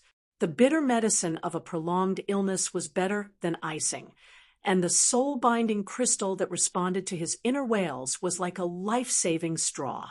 A lion will use its full strength even when hunting a rabbit. As the bearer of the beast's heart, the army of Spawn is far more than just gathering food for thee. Following these words, a hint of understanding surged into Khedive's mind. While the gray-robed sorcerer was preparing another spell, Khedive used all his strength to summon the various shark lizard beast spawn that were telepathically connected to him. The latter quickly responded to his summons, no longer greedy for the food in front of them, even if it was within their reach. The gray-robed sorcerer, who was still constructing his spell model, vaguely felt the strange movement. He gave up on the spell that was about to be completed and turned to extract all the remaining spell slots and life energy from the obsidian orbs in one go. He turned it into a terrifying and pure spell energy and released it all at once at his opponent, who was being possessed by the angry evil spirit. There was no explosion, no roar. The majestic energy directly destroyed the shark lizard beast's chitin armor and half of its body, including its head. However, before he could see anything, one of the monster's claws suddenly burst out of the sand and stabbed into the brain of one of the spawn.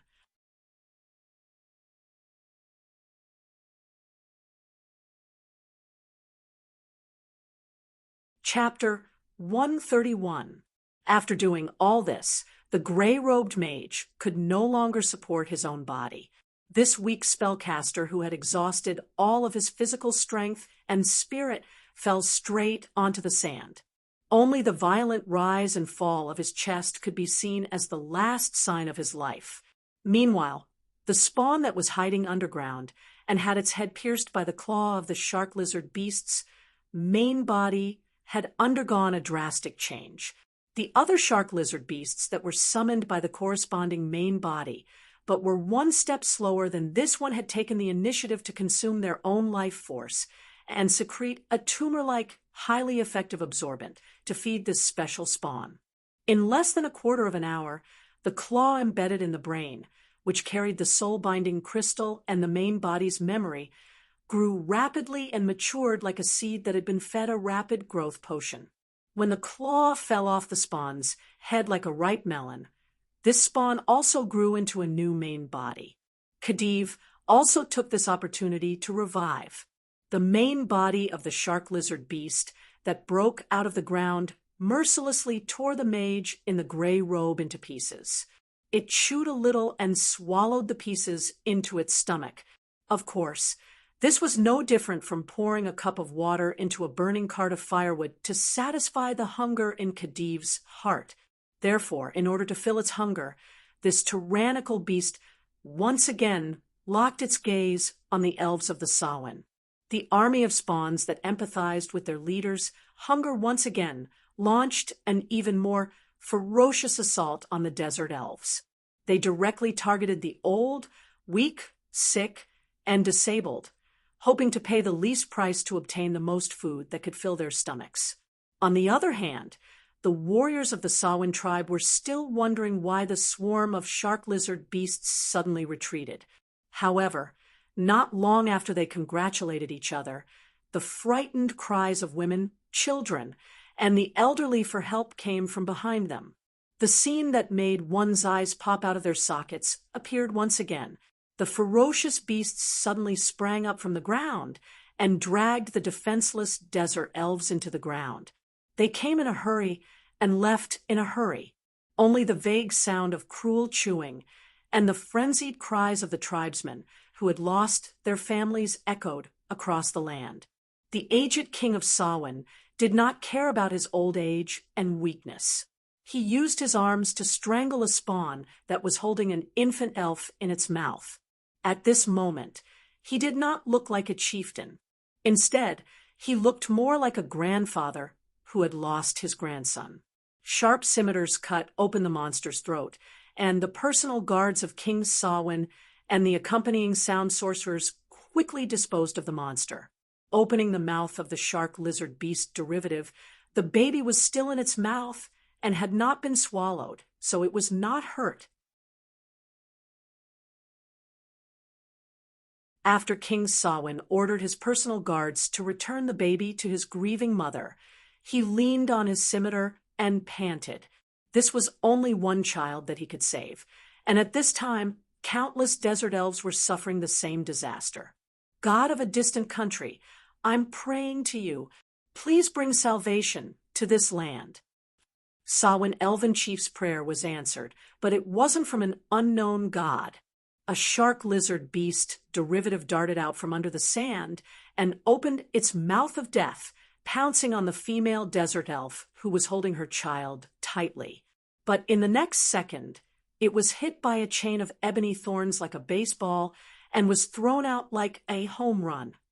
There were also shark lizard beast derivatives that were injected with an acid that even the Batsa Devil and the Thanner Re-Demon could not withstand. After struggling for a few breaths, they turned into a pool of steaming pus. What's more, after trying a bite of shark lizard beast meat that was cooked from the inside out by the fireball spell, These predators were instantly listed on the list of delicacies by the gluttonous ogres, becoming the pitiful prey of the prey. The three ogre brothers appeared one after another, and suppressed the entire field with a strong stance. However, their combat strength paled in comparison to their fellow paladins. They were enraged by Khediv's actions of leading the beasts to eat humans. This powerful warrior was like the unparalleled god of war, whose rage meter was filled to the brim.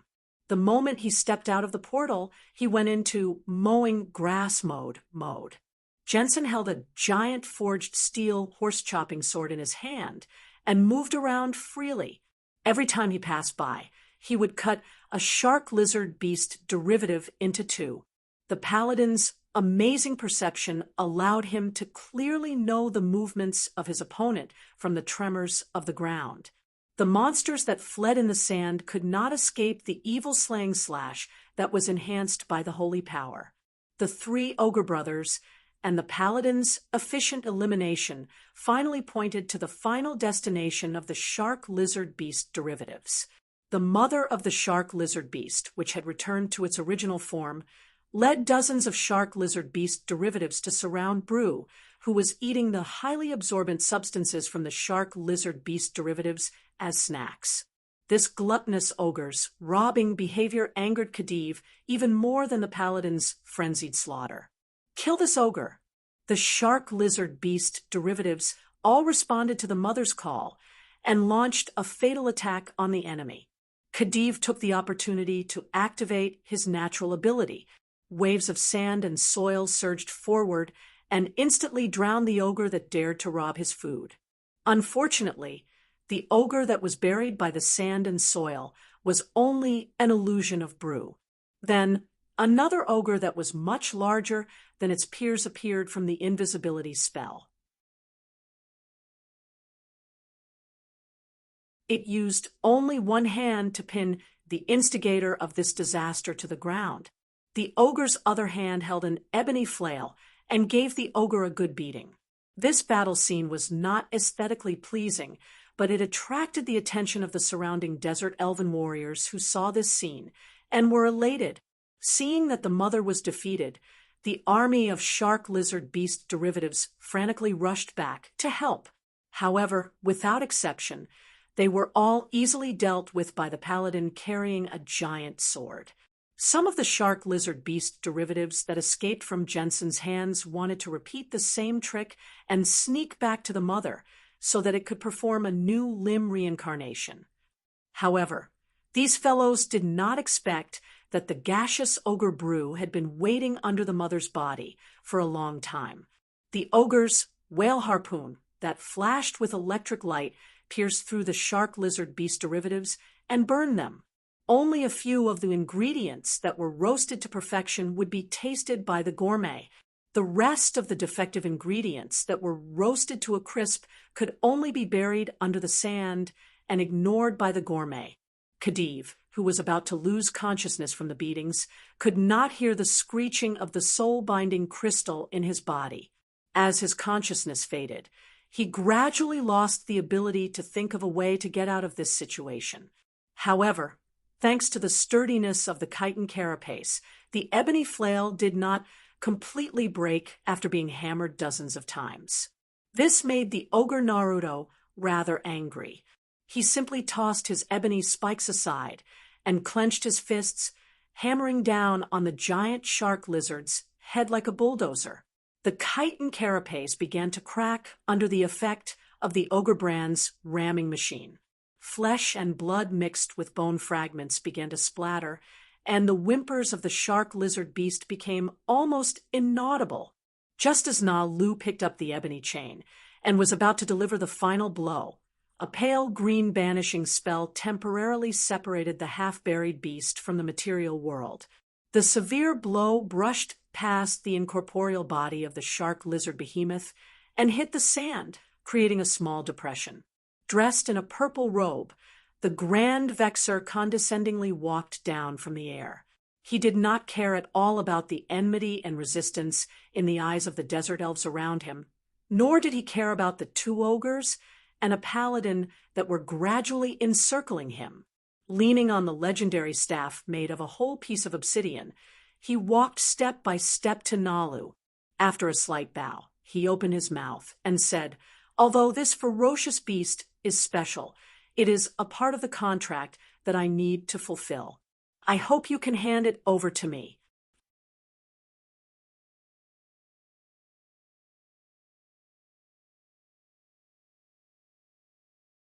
Chapter 132.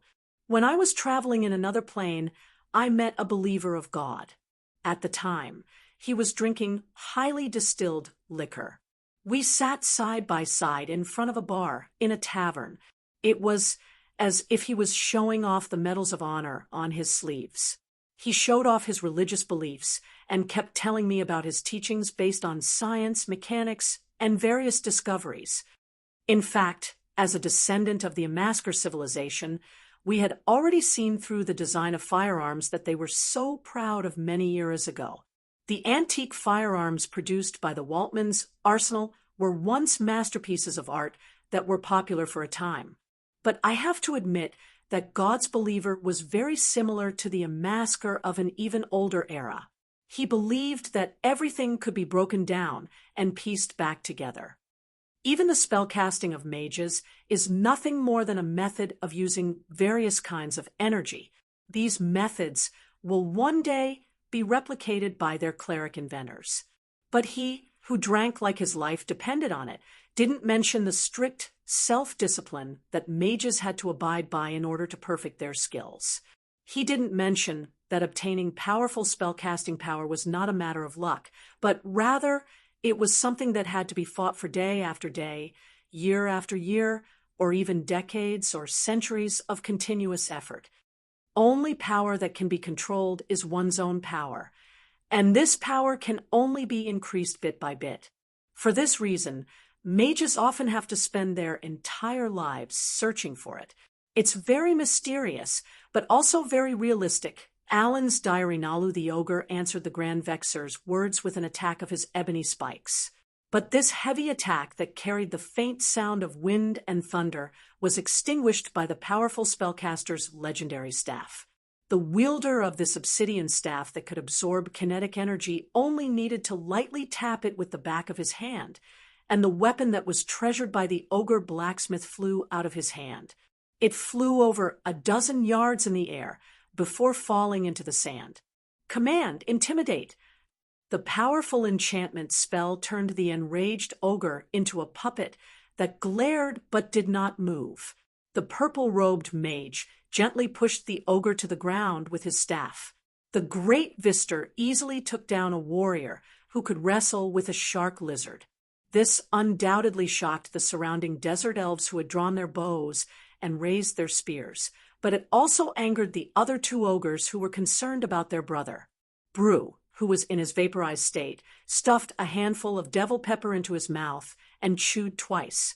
He then spat out flames that were comparable to the breath of a raging dragon. Paulu stepped out from the shadows and waved his troll's skull staff. He spat out mucus armor to protect his brothers while he shot out incendiary potions to help Brew's breath attack.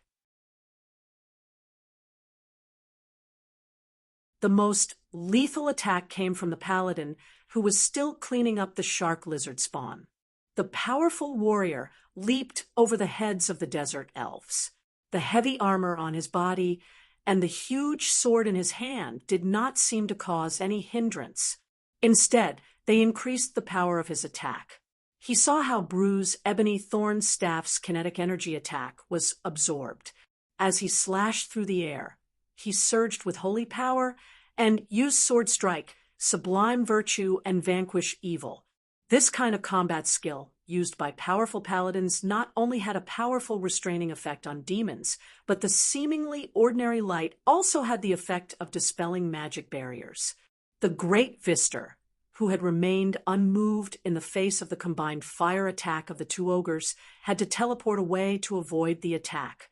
He had thought of using his legendary staff to block the attack, but after some quick calculations, he gave up on the idea. After all, obsidian staffs were not easy to make. However, he had missed out on one thing. The paladin's attack was not only aimed at the Great Vister. Powerful warriors fought with their brains, and Jensen, who had been specially trained, did not waste any of his strength. Sword strike, sublime virtue, and vanquish evil struck Khediv's incorporeal form without any delay.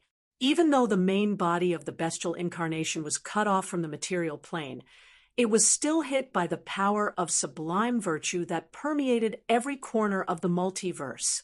The protection of the incorporeal form could only delay the arrival of death. Once it was released from this state, the incorporeal form that had been torn apart would revert back to its original form. The shark lizard behemoth that had just begun to regain consciousness suddenly widened its eyes. Clearly, the pain was not cut off. Jensen plunged his huge sword into the head of the culprit that had led the beasts to eat humans not long ago. The paladin stared at the purple-robed mage with his hand on the hilt of his sword, voicing his final verdict on evil. It has been many years since anyone disobeyed my advice. The Great Vister's words were unexpectedly understood by everyone. This was clearly the effect of some spell. Although his words were harsh, there was no anger in his tone. Instead, there was a hint of encouragement. But this does not affect the outcome at all. I have fulfilled my promise.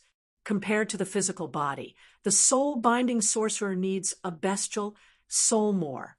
Mysterious spellcaster, you don't have to worry about it. As he spoke, a large red gem slowly appeared in the air. Within it was Khediv's soul that had been bound by the soul-binding crystal.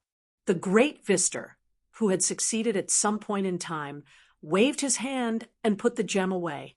His words and provocative gaze were directed at an ape-shaped demon, skull buried in the sand not far away.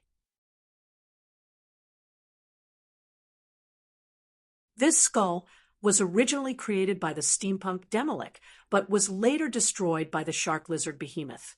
At this moment, the skull was surrounded by 8 limbs pieced together by white bones. It was like some kind of alien spider crawling near the battlefield. Through this creation, Snade could not only observe the situation here, he could even cast a spell from afar to interfere with the progress of the battle. When the Great Vister was forced back by the paladin, Jensen, the Demolic had tried to use the soul-binding spell to first extract the soul of the bestial incarnation. If his plan succeeded, it would be a piece of cake for a spellcaster of the school of necromancy, whether it was interrogating or directly extracting information from them. Unfortunately, the Great Vister was one step ahead and snatched the soul of the shark lizard behemoth. There was no point in continuing to hide. The soul flame in the skull of the skeleton instantly dissipated, turning into a cloud of gas that emitted a faint purple soul halo. Snade, who had teleported here with the other members of Keyes' team, had used the soul flame of the immortal creation to conceal himself. The machinery operated, the gears engaged, and the tubes on the back of the Demolica's metal artificial body absorbed all the gas. In this way, the steampunk-style Demolic appeared in front of another powerful spellcaster. So, you're a lich. No wonder you're so confident. The ruby crystal appeared in the Great Vister's hand again, and then a small vortex-shaped dimensional channel that connected to an unknown place appeared beside his hand. This time, he did not put the ruby away, but threw it into the channel. The golden mask covering his long and narrow face flashed a golden light under the light of the torch. As if he was familiar with the appearance of the mechanical creation, his threatening tone was calm.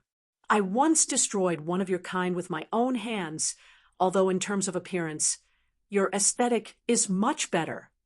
Considering the common cognitive disorder of carbon-based creatures, I sincerely find it incredible that you identify with advanced culture. Snade suddenly found that the human in front of him was almost as good at being disliked as a mechanical warrior, so he chose to use the latter's classic poisonous tongue as a reply.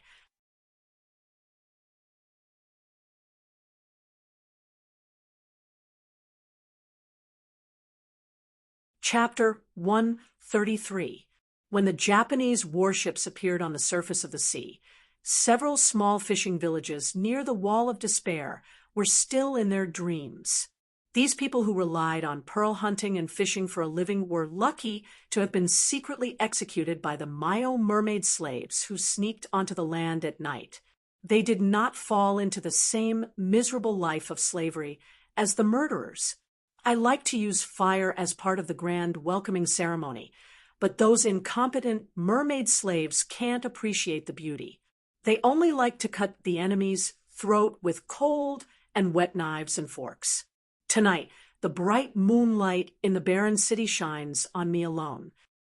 The one who spoke was standing at the bow of the warship, wearing a satin armor made of mithril silk. The chest armor was decorated with crimson enamel, and long boots made of calfskin reached his thighs. There was a short one-handed sword at his waist, and on his back was a flag with a black background embroidered with his family emblem with gold thread. He looked like a Japanese general through and through. The first half of his sentence was a description of the war, and the second half was an excerpt from an ancient Japanese poem called The Moon in the Barren City. What an extremely pretentious person. This was the evaluation of the people who heard the Wusong general's words. Brittany wrapped himself in a black robe. Although the thick linen fabric was neither beautiful nor majestic, it could effectively resist the cold of the night. However, on the surface, the listeners still clapped his hands and praised the Wusong general's way of speaking. He had to. The Wusong general had the capital to make him bow down and flatter him. The vanguard consisted of 100 three-masted cross-sail warships that were 140 palms wide and 200 feet long, 10,000 free swordsmen, 50,000 or more slaves from the Dudai, and 800 spellcasters. These were only about 1/10 of the forces that the Japanese had prepared for this war. There were more ships and more generals waiting to see what the vanguard would do. If they could successfully pass through the Wall of Despair, the rest of the troops would follow and attack the heart of the Medici Empire. The key was the guidance of Brittany. He was the second-in-line successor of the pharaoh. After he failed to usurp the throne and was deported, he went to the Japanese Empire with the merchant ships. He was regarded as the key to opening the Medici Empire by the general and the Senate. After admiring the work of the Mayo Mermaid Landing Task Force, the Japanese general shrugged. The thousands of lives were not worth mentioning to him. The ranks of the Japanese nobles were judged by the number of slaves they owned. Those who owned 100,000 slaves were the lowest rank, ingsi, which meant that they were qualified to participate in the equestrian archery contest to win glory. Those who owned 500,000 slaves were called regents, which meant that they were qualified to participate in the Senate Council and provide political activities. Those who owned more than 1 million slaves were the top nobles of Japan. These people were called hooping, which meant that even the giant rocks flying in the sky had to listen to their orders. The nobles were the candidates for the Japanese general and the Senate. Among them, the most powerful general was called general and had the responsibility of coordinating all military operations with the Senate. Although a considerable part of the aristocratic oligarchs were ordinary human beings because they owned a large number of slaves, their lives could often be prolonged by the corruption spell, which absorbed the vitality of the slaves.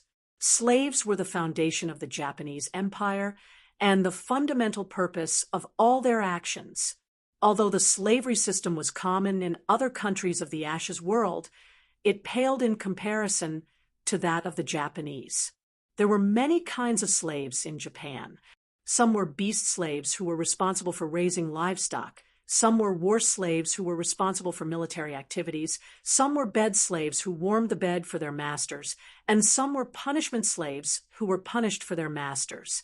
Some were native to the Ash world who served their slave masters. And some were strange creatures summoned from other worlds to serve their slave masters.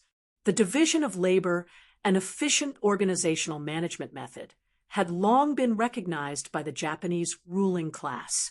For example, The Merrow mermaids who had just landed were specially purchased by the Japanese general in the famous slave trade center, the Zhejiangjian Talent Market, before he left. Those who were lured from the abyss to the material plane only knew that the Japanese were more horrible than the abyss after they put on the slave collar. Of course, this was for slaves. For the slave owners who had thousands of slaves, the Japanese were heaven. It was the duty of every Japanese general to spread the glory of heaven. Mr. Brittany, the Senate attaché's great importance to the raid on the Wall of Despair. I'm afraid you already know this. The Japanese general said to the former successor of Pharaoh Metic, who was wrapped in a black robe. The latter looked away from the wooden scars on the deck and found that the enamel pattern on the chest of the Japanese general's mithril satin armor was glowing red in the cold night wind. It was a kind of heating magic circle that required the consumption of obsidian magic beads at any time to maintain its power. The commander of the Wasang vanguard saw a flash of light in Brittany's eyes. He was very satisfied with her envious and surprised look. Wasang culture and customs teach us not to neglect anyone of high status, including you and ourselves. But everything has to be done step by step. For example, I started to participate in military activities when I was 16 years old. Today, more than 100 years later, I'm qualified to be a vanguard general. It's the same for you. Only by proving your worth at the Wall of Despair can you obtain the ultimate promise of the Senate to become the next Pharaoh Metic who is close to the Japanese.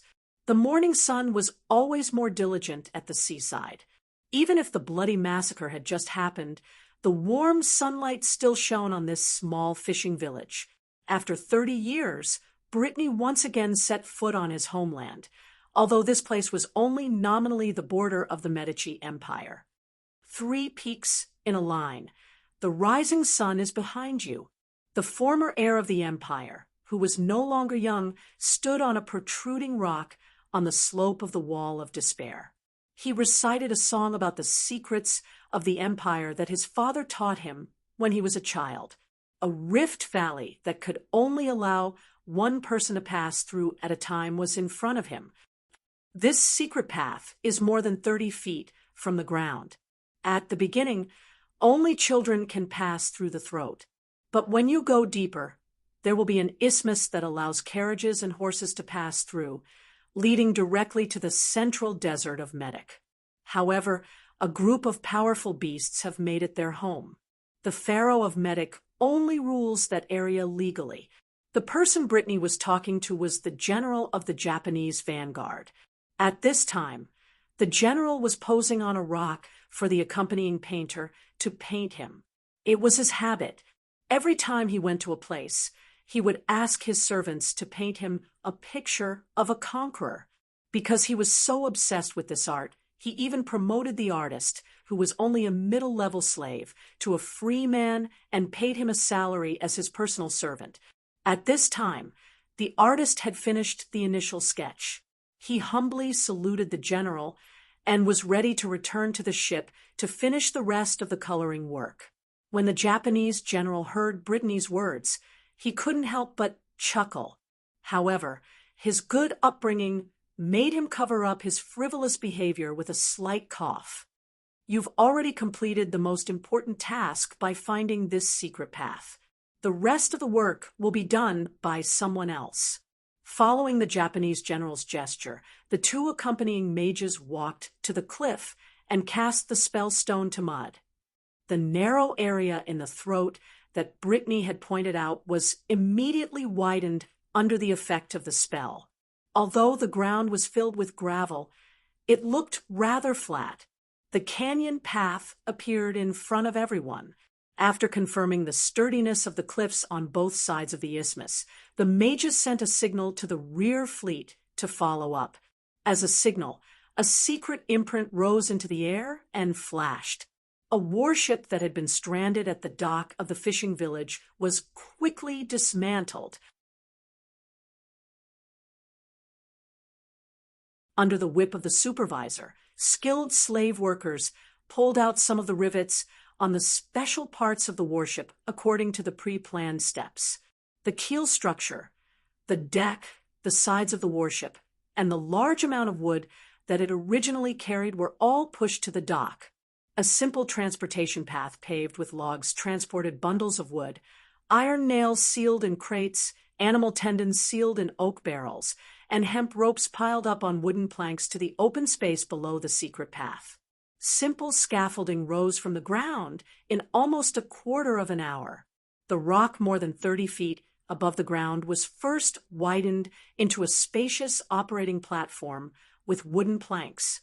Then, a large amount of earth and stone piled up into a ramp that connected to the ground below. It seemed that the progress was still a little slow, or that the general wanted to show the majesty of the empire in front of Brittany. The general ordered to seize the identity of a few of the supervisors, who were too weak to use the whip because their limbs had deteriorated due to the ease of sailing on the sea, and directly used them as the energy source of the obsidian magic orbs that the mages needed to set up the detection spells. As a result, the rest of the supervisors all swung their arms and lashed their whips loudly. This is the bad habit of the inferior people. We need to give them a good beating to be motivated. People like you and me, who are born noble, will not be like this. The general explained to the people around him, "General, I have known the strength of the Wozang Empire for a long time, and I am also envious of the efficient and pragmatic way of governing your country. Even if you look like a useless, inferior slave, you are more enthusiastic than the medicus. And you call him Bite, which means high-quality slaves." Brittany also recovered from his daze when he stepped on land. He bowed slightly to the general of the Wozang Vanguard and said, "However, as a responsible person like you, I have to remind you that at the other end of this canyon passage, there are beasts that are far beyond the abilities of mortals. That is the home of the Megalosaurus, Dragon's Lair. That's what you medicus call it. We, the Wozang, are more used to calling it the Lair of the Blue Dragon." The general of the vanguard interrupted Brittany, but he still patiently pointed to the fleet anchored in the distance. "Future monarch from a foreign country, please trust my judgment. Professional matters should be left to the professionals." You're tuning in to the Mystic Fist YouTube channel. Don't forget to subscribe and join us on this journey to catch the most captivating stories.